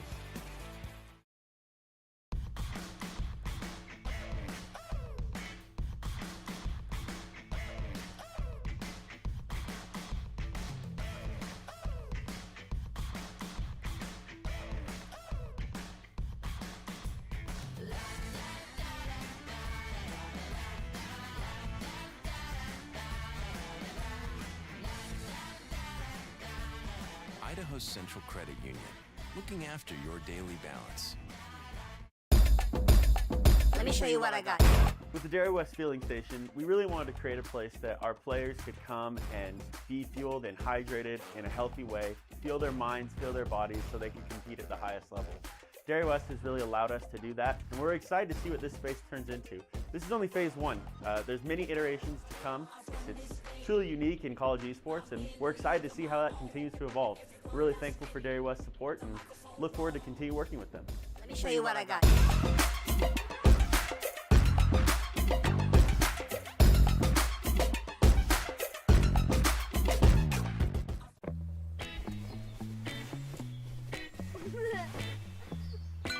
Dave, it's your Idaho Central app. I know this car got you through college, but check this out. In my credit, your credit score looks good. And there's a great rate on this auto loan so we can score a roomier ride. Whoa, who's driving this thing? The closest Idaho Central Credit Union branch is in your pocket.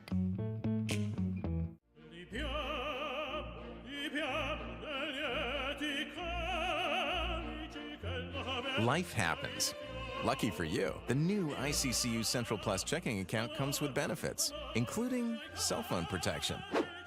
Wait, through my ICCU checking account? That's right. Along with a whole lot of other benefits you might need. Because being human is a full-time job. Scott Matlock, underrated recruit, has built himself into one of the best defensive players in the Mountain West. What would you do if you couldn't fail? Would you see every setback as a catalyst to keep going? This is the innovator's mindset, because innovation demands daring.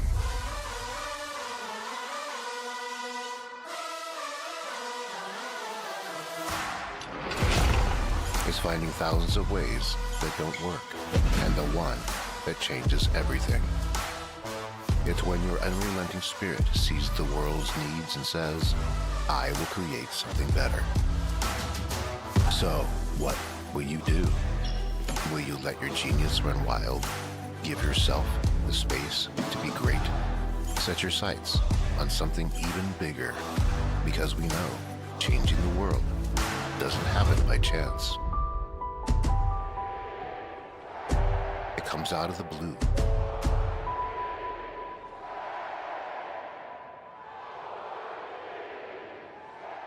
To another character, but it is to no avail. Prestige and Cow Power just eating through the line here in Inari. Key off the field, like especially Prestige and even Cow Power on that Malga. Just gotta get him off the field so you can try to limit what they can do. Compass is taking another rough hit with all players down except for Coho. He's trying his best, but they're going to try and push up. Monkey Jack trying to find some space. The Reapers going after each other, but it's not enough. Dartmouth and Jixlow go down. Kono and Monkey Jack all follows through, but the ultimate Death Blossom is going to be in the backline trying to help as Inari takes down both Konho and Dartmouth. Two players, both DPS down, leaving just the tanks and supports for Compass here, trying their best to find an opening, but Monkey Jack going to go down as well to Inari, and Inari on a one. Kono with another one. And that's going to be a knockout there. Inari with two, although we are getting some trades back and forth and a little bit more room near the point. There's a lot of resources lost, and unfortunately it did not play out for Compass the way they wanted. Players, but they are getting knocked out. Prestige and Cow Power taking down Dartmouth and Konho here. As the fight drags out a little bit longer than normal, the 5-player kill streak is still going to go through as Prestige pops off here. Isn't able to fully recover here. Lifeweaver able to back up, holding on. Moira trying to get rid of them, and they are able to almost get through, but the route is going to be halted here as the second flashpoint is taken to try and be in. Tracer looking for those opportunities, keeping health up. Cow Power taking down Zenyatta here, and 3 players are out in almost an instant there. Prestige is able to get the trade, well, actually gets knocked out by Konho, and Cow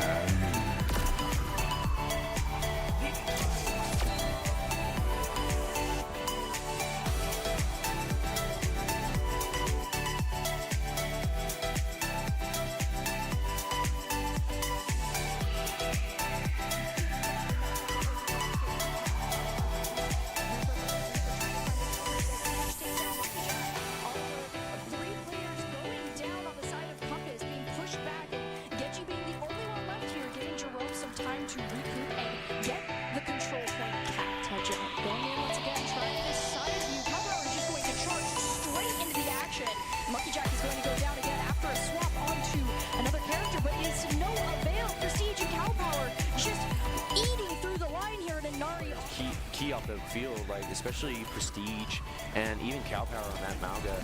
Just got to get them off the field so you can try to limit what they can do. Compass is taking another rough hit with all players down except for Coho. He's trying his best, but they're going to try and push up.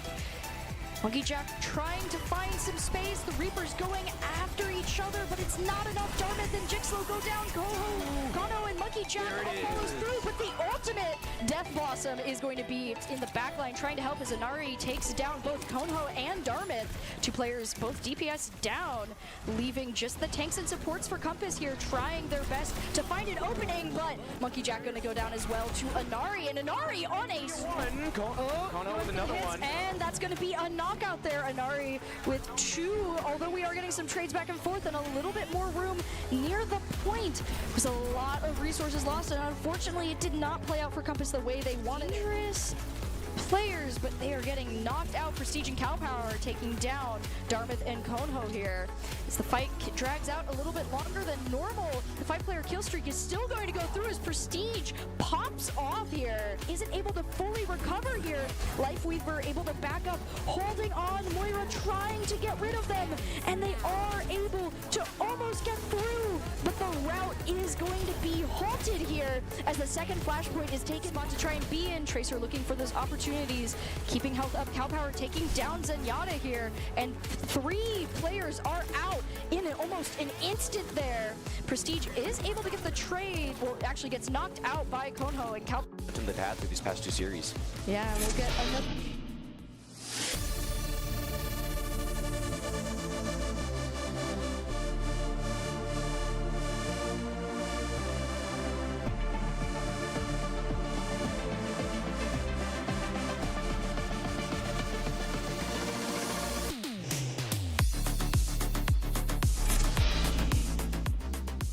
Hello and welcome back to the Boise State Esports Studio to continue our coverage and look at the final match of the day, the grand finals, the last matchup to determine first and second place.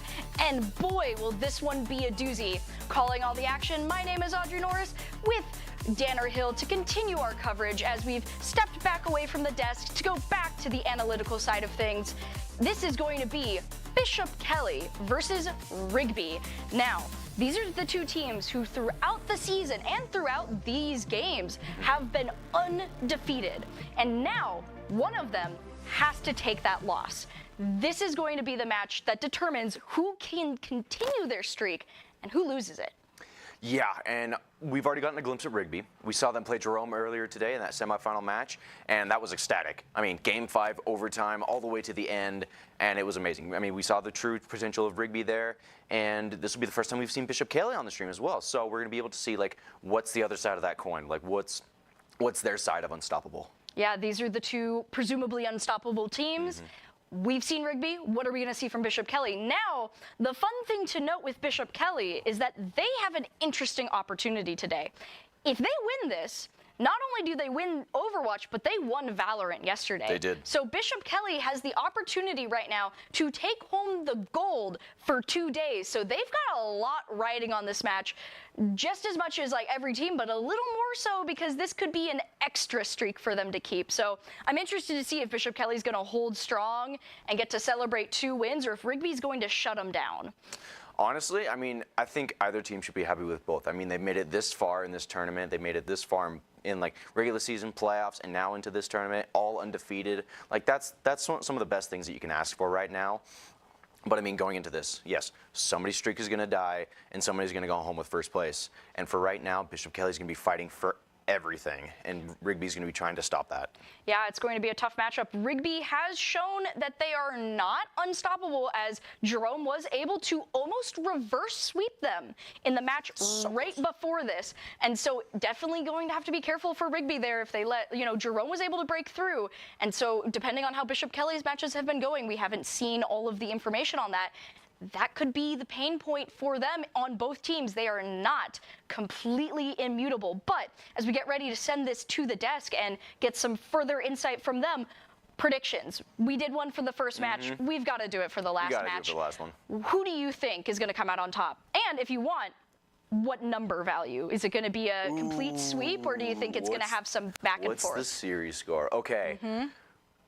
Okay, I think I'm going to go with the oddball here. I'm going to go Rigby. Okay. I feel like what I've seen out of them so far is really strong, and I don't know how BK plays. I feel like I can go with Rigby here pretty confidently, and I'm going to say 3-1. 3-1. All right. So betting on a fourth game at the very least. All right. You know, I can see a back and forth happening for both of them, so I'm going to say probably, for the sake of it, and also I've seen Bishop Kelly play, so I think it could go to Bishop Kelly, and I also think 3-1 is a fair area that this lands. I really doubt this is going to be a complete shutdown. But those are our predictions, so I'd love to hear what the desk has to think as we get ready for this final match today.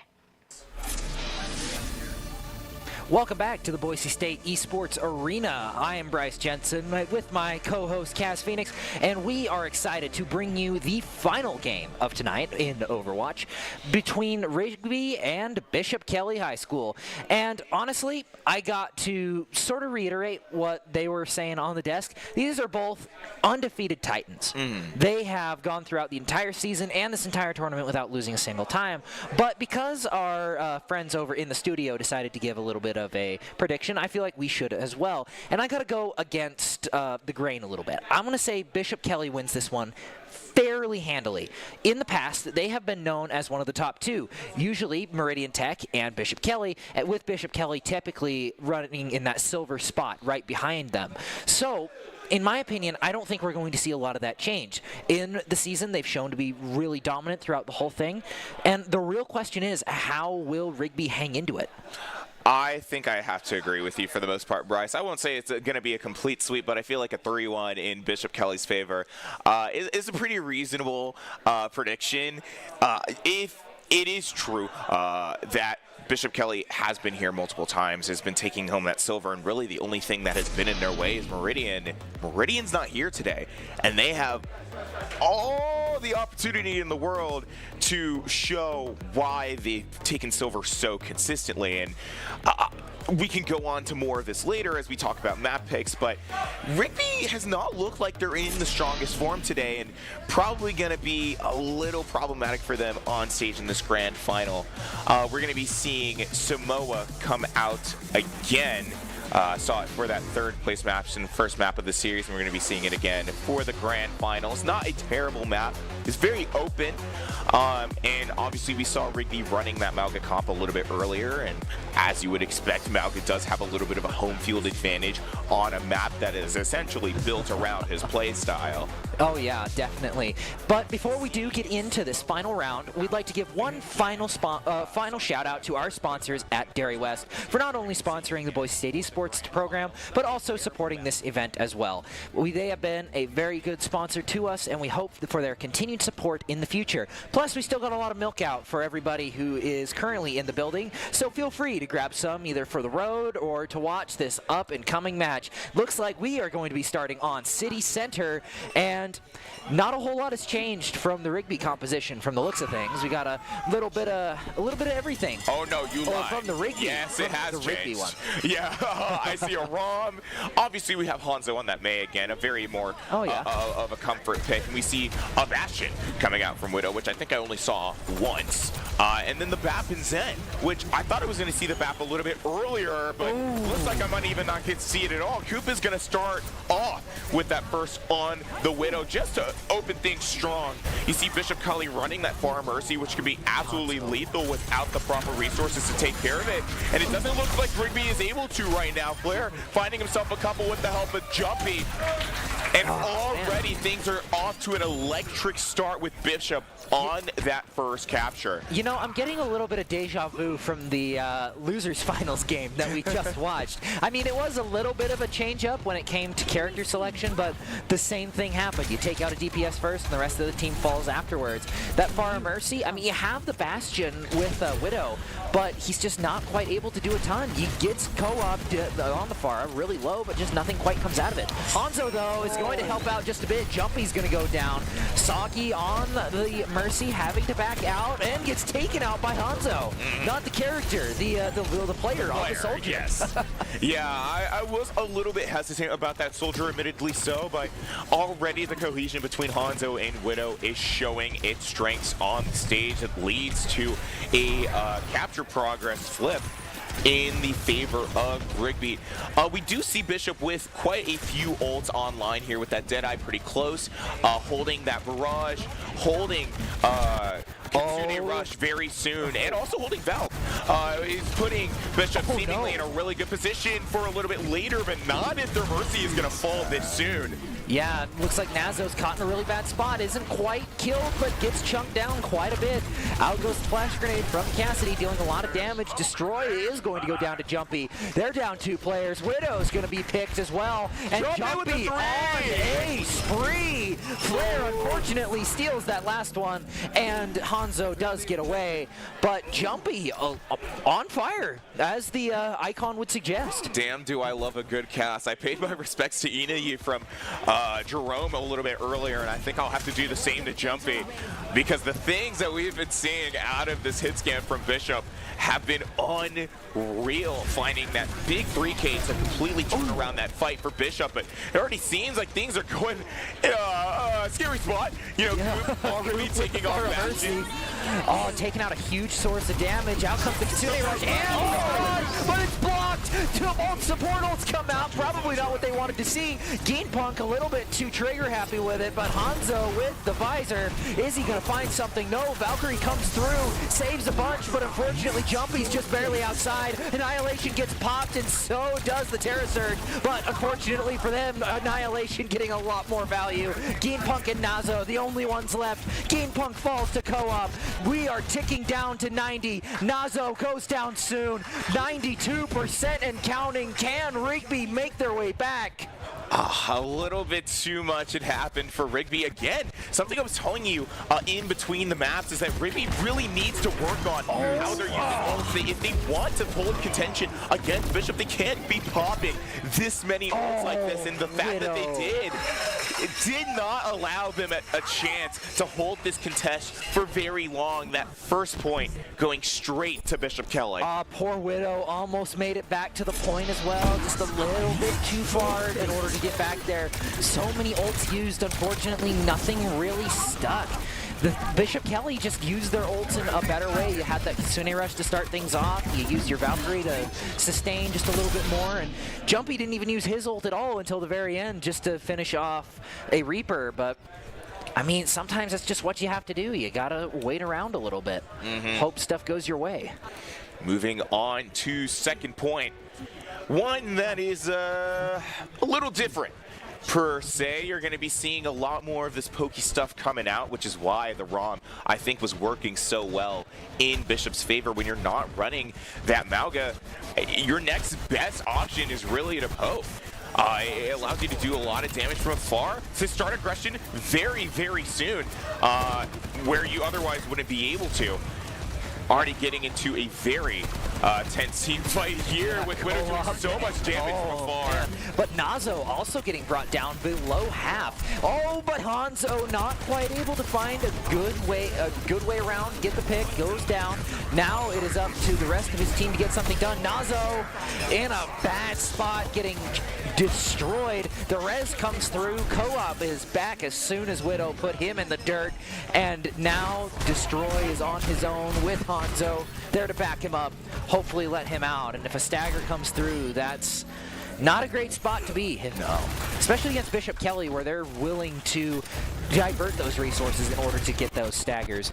But I mean, look at how much Bishop has already done in so little time. We just started getting progress for Bishop Kelly and Jumpy. Already have that Deadeye, and we almost already have that Kitsune Rush. And we already see 2 picks coming out on the side of Bishop Kelly, just refusing any kind of offense from Rigby and almost holding them in their spawn.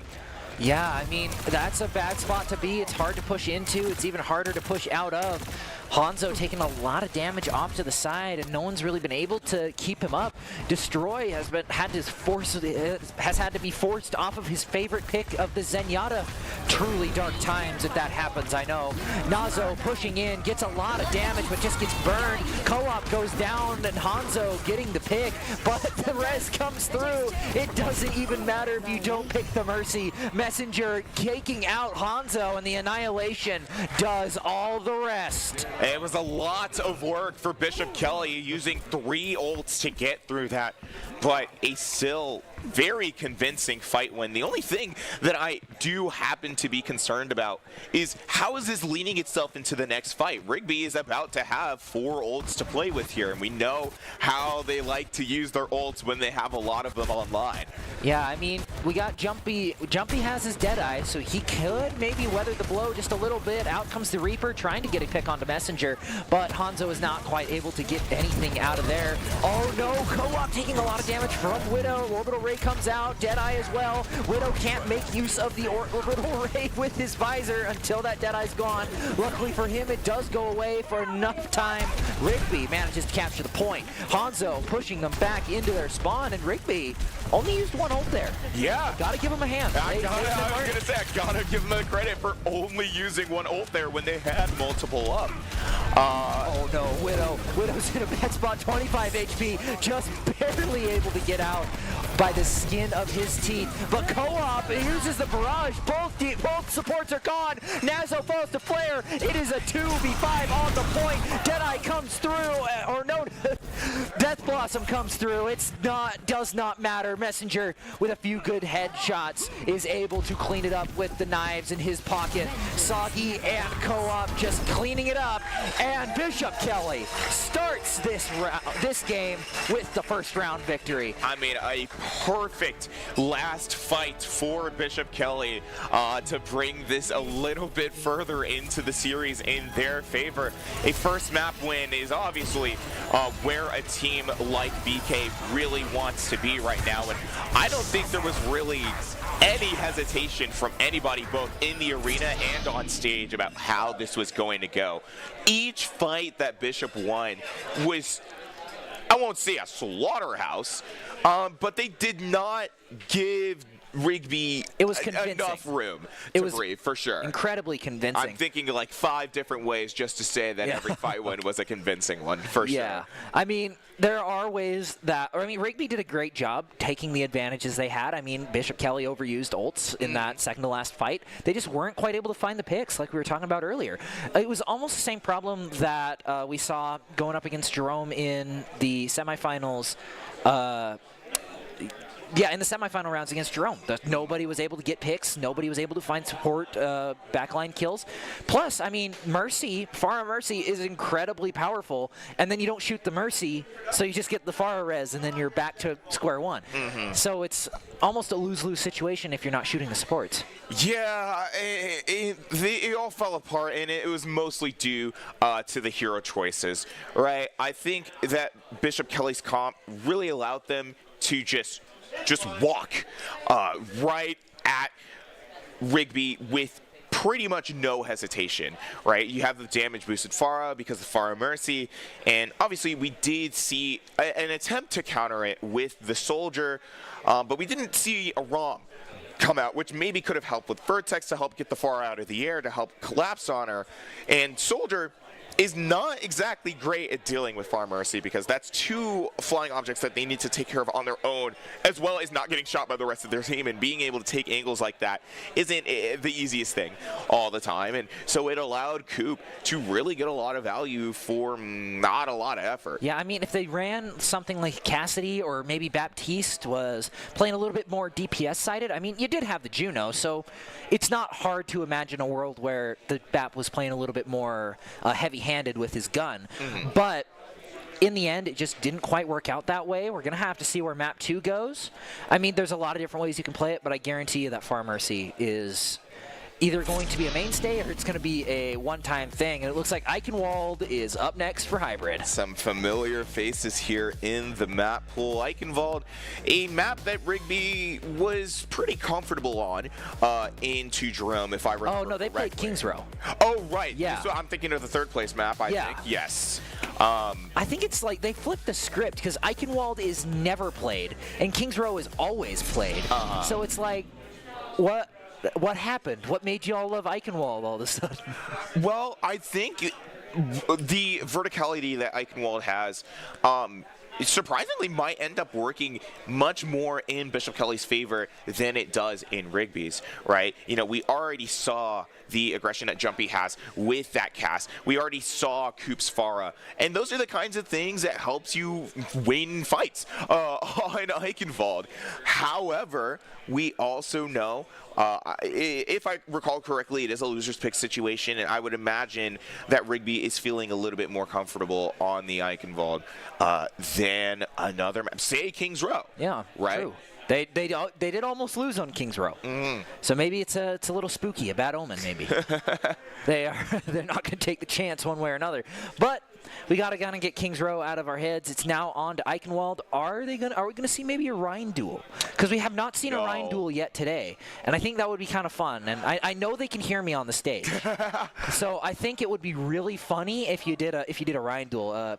Wink, wink, nudge, nudge. You know? I unfortunately think that BK is probably going to be pulling out the ROM as they did before, which is not a bad option. I've been seeing ROM a lot more in these kinds of comps where you're forcing yourselves through chokes, and you know there's a little bit of hierarchy with how fast you can do this. It's like Mauga, Orisa, and ROM for these weird floor comps. ROM is pretty slow, but can get the job done whether or not you're fighting into a Reinhardt. We already know that Bishop Kelly is very comfortable on that ROM comp, so I don't really expect too much to change. I might see a very similar comp on Eichenwald as we did on Samoa. Yeah, that's true. We might, because there is a lot more aerial mobility until you reach that third point, if you did want to play Farah. But honestly, it would really just depend on how far it gets pushed in that first round. If Bishop Kelly are pushing first, I'd imagine that they'd pick that Farah just to jumpstart a little bit of a giddy up and go, if you will. But I guess we're just going to have to wait and find out. Bishop Kelly currently leads 1-0 in this Grand Finals. Trojans are really looking for a leg up in this competition. But will this be where they find their footing?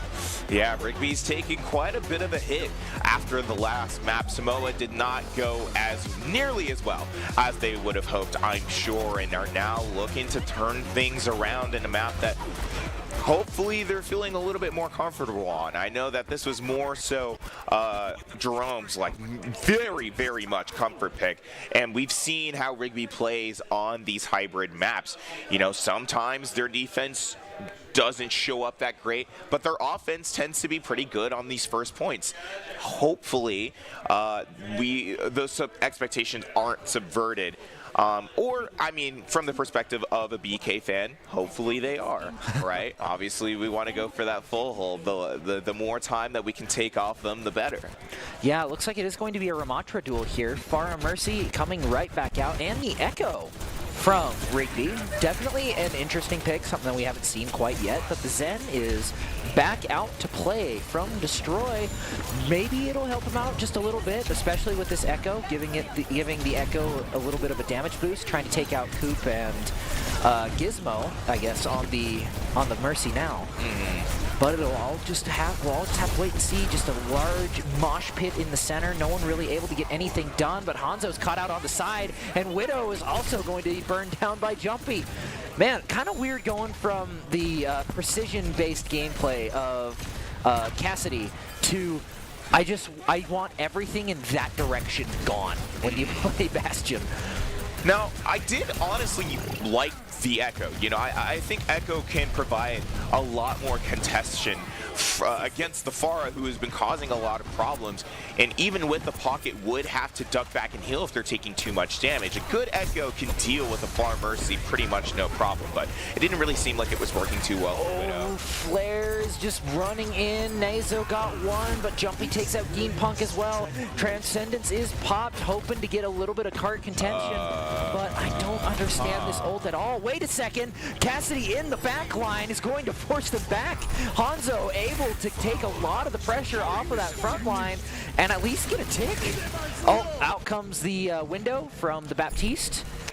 Definitely one of the windows of all time. I mean, you can't really see a whole lot out of it, but Jumpy with the artillery barrage is going to allow Flare to finish off Destroy. Messenger is going to be revived by Gizmo. Jumpy also finding another kill, and to top it all off, Flare had to pop the Ravenous Vortex, and that is every ult from Bishop Kelly used. Yeah, at least, oh no, every one. Every single one. Every single one. Very curious on that usage. I guess if it gets the job done, I feel like that fight could have gone much, much faster if Jumpy had just not given up so much space for that Trank, because really it was only Zen on point, and even with Hanzo in the background, again, the player, not the character, there wasn't a whole lot that, you know, people had to be scared of. Annihilation coming right back out. Ice block is forced. Jumpy goes down to Reaper. Messenger also goes down. Ravenous Vortex keeps on going, and Flare is going to fall to it as well. And that is going to be a point capture for Rigby, getting the cart pushing with just under 4 minutes to go. Again, Rigby showing how confident they are on those pushes on S or on Hybrid, but how good is their push around this second area actually going to be? There are a lot of angles that Rigby has to care, and if they're not careful, they might be losing people like that consistently. You can't shoot down as Cassidy. You're going to lose that fight almost every time. High Noon does come out, or no, not High Noon, but something dealt a lot of damage to Co-op, but he's able to finish off Destroy. And Gizmo with the pick on Widow. Nice little Reddit Lucio, nice to see. Hanzo and Gamepunk, though, still pushing this card, getting it to the bridge. This is the point you want to get it past, because it is hard to get past this one. Gamepunk, though, can't really stand up to Messenger on the Baptiste, and Flare finding Hanzo is also going to stop that push with a stagger, too. Yeah, I mean, a little bit of a rough fight for Rigby for sure. Definitely have an opportunity to push this back, but the ult timings aren't right. I'd imagine just because of how low everybody else's ult charges are. Hanzo and Destroy might feel a little bit hesitant about popping their own ults, even if it would lead to a fight win. Meanwhile, Bishop Kelly has quite a few on the outcome. With Coop with that pulse online. Soon you see the amplification matrix coming out to hold down this angle as well. Oh, and Tracer in the back line is going to take out Hanzo. Widow can't stand up to the front line pressure, and Destroy is going the wrong way! Why would you go towards them? You're Zen, you can't move. A good fight. Very nice cleanup from Bishop. And even though that window did get used, it still leaves Bishop in a very good position for these next couple fights. Obviously, we're going to have that overclock up soon. We're going to have that beat up soon. And into what Rigby has right now, which is still only that Trank and the Deadeye, it's not a lot. I'd imagine if Hanzo wants to pop that, you might see the beat. Oh, no! Who finds that pulse on Gamepunk? Oh, poor Gamepunk. We've all been there. And just because the old timings right now, I feel like fights like that, where, you know, one person dies and it staggers before a real fight can even break out, are going to keep happening until Rigby can get themselves in a situation to, like, convincingly take a fight. You almost need to use one of your ults in this next fight to sort of bait out everything. Gizmo is 93 to sound barrier, Jumpy has overclock, and Flare has his Ravenous Vortex. There's so much they can use in order to bait you out, and all they have to do is use one at a time until you're cooked. But there's also only so much time that Rigby can work with. Only 57 seconds left on the clock now, and although those other ults are climbing, they know they only have so much time to make a play here. There's probably going to be a lot of pressure in Castle to make something happen, and it doesn't look like it's coming out of Rigby too soon. Oh, Flare got brought down so low, too. If it wasn't for that sound barrier, he would have been gone. Jumpy is going to finish things off. 30 seconds left. We got time for maybe one more team fight, but Nazo, unfortunately, going to be the last to die, and a wicked stagger as well. Did see the beat come out of Bishop Kelly as well as the Annihilation, which was enough to find Flare 2 big picks in Castle, right, to really start that fight off strong for Bishop Kelly.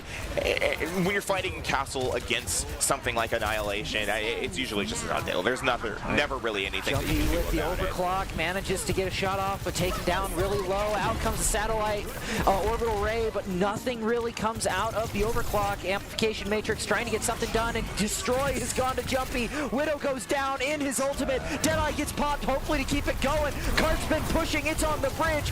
It's a little bit of deja vu right here. Nazo trying to get something done with the Ravenous Vortex, but nothing really comes out of it. Gene Punk goes down after taking out Jumpy, but out comes the Pulse Bomb, and that's going to be the end of Nazo. Kart gets pushed right to the beginning of the bridge. More than doable for Bishop Kelly. And this, mind you, was the exact place that Rigby, was this where Jerome had gotten Compass? About 103 meters out? Pretty much, yeah. Yeah. Oh wait, no, it was the first match. It was Blackfoot. Yes, Yeah. yeah. So a little bit of deja vu in terms of how Eichenwald has gone for some teams today. Seems like 103 seems to be the number that these teams are successfully getting to.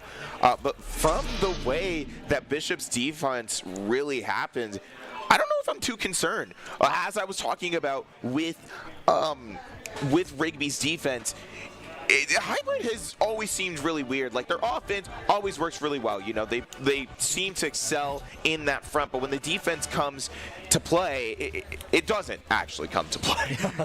It seems to fall over like a boiled noodle. Exactly. But I mean, they've learned from their mistakes. They saw how it almost cost them the championship. Maybe they got a few practice games in during the break, and they're practicing that just a little bit more. And from the looks of things, we're seeing the Kiriko come out. I didn't see a Zen. So it's going to be Gene Punk and Destroy on two completely different characters that we've not seen them on before. The Kiriko and the Ana. We actually haven't seen Ana all night, or all day. It's not night. I don't know why I thought it was. It's like 3 o'clock. But here we go. Attack for Bishop Kelly. They got to push it 103 meters, which is almost to the end of second point. But from the looks of things, Jumpy is now on the Sojourn off of the tried and true Cassidy pick. Nazo getting a early block with his javelin spin, and honestly, almost brought Jumpy down to death, but unfortunately for him, nothing really found out of it. Just a lot of mid-fighting, but Nazo finds Jumpy to start off this fight with Bishop Kelly at a deficit. I will say I was a big fan of trying to take the right room control because if you can find a pick, you know, things end up working really well. You usually are able to topple on the rest of defense, but if all 5 of your team are going through that choke, it's never going to end well for you. Yeah, Nazo just holding that down, and Azarissa, pretty much nothing can get through him. Bastion, Widow trying to get the flare down. He's asleep, but the reach with the immortality field is going to keep him up. Nazo's going to go down, and so is Gizmo.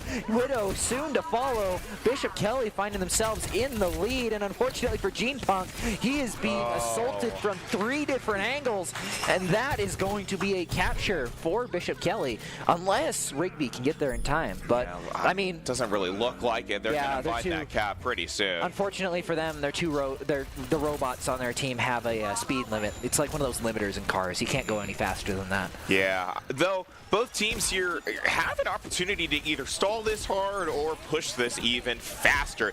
Bishop Kelly has quite a few ults about to be online as soon as his door comes down, but Rigby is, well, almost with full team ults.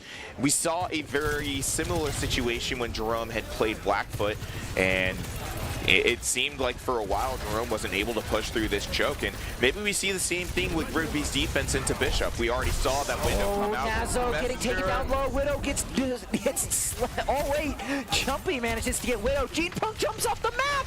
Oh no, Jumpy goes down to Nazo. Same with Gizmo, and that is a wasted annihilation from Flare. The Terror Surge comes through to finish stuff off. Messenger goes down. Co-op finds Destroy, but it is pretty much just Flare and Gizmo against the world. Wait. Co-op is still in this. Flare is is taking out Nazo. Just when you think it's over, people are still finding kills. That insert an ego edit for Coop here, fighting an Orisa all by their lonely self. As yeah, he's got to add it to the Taj. Yeah, that is to the montage. That's some bad things. What is Hanzo some doing? Even worse things for Hanzo, taking quite a bit of damage from Coop there, trying to iceberg and using all of their cooldowns on point. They just can't live this without the support of their team. But Nazo rolling out on the Mauga is able to find Messenger. Destroy and Hanzo, though, are both going down. That's a lot of healing out of the way. You still have Gene Punk to help you out, and Gizmo almost gets the Ajax, but manages to get the sound barrier off. Coop and Flare are both able to finish stuff up, and an unfortunate post bomb will end out the second round. Bishop Kelly takes the lead 2-0. I mean, outside of the gate of the first push, it never really seemed like Bishop was letting up for even a second. It's kind of what you would expect from your first seeded team, a team that had brought contention to the best team in the state for years in a row. Yeah, I mean, it's what you'd expect out of them, but I mean, Rigby was able to push it quite a distance, getting to a point where they actually had to try a little bit and get up and get going. So I got to give Rigby a little bit of credit for keeping them there, but in the end, a little bit of staggering, a little bit of inting just kind of cost them the game, and you can't really have that on the main stage, especially now that we're at match point.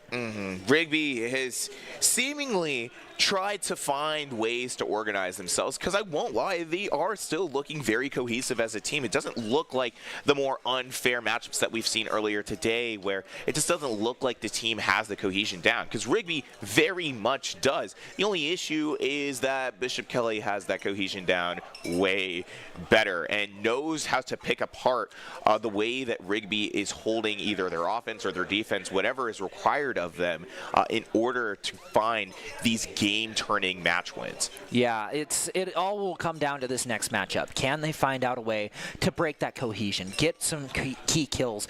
And we started to see that go really well for them, and it just unfortunately didn't come at a great time, especially when they could not finish out the fight and just let them keep trickling in, let them keep coming to the fight and not really finishing things up. It's like mopping your house and then continuing to pour water when you're trying to mop it up.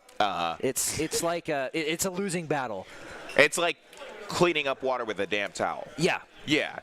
And again, as I had mentioned before, I wish it was a little bit more of a surprise to me that things were happening like this, right? But again, Rigby has not been in their greatest form today, but if there is any opportunity for a comeback for this team, it would start here at Flashpoint on New Junk City. The turning point for the last game they played, and what could be the turning point for this one as well, it all depends on what they want to happen here. Will Bishop Kelly get a little bit too overconfident and maybe give them an extra point? Maybe start the reverse sweep?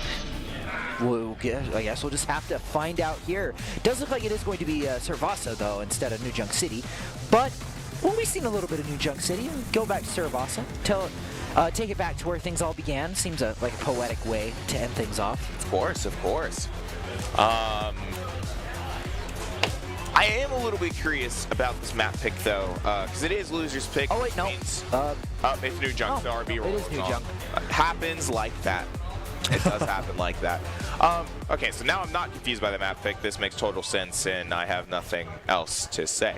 Only thing that I am a little bit curious about is that, again, Bishop Kelly has been really good at this rom-comp, and a really good rom-comp that Bishop Kelly has been presenting can be pretty lethal to a Malga or an Orisa comp, both of which Rigby has been running throughout the bracket today. Yeah, and from the looks of things, they're going to be breaking out a Hanzo and Junkrat, Rigby is, and more to that bread and butter Orisa that we'd seen a lot from them in the past with a little bit of Zen, maybe? Oh, no. Yep, we are going to see Zen. We're going back to square one. Hanzo, not on Hanzo, but Widow on Hanzo. That makes total sense.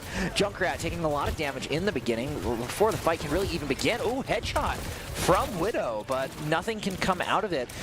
Gene Punk able to keep his teammates alive, but Widow taking out Messenger is going to put a hamper on Bishop Kelly unless they can find a kill here. Flare taking a lot of damage in the process. Lucio healing isn't quite enough to get him going, but Gene Punk is going to be the one to capture this point. Yeah, Rigby for that first fight when they're looking pretty good. Did see Widow with that opening pick that kind of just allowed Rigby to topple over the rest of Bishop. Speaking of which, you are running a little bit of a more normal comp for New Junk, which is very divey, right? You have that Queen for shout speed. You have the Sojourn for that long range of no, Gene Punk. Right? Oh, poor Juno gets taken by the bleed. But Messenger did use Suzu on no one in particular, which allowed Destroy to get the pick. But unfortunately for him, co-op was more than enough to take him out. Nazo unfortunately caught out on his retreat, and he is going to be the last one in on the revive screen. And unlike Gizmo, showing off his Lucio surf skills, he can't get back as quick. And not to mention, Bishop is looking pretty secure in themselves for this next fight. That pulse could be coming up at any second now, as well as the overclock, right? And though the capture percentage is only still climbing for Bishop, it could be that they're in a position to take this next fight. Hanzo has no cooldowns to fight here, for example. Luckily, Nazo is there to back him up, but he's going to find one. Hanzo and Widow are both going to go down. Nazo is still in the fight with Destroy, but with Zen healing, you're not exactly in a position to brawl it out, and Co-op was willing to take full advantage of that. Doesn't quite see Destroy hiding under the bridge.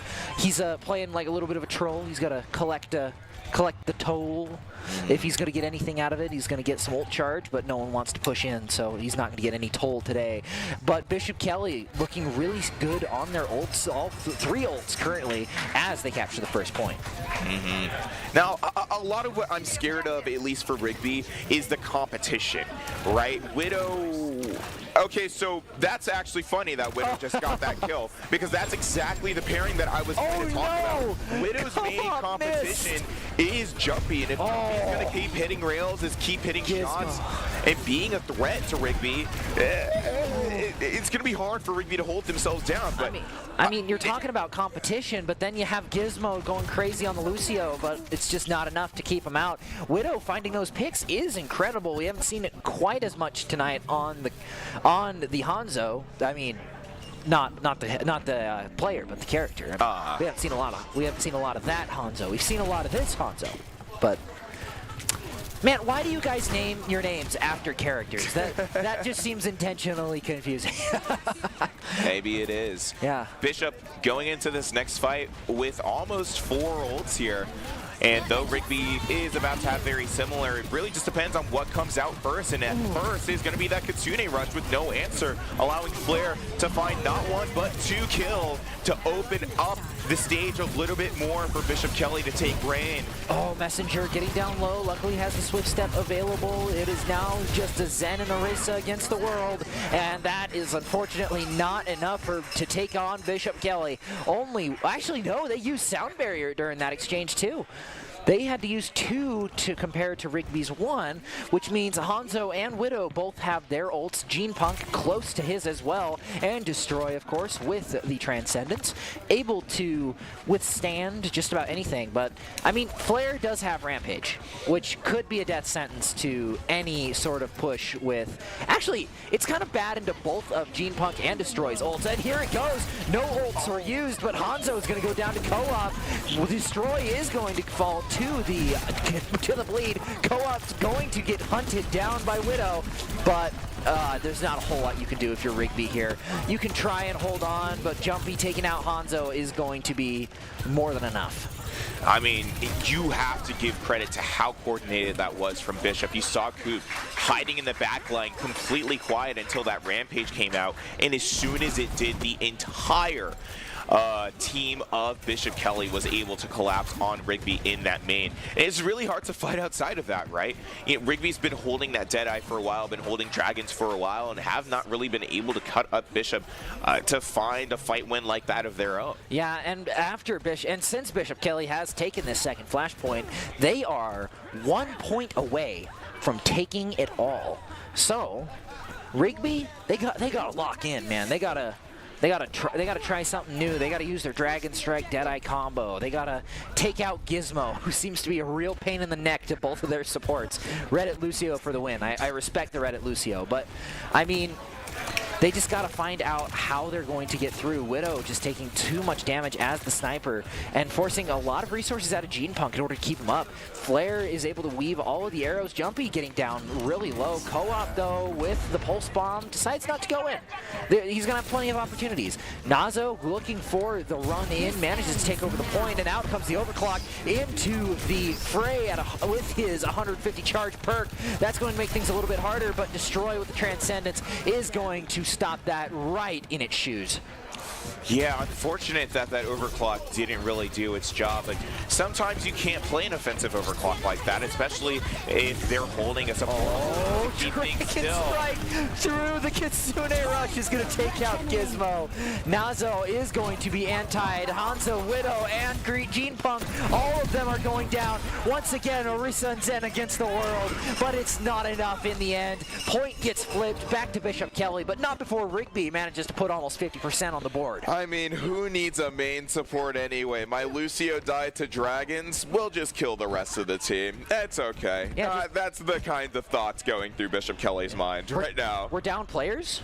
Just kill them. Exactly. Just hit your shots. I mean, you never really have to worry about anything if you just shoot the enemy. Yeah, if you just click heads, that's all you gotta do. Oh no! Destroy. I think he scared Co-op just as much as the other way around. Misses the Pulse Bomb, unfortunately for him, but it is the 1v1 for the Sentry right here. Co-op is going to end up winning it, which is a little unfortunate, but that means one less player for the team.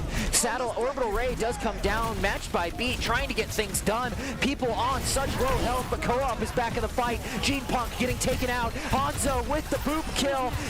Messenger also finding one. Jumpy with the overclock. That is almost a team kill for Bishop Kelly, and that puts the series away. 3-0, Bishop Kelly, your state Overwatch 2 champions. Wow. And you can hear the energy in the air. That is, I mean, absolutely an impressive showing from Bishop Kelly. It's like I've been saying all day. Flashpoint really just comes down to who can consistently win their team fights, who knows how to run these compositions, and who can play their roles better. And overall, it definitely seemed that Bishop Kelly had that over Rigby High School. Finally breaking the 4-year streak of Meridian Technical and making a new name as state champions, Bishop Kelly High School. Taking 2 golds and 2 different titles now. Yeah, that's impressive in and of itself. And now we'll just have to wait and see if they're in contention for any more than 2. But what a great game. I mean, I don't really have anything else to add just to that game in general. I mean, everything was displayed right there on the field. And how about you? Do you have anything else? I mean, it was a shame to see how things had devolved for Rigby. It definitely seems like they held contention and, made it much farther than a lot of people maybe have expected, especially with how that last matchup between them and Jerome had gone. But, congratulations to both teams for having made it this far. Congratulations to Bishop Kelly for, taking that state title. And now we're going to dismiss back to the studio for an interview with the Smash players as that bracket has finished up now. Hello and welcome to the Boise State Esports studio. Now, before we get into the Overwatch action, and first of all, what an awesome ending match for the Grand Championships, we're going to take a little bit of a turn and actually get a chance to check in with the Super Smash Bros. Players as they've been competing at the same time. We have Wood River with us right now, who was able to take 3rd place in the tournament, and we just want to check in, see how they're doing, and hear some fun stories about their journey today. Now, the first question I like to ask, since, you know, the primary stream didn't really get to hear much, is what were some of the big challenges of the day for you? Anything interesting you had to overcome? Yeah, so I think honestly the biggest challenge was fighting Bora specifically. We fought him game 2, going out. We won our first one. We feel really good. And we already knew from some talk from the other teams that Bora was really strong. So we ended up losing that game and then ended up getting third in the end. But that was a big struggle. We put up as much of a fight as we could have. So. Yeah, Bora was the big point. We heard a little bit before this that they have a player that was the one who was kind of the challenge, but, you know, to be prepared and watch for that, that's a good thing to always be with. Following that up, obviously you were able to get through third place. Is there a thing that you would say was like your big reason for getting here, like a player that you'd want to shout out, or like a moment that you felt was like that clicking point? Ooh, so last year we had a player graduate, his name was Angel, and he told us that we better win a trophy to make it up for him, because we got like 7th last year. So that was definitely the main motivator, but the other thing is we promised our coach a trophy, so we had to come through with that, so it's the main thing. You promised a trophy to the coach, and you got through to it? In the school yearbook. In the school yearbook, yeah. There you It go. actually says in the yearbook that they're bringing home a trophy. Oh, that's so. Hey, you were able to follow through on the yearbook then, yeah? Do you have any other like thoughts on that to add in? No, they just worked so hard. I know 2 years ago when Titan came in, he missed state by a hair, and he was determined, and he really came back, and he kind of built up the whole team from there. So, I mean, it's just a lot of hard work these guys put in. That's awesome. I mean, you know, with all of that, you want to be able to come home with a trophy, be able to have that improvement. So to be able to get there, that's incredible. Now, you guys got third place this year. That's awesome. You guys made top 3 in the state. That's going to be awesome for you guys. Now, is that going to be a goal going forward into next year? Or are you guys going to try and strive for further? Next year, I think we're definitely going to try for first. You know, fighting Bora, that's the main thing we're worried about next year. We don't know what grades the players are or, you know, what other teams are planning on doing, but the goal is definitely for first next year. That's awesome. Yeah, and is that a goal for you all? Are you all not seniors, or is some of you going to be graduating? Juniors, so all of you are juniors. So one more year. Yeah, so that's the goal going forward then, is to get your final hurrah going into your senior year. Exactly. That's awesome. Is there any final thoughts you have for us in the studio? No, I don't think so, no. Proud of how the day went. Next year we got first for sure, so. A lot of fun. All right. Fun. It was really fun. Yeah, committing to first, going to put that in the yearbook next year that we're coming home with the first place trophy. Yeah. Flexing on all your friends at home. All right. It was me. Well, confidence from the coach, but yay, you got the third place trophy this year, and congratulations on that win. You'll be able to take that home, and you know you had to work hard to get there. So awesome to hear from you, and congratulations again, Wood River. Yeah, thank you so much. Thank you so much. Yeah.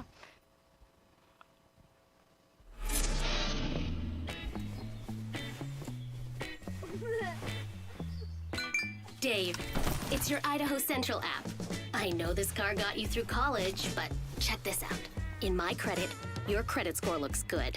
And there's a great rate on this auto loan so we can score a roomier ride.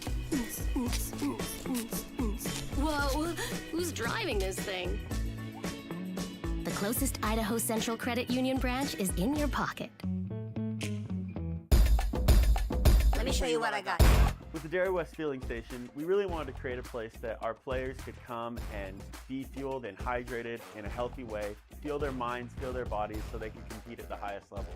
Dairy West has really allowed us to do that, and we're excited to see what this space turns into. This is only phase 1. There's many iterations to come. It's truly unique in college esports, and we're excited to see how that continues to evolve. We're really thankful for Dairy West's support and look forward to continue working with them. Let me show you what I got.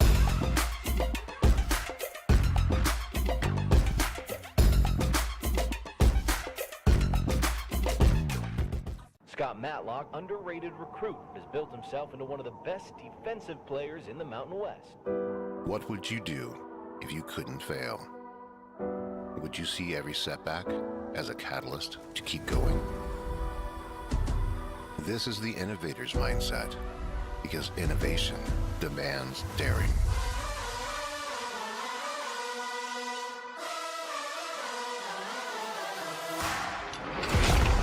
Is finding thousands of ways that don't work, and the one that changes everything. It's when your unrelenting spirit sees the world's needs and says, I will create something better. So, what will you do? Will you let your genius run wild? Give yourself the space to be great? Set your sights on something even bigger, because we know changing the world doesn't happen by chance. It comes out of the blue.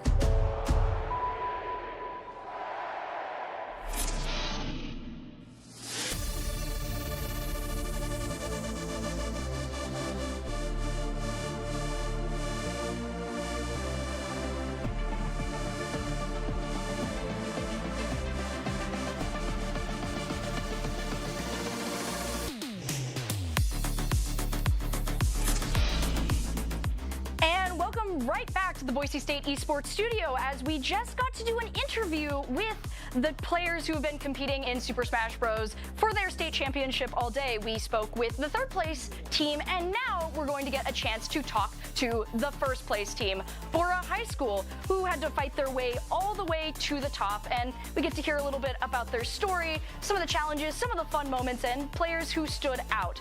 Calling all the action is going to be me, continuing with my good friend Danner here, as we have the entire Bora team here to tell us about how this went. So, as you know, we weren't able to see it from this mainstream. I'd love to hear what some maybe of the challenge moments in this were for you. Any like memorable hard points that you guys were like, how do we get past this? Well, round one was definitely our hardest round, I think, for sure. We had to play, what was it? Burley, and yeah, their Kazuya was really, really, really good, and we thought we were gonna lose on the first round, actually. Yeah, so the Kazuya was the big one there. Insanely good, yeah. Mm-hmm. The DLC characters, they have that.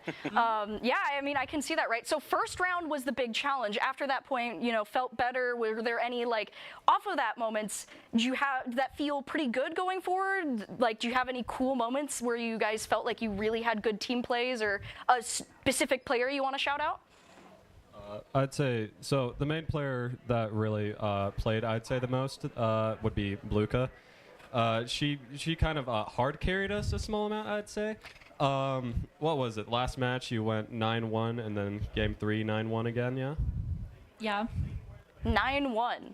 So yeah, you that's a lot of stocks to take and only lose one stock yourself. Wow. What were you playing then?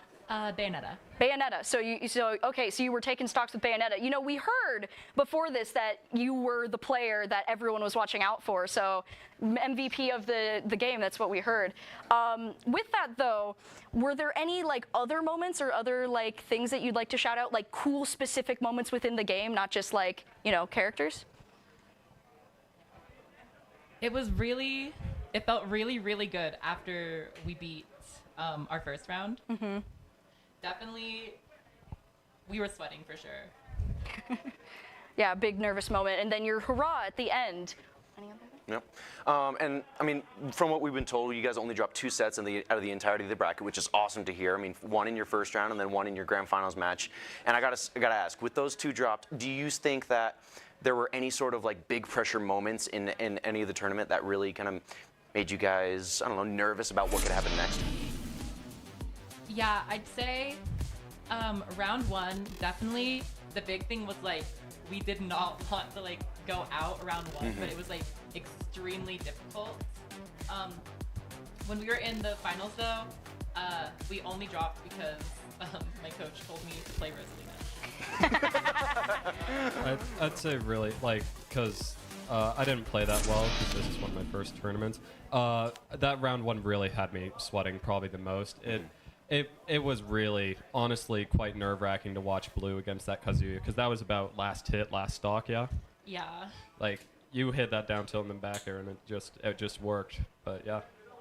Yeah, so I'm hearing we're throwing the coach under the bus for the first one. Any thoughts about that? Well, I have to defer to Coach here, because I was over here, because my Overwatch team was over here, so we'll defer to my assistant coach over here.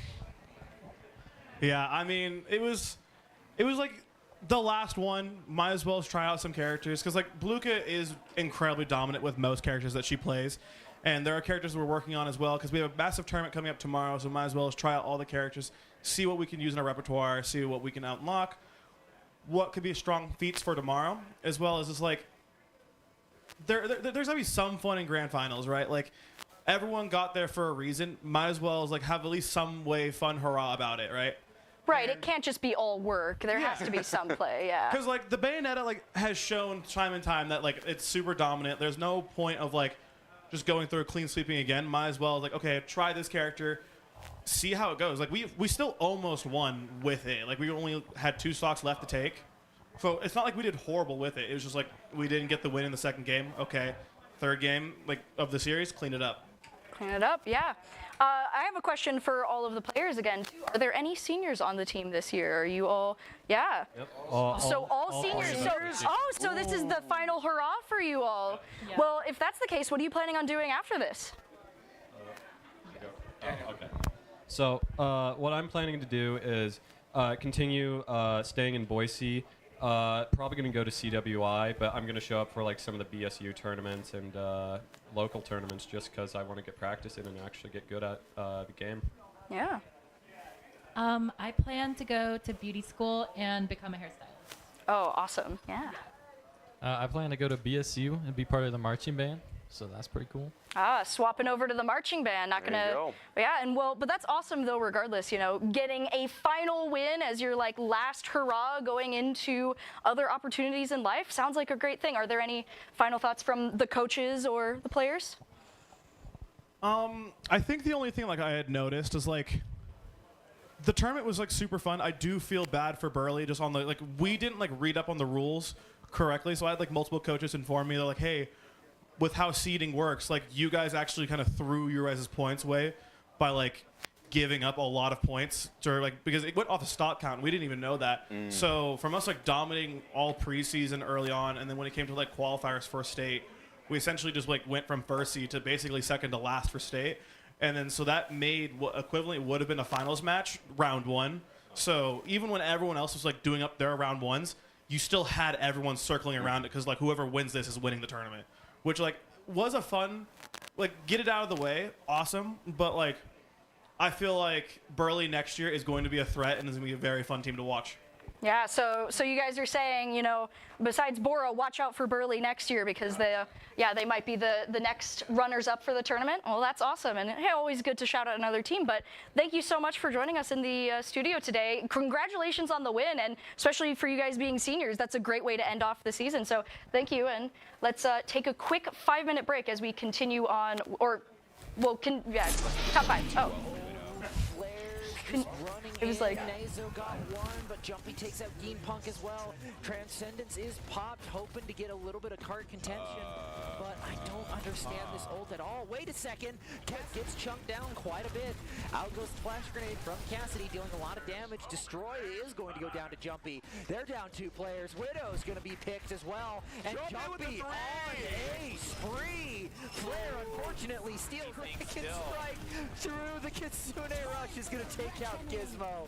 Nazo is going to be antied. Hanzo, Widow, and Gene Punk, all of them are going down. Once again, Orisa and Zen against the world, but it's not enough.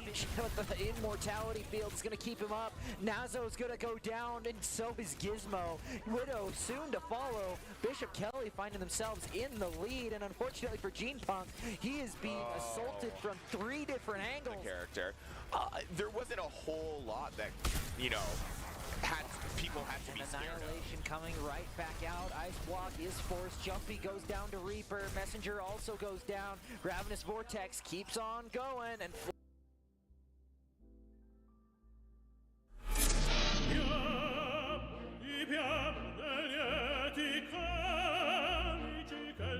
Life happens. Lucky for you, the new ICCU Central Plus checking account comes with benefits, including cell phone protection. Wait, through my ICCU checking account? That's right. Along with a whole lot of other benefits you might need. Because being human is a full-time job.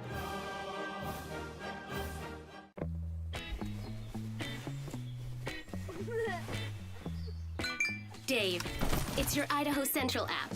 I know this car got you through college, but check this out. In my credit, your credit score looks good. And there's a great rate on this auto loan so we can score a roomier ride. Whoa, who's driving this thing? The closest Idaho Central Credit Union branch is in your pocket. At Blue Ribbon Painting, we're proud to be a locally family-owned and operated business dedicated to bringing your vision to life. Whether it's freshening up your home with interior or exterior painting, or tackling a commercial project, we got you covered. When you choose Blue Ribbon Painting, you're not just hiring painters. You're getting a team that's committed to making your vision a reality. Call or text us at 208-369-2583 or visit us at blueribbonpainting.net. Your project deserves a blue ribbon finish.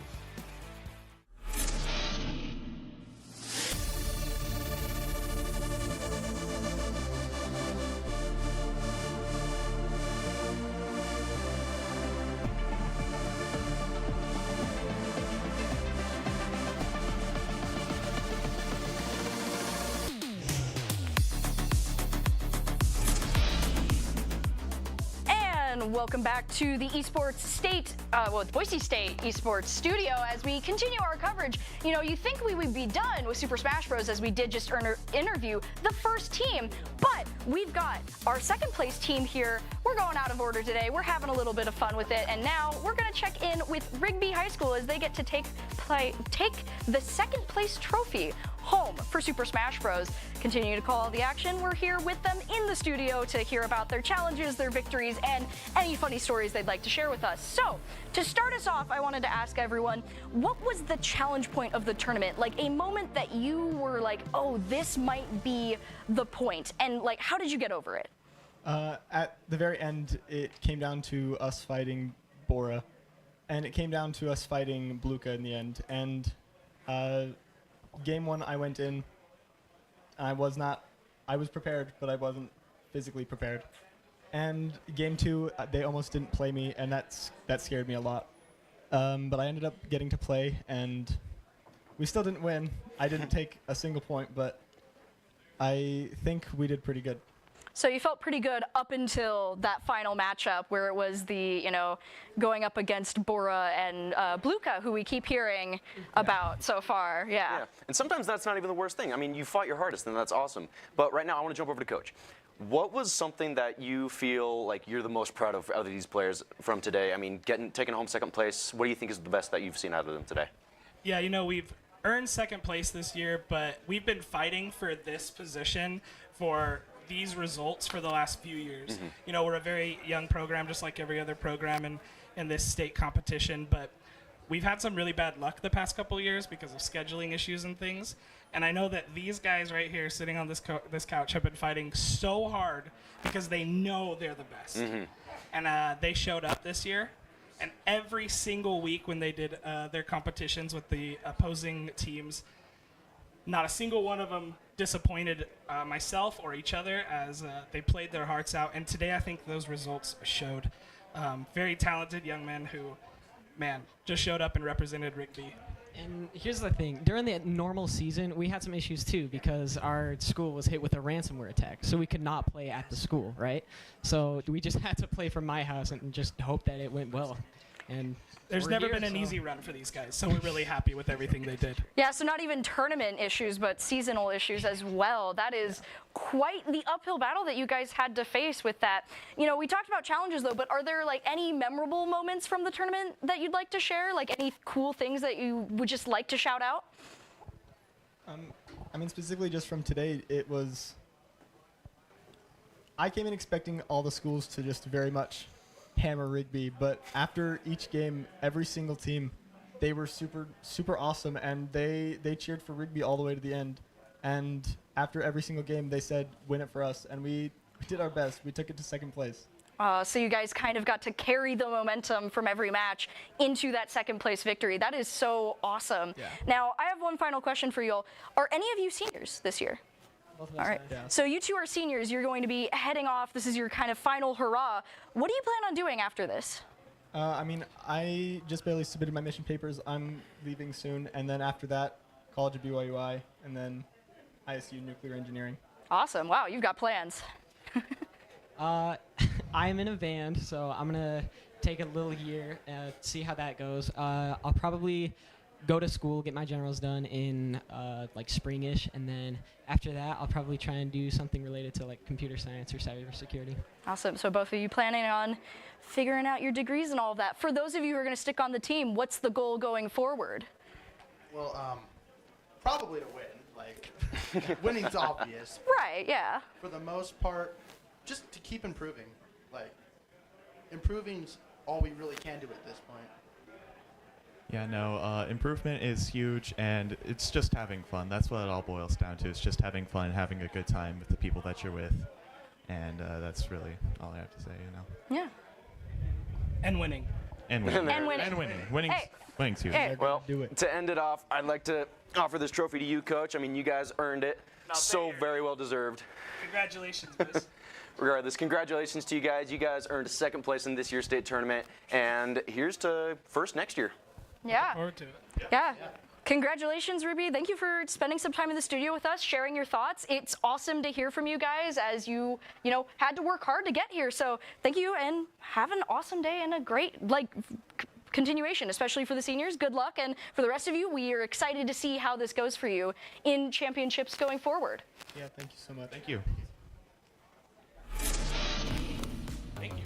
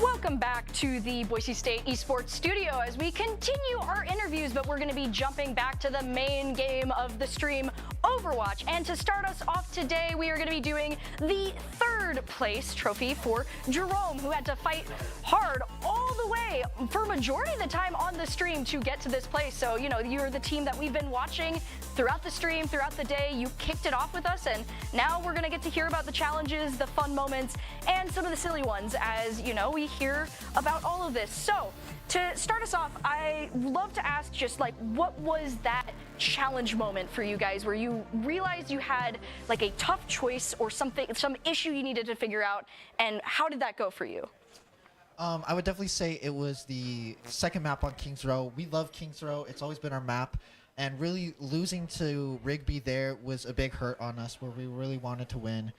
So that's where we had to decide, hey, we're messing up really bad here and we need to do it. And we decided that really in those tough moments when we're just in there is when we shine best. So we decided to just push everything towards running forward, pressing W key, and just getting in there and forcing us to get those kills because we're struggling to get picks. Mm-hmm. Now I gotta ask, which one of you is Prestige? That would be me. How did you stay alive in so many instances where you probably should have been dead? I'd have to thank my supports, especially Gus. only reason I'm alive. Also, Reaper has crazy lifesteal, but I'd have to thank my supports. The only reason I can live. Yeah, I mean, as we're watching the clips, we can actually see one of those moments right there that you're talking about, crazy survival. And you were mentioning Kings Row. That was one of the biggest back and forth matches of the day, where it was just looking insane. And so I can see why that would have been a tough moment. You know, you said you like the map, and so, you know, home, like a comfort zone, having to fight so hard can be tough. From the coach, do you have any like moments you want to shout out or like share that you thought were cool? The Winston death. No, I'm kidding. When we won both the Flashpoint and then the fourth map, Push, it went very quickly. They changed up strategies, and it was very nice to see. I couldn't be more proud of them, honestly. So, yeah, those two moments, those two games. Yeah, I believe the Flashpoint map had everyone on the edge of their seats. That was the moment where we were all like, Jerome is holding on and holding strong, and that was a cool moment. Is there any players that, you know, we mentioned Prestige, we've mentioned a couple things. Are there any shout outs that you guys want to give as a team to like a player that you thought did something insane? I would like to shout out our support Rodolfo Pidge7. Coming in today, when we first booted up the computers, we looked at his career profile, and he had 19 hours logged into Overwatch all time. So he broke the 20-hour mark today, and so we think we did really good, especially with him, and we're proud that he was able to lock in for us. We finally unlocked Wrecking Ball, and from there we were just like, wow, that's crazy. Still doesn't have comp unlocked yet. You don't have competitive unlocked. No, I have not played a ranked game. Well, you kept everyone alive, so hey, that's a great shout out. So that's a good spot to be. I do, because it was funny, and we, you know, the clip got played a couple times. Do you want to bring up the Winston moment?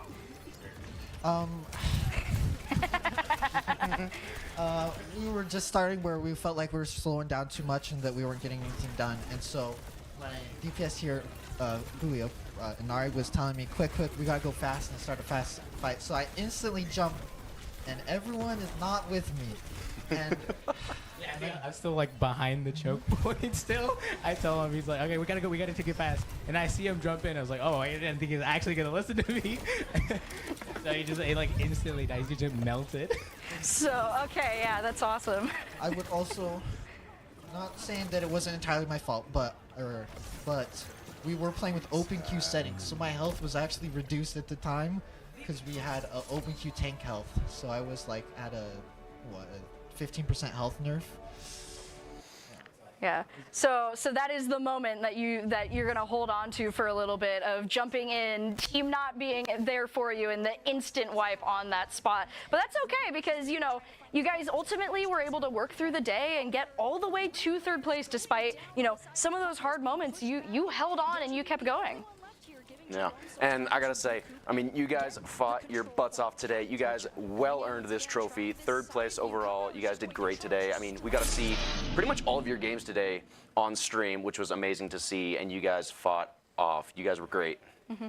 And if I remember correctly, all of you are seniors, right? Yeah. Yes. That is true. So this is your like final hurrah, and you were able to hold strong and get the third place. Yeah. Yeah, speaking of, but to that, so we made the team the very last game of signups.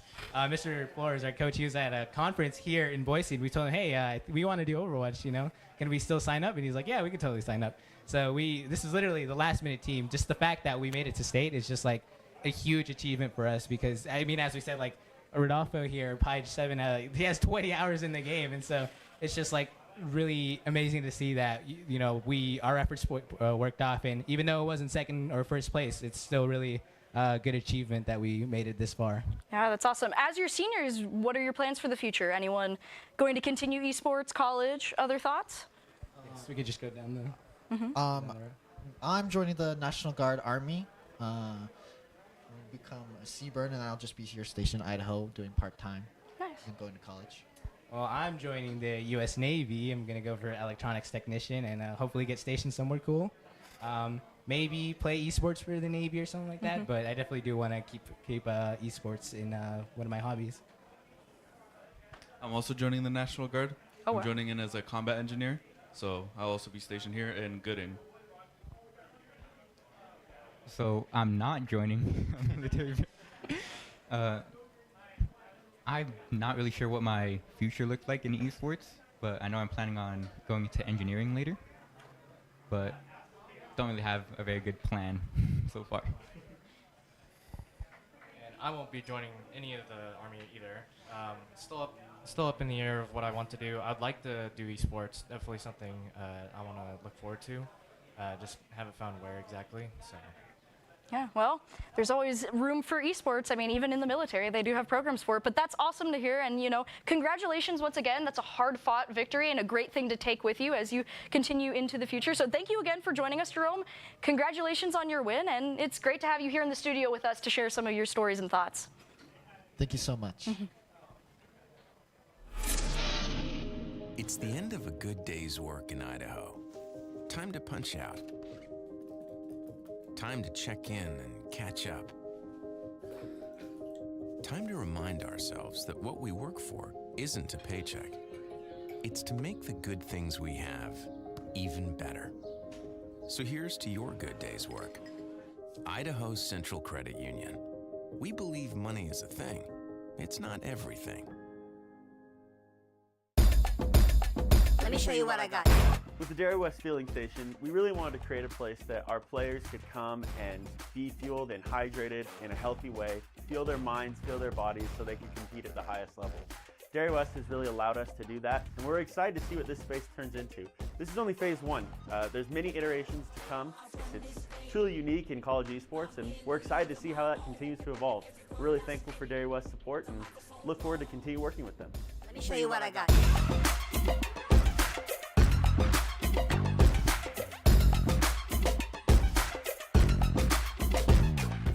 Scott Matlock, underrated recruit, has built himself into one of the best defensive players in the Mountain West.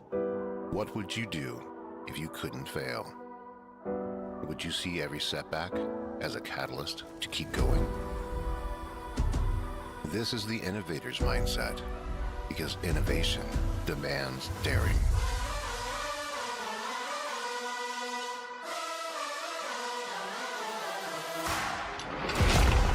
Is finding thousands of ways that don't work, and the one that changes everything.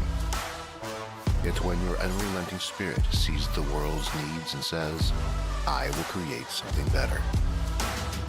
So, what will you do? Will you let your genius run wild? Give yourself the space to be great?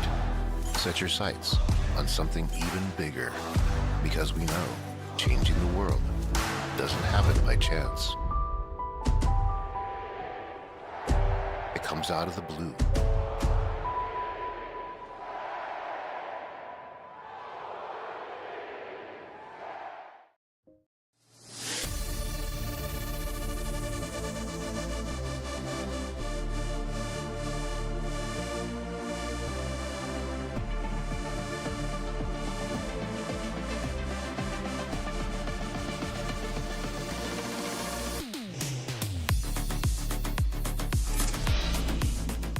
Hello and welcome back to the Boise State Esports Studio for another interview, continuing the trend of getting all of the information and all of the here's cool stories from these teams. We are continuing the Overwatch series here now, as we just went from third place now to second place, hearing from Rigby as we continue this series. Now, Rigby is in a fun position here where they've actually managed to get not only 1 silver here for Overwatch, but 1 for Smash Bros.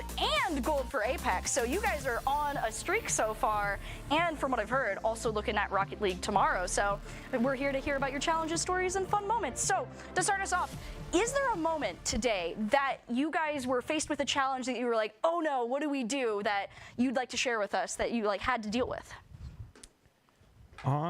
Yeah, going against Jerome, there was a lot of really good moments where we're like, okay, we got to change up our strategy. We got to just, think very carefully. Otherwise, we're going to lose this. And we went 2-2, in that 2-2 match. It was really close. But in the end, we won. Yeah, you were able to get through it and hold on. But yeah, Jerome was a tough point there. That was a really tough game, and that was actually a really entertaining game to watch as well. But I gotta ask, throughout the whole day, what was the funniest moment from you guys? The funniest moment was when we were going against Bishop Kelly. This guy right here, every time he'd kill someone, he'd go like, "Oh, take that!" Well, we noticed when we sat down that the other team was very excited, so we just wanted to kind of keep that up whenever we got the kills. We thought that was pretty funny. Yeah, you wanted to match energy and keep it going. Yeah, that's awesome. Throwing it to the coach, is there any moments that like you want to talk about or players you want to shout out? Just cool things from your perspective? I mean, one of the big things was seeing Ben over there on that Zenyatta destroyer. He had some crazy clutch moments. Like there was an overtime moment on Route 66. The Reaper was ulting right on his face, hit that Zen kick, got him off point. They were able to kill him and secure the overtime there, get him some more payload progress, which was absolutely huge. Yeah. Yeah, I just hit a button and then he went flying. It's as simple as that. It's as simple as that, right? That's how esports works. You click a button, someone goes flying, you either save someone or you knock them out. That's the goal. Yeah. But yeah. Playing against that Reaper was really fun because I was basically just like looking behind us the entire time because he was like, I don't even know, he was so... He was very sneaky. Yeah, sneaky. He was just always behind us like 24/7, so like I took it upon myself to just try to ping him as much as possible. Just, I don't know, like, Yeah, and going against that Reaper, we had to, be like, we had to really up our comms. If we didn't ping where the Reaper was going to be, then we're like, oh yeah, we're going to die. Yeah, so the Reaper was one of the bigger menaces in the game then, huh? I mean, we were watching it and we could see how often the Reaper plays were scary for all the teams. And I mean, I remember there was a mirror at some point and, that was adding to the chaos as well. So yeah, that's awesome to hear. For this team, are there any seniors? No. All right. Wow. For those of you who are seniors, I'm curious, what's the plans after this? You kind of get this final hurrah with the silver, second place. What do you want to do after this? I mean, I've always loved video games, so I'm going to keep playing them. And I don't know, maybe Overwatch, we'll see. Kind of see where it goes, where it's headed. And maybe I'll keep with it and maybe not. Got a lot of games under my belt that I can play, so I got a lot of options. University of Idaho, baby. Going to the U of I? That's about it. Just play games there. Rocket League, Valorant, whatever. I just play. That's my whole thing. I play. I'm controller. I'm a controller player. You're a controller player. I turn aim assist off too. You turn aim assist off on a controller. I don't like it. It doesn't help. Well, hats off to you, man. That's a bold choice for a controller. Most people just don't even want to mess with that. But that's great to hear from all of the seniors that you guys want to continue with the gaming. I mean, hey, you've worked hard, you deserve it. Why not keep playing, right? For those of you who are going to be sticking around, goals for next year besides winning, obviously. Probably one of the things that we do really need to work on for our next year's team is probably communication, because we did have good communications, but I feel like we could have done a lot better. Mm-hmm. Yeah, I mean, hey, you can always improve communication. It's the name of the game in a team setting, but that's awesome to hear from all of you. Well, I'm the only sophomore, so they're all gonna abandon me in 2 years, so I'll just be all alone. And yeah, freaking, you're all unks, by the way. So yeah, I'll probably end up being team captain my senior year, so I don't really know what I'll do then because it's so far away, but yeah. No, that's all right. But what I do want to do is I want to present Coach with your third trophy of the season. Much deserved, much rewarded. You guys did a great job this season, getting your third trophy, being able to put that one in the case. Yeah, congratulations once again. You guys fought hard for your victory, and you had some really entertaining matches, so it was awesome to see you guys. For those of you that are leaving, congratulations and good luck with everything. For those of you who stick around, we're curious to see where you go. So that's it for this one, and thank you for joining us in the studio. We have, I believe, one more interview to go through. At Blue Ribbon Painting, we're proud to be a locally family-owned and operated business dedicated to bringing your vision to life. Whether it's freshening up your home with interior or exterior painting or tackling a commercial project, we've got you covered. When you choose Blue Ribbon Painting, you're not just hiring painters, You're getting a team that's committed to making your vision a reality. Call or text us at 208-369-2583 or visit us at blueribbonpainting.net. Your project deserves a blue ribbon finish. It's me, your Idaho Central Credit Union app. Rough morning. Is that a mobile deposit? I got this. Beat it, Charlie. We're making money moves here. Cha-ching. And done. Charlie, come on, outside. Sorry about the mess. I'd help if I had hands. The closest Idaho Central Credit Union branch is in your pocket.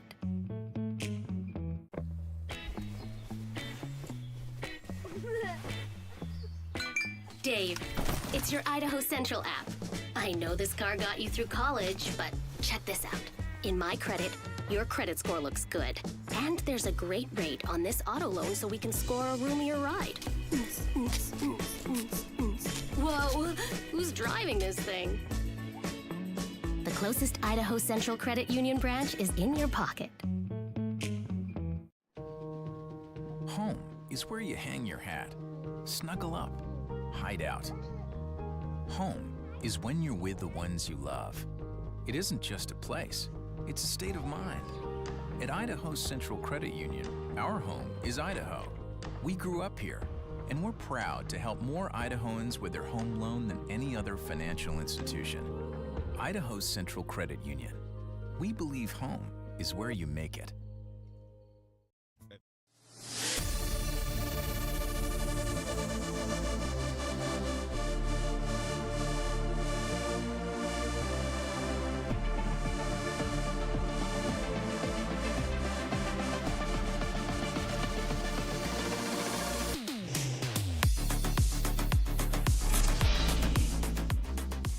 And welcome back to the Boise State Esports Studio. One final time, I promise, this is our last interview that we've got.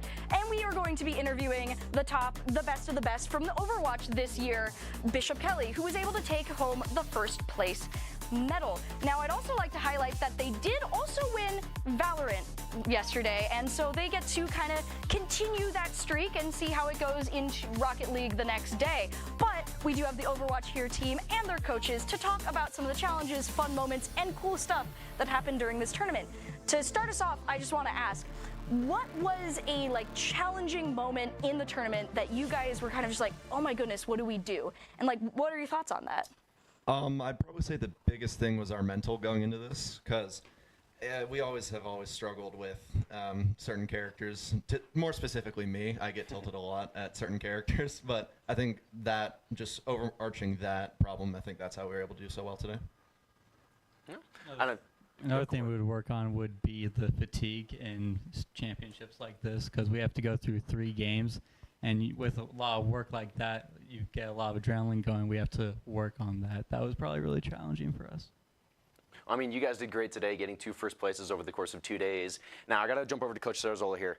Now, I feel like every year your program is growing more and more and more, and I got to ask, is this your most successful year on record? Absolutely. Well, without a doubt, this is one of the most successful years. I've taken that Valorant team and I've taken this Overwatch team over 3 years, and they've only gone up, and we've hit a summit, but we still keep climbing, because you can win multiple of those. There you go. Yeah. Yeah, goals for the future then. That's awesome. Exactly. For the players or for the coaches too, if they want to, is there anyone you want to shout out personally, a cool moment or cool just in-game, out-of-game throughout this tournament, someone you want to recognize? Yeah, well, there are so many things that I could touch on. So proud to have been able to coach these guys. Really excited to see them actually, win the states. Today, though, just seeing them all persevere through those 3 games, namely Samuel Messenger 126, just playing through all sorts of tech problems, even in the grand finals, where stuttering on the computer, and yet he's just playing through it. Barely mentions it once, and then we can't fix it, so what? He keeps playing, he keeps winning. It's fantastic. It's so fun watching them. Yeah, challenges in and out the game, and you're still holding on. Any shout-outs from the players? I mean, I just got to say Matthew here, just about right behind me. I got to say he's probably the most consistent out of all of us. Just his role as a DPS, I've never really seen him on an off day. Yeah, holding strong for the team. That's awesome. That's awesome to hear, guys. I mean, you guys fought your butts off today. You guys got first place again. And to that, I got to offer you, Coach, this first place trophy once again. Add that one to your tally. Put it in the case. Yeah. Go. Yeah. Well, now this is your sign to get one, it sounds like. It is. But with that, one final thought I had. Are any of you seniors on the team? Yes, Me we have and two. him are. All right, so you two, this is your final hurrah then. You're getting your last moment, and hey, a pretty good one to be able to celebrate. What do you guys plan on doing after this? Each of us is going to college. I think we're both considering sticking with esports as we go to college. But for now, you know, I've been working 3 years for this trophy, and I'm just glad that I've been able to be with this team for that long. Yeah, take some time to savor it. Where are you going? I'm going to Michigan State University. Nice. Okay. Yeah, kind of. Samuel said most of it. I'm going to University of Utah, but considering like going on with esports stuff like that, and then being here after getting second place last year due to a couple like absences with our players at states. Yeah, and being here and being able to kind of redeem what happened last year from few of us, particularly. I mean, they know who they are. Particularly, Mr. just a couple of us. Being able that redemption, it means a lot to all of us. I know. And then kind of this our last chance as this entire group. Yeah, that's awesome. For those of you who aren't seniors and will be sticking around, goals for the next year besides winning or continuing the streak. I'm just trying to look for a college to take me. I may not be an academic weapon, but I could be a weapon on the battlefield. So increase the esports skills. Yeah, okay. Yeah. Okay, so I'll take over that lackluster of an answer. But what we're planning to do with the loss of these two is we're going to start filling in some subs for their roles because we already have a support lineup, but we're still working on our other DPS to kind of get them to where we are. So that's our biggest plan for next year. Yeah, awesome. I'm kind of nervous about next year because I'll have to fill the footsteps of this great man right here. But I think with some practice, we should still be able to do pretty good next year.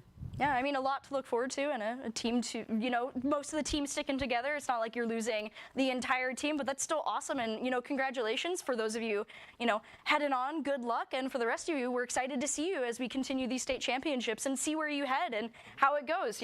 Whether or not you get to keep the streak alive or if another team might be able to challenge, your current pretty strong reputation. But thank you for joining us in the studio. It's awesome to hear from you guys, and congratulations to your win once again. For that is all we've got for interviews right now, so we are going to close that out. Like it seemed like it was working too well. Flares just running in. Nazo got one, but Jumpy takes out Geen Punk as well. Transcendence is popped, hoping to get a little bit of cart contention, but I don't understand this ult at all. Wait a second. Cat gets chunked down quite a bit. Out goes the flash grenade from Cassidy, dealing a lot of damage. Destroy is going to go down to Jumpy. They're down 2 players. Widow's going to be picked as well. And Jumpy on a spree. Flare, unfortunately, steals Kraken strike through the Kitsune Rush is going to take out Gizmo. Nazo is going to be antied. Hanzo, Widow, and Geen Punk, all of them are going down. Once again, Orisa and Zen against the world, but it's not enough. The immortality field is going to keep him up. Nazo is going to go down, and so is Gizmo. Widow soon to follow. Bishop Kelly finding themselves in the lead, and unfortunately for Geen Punk, he is being assaulted from 3 different angles. Character. There wasn't a whole lot that, people had to be scared of. Annihilation coming right back out. Ice block is forced. Jumpy goes down to Reaper. Messenger also goes down. Ravenous Vortex keeps on going, and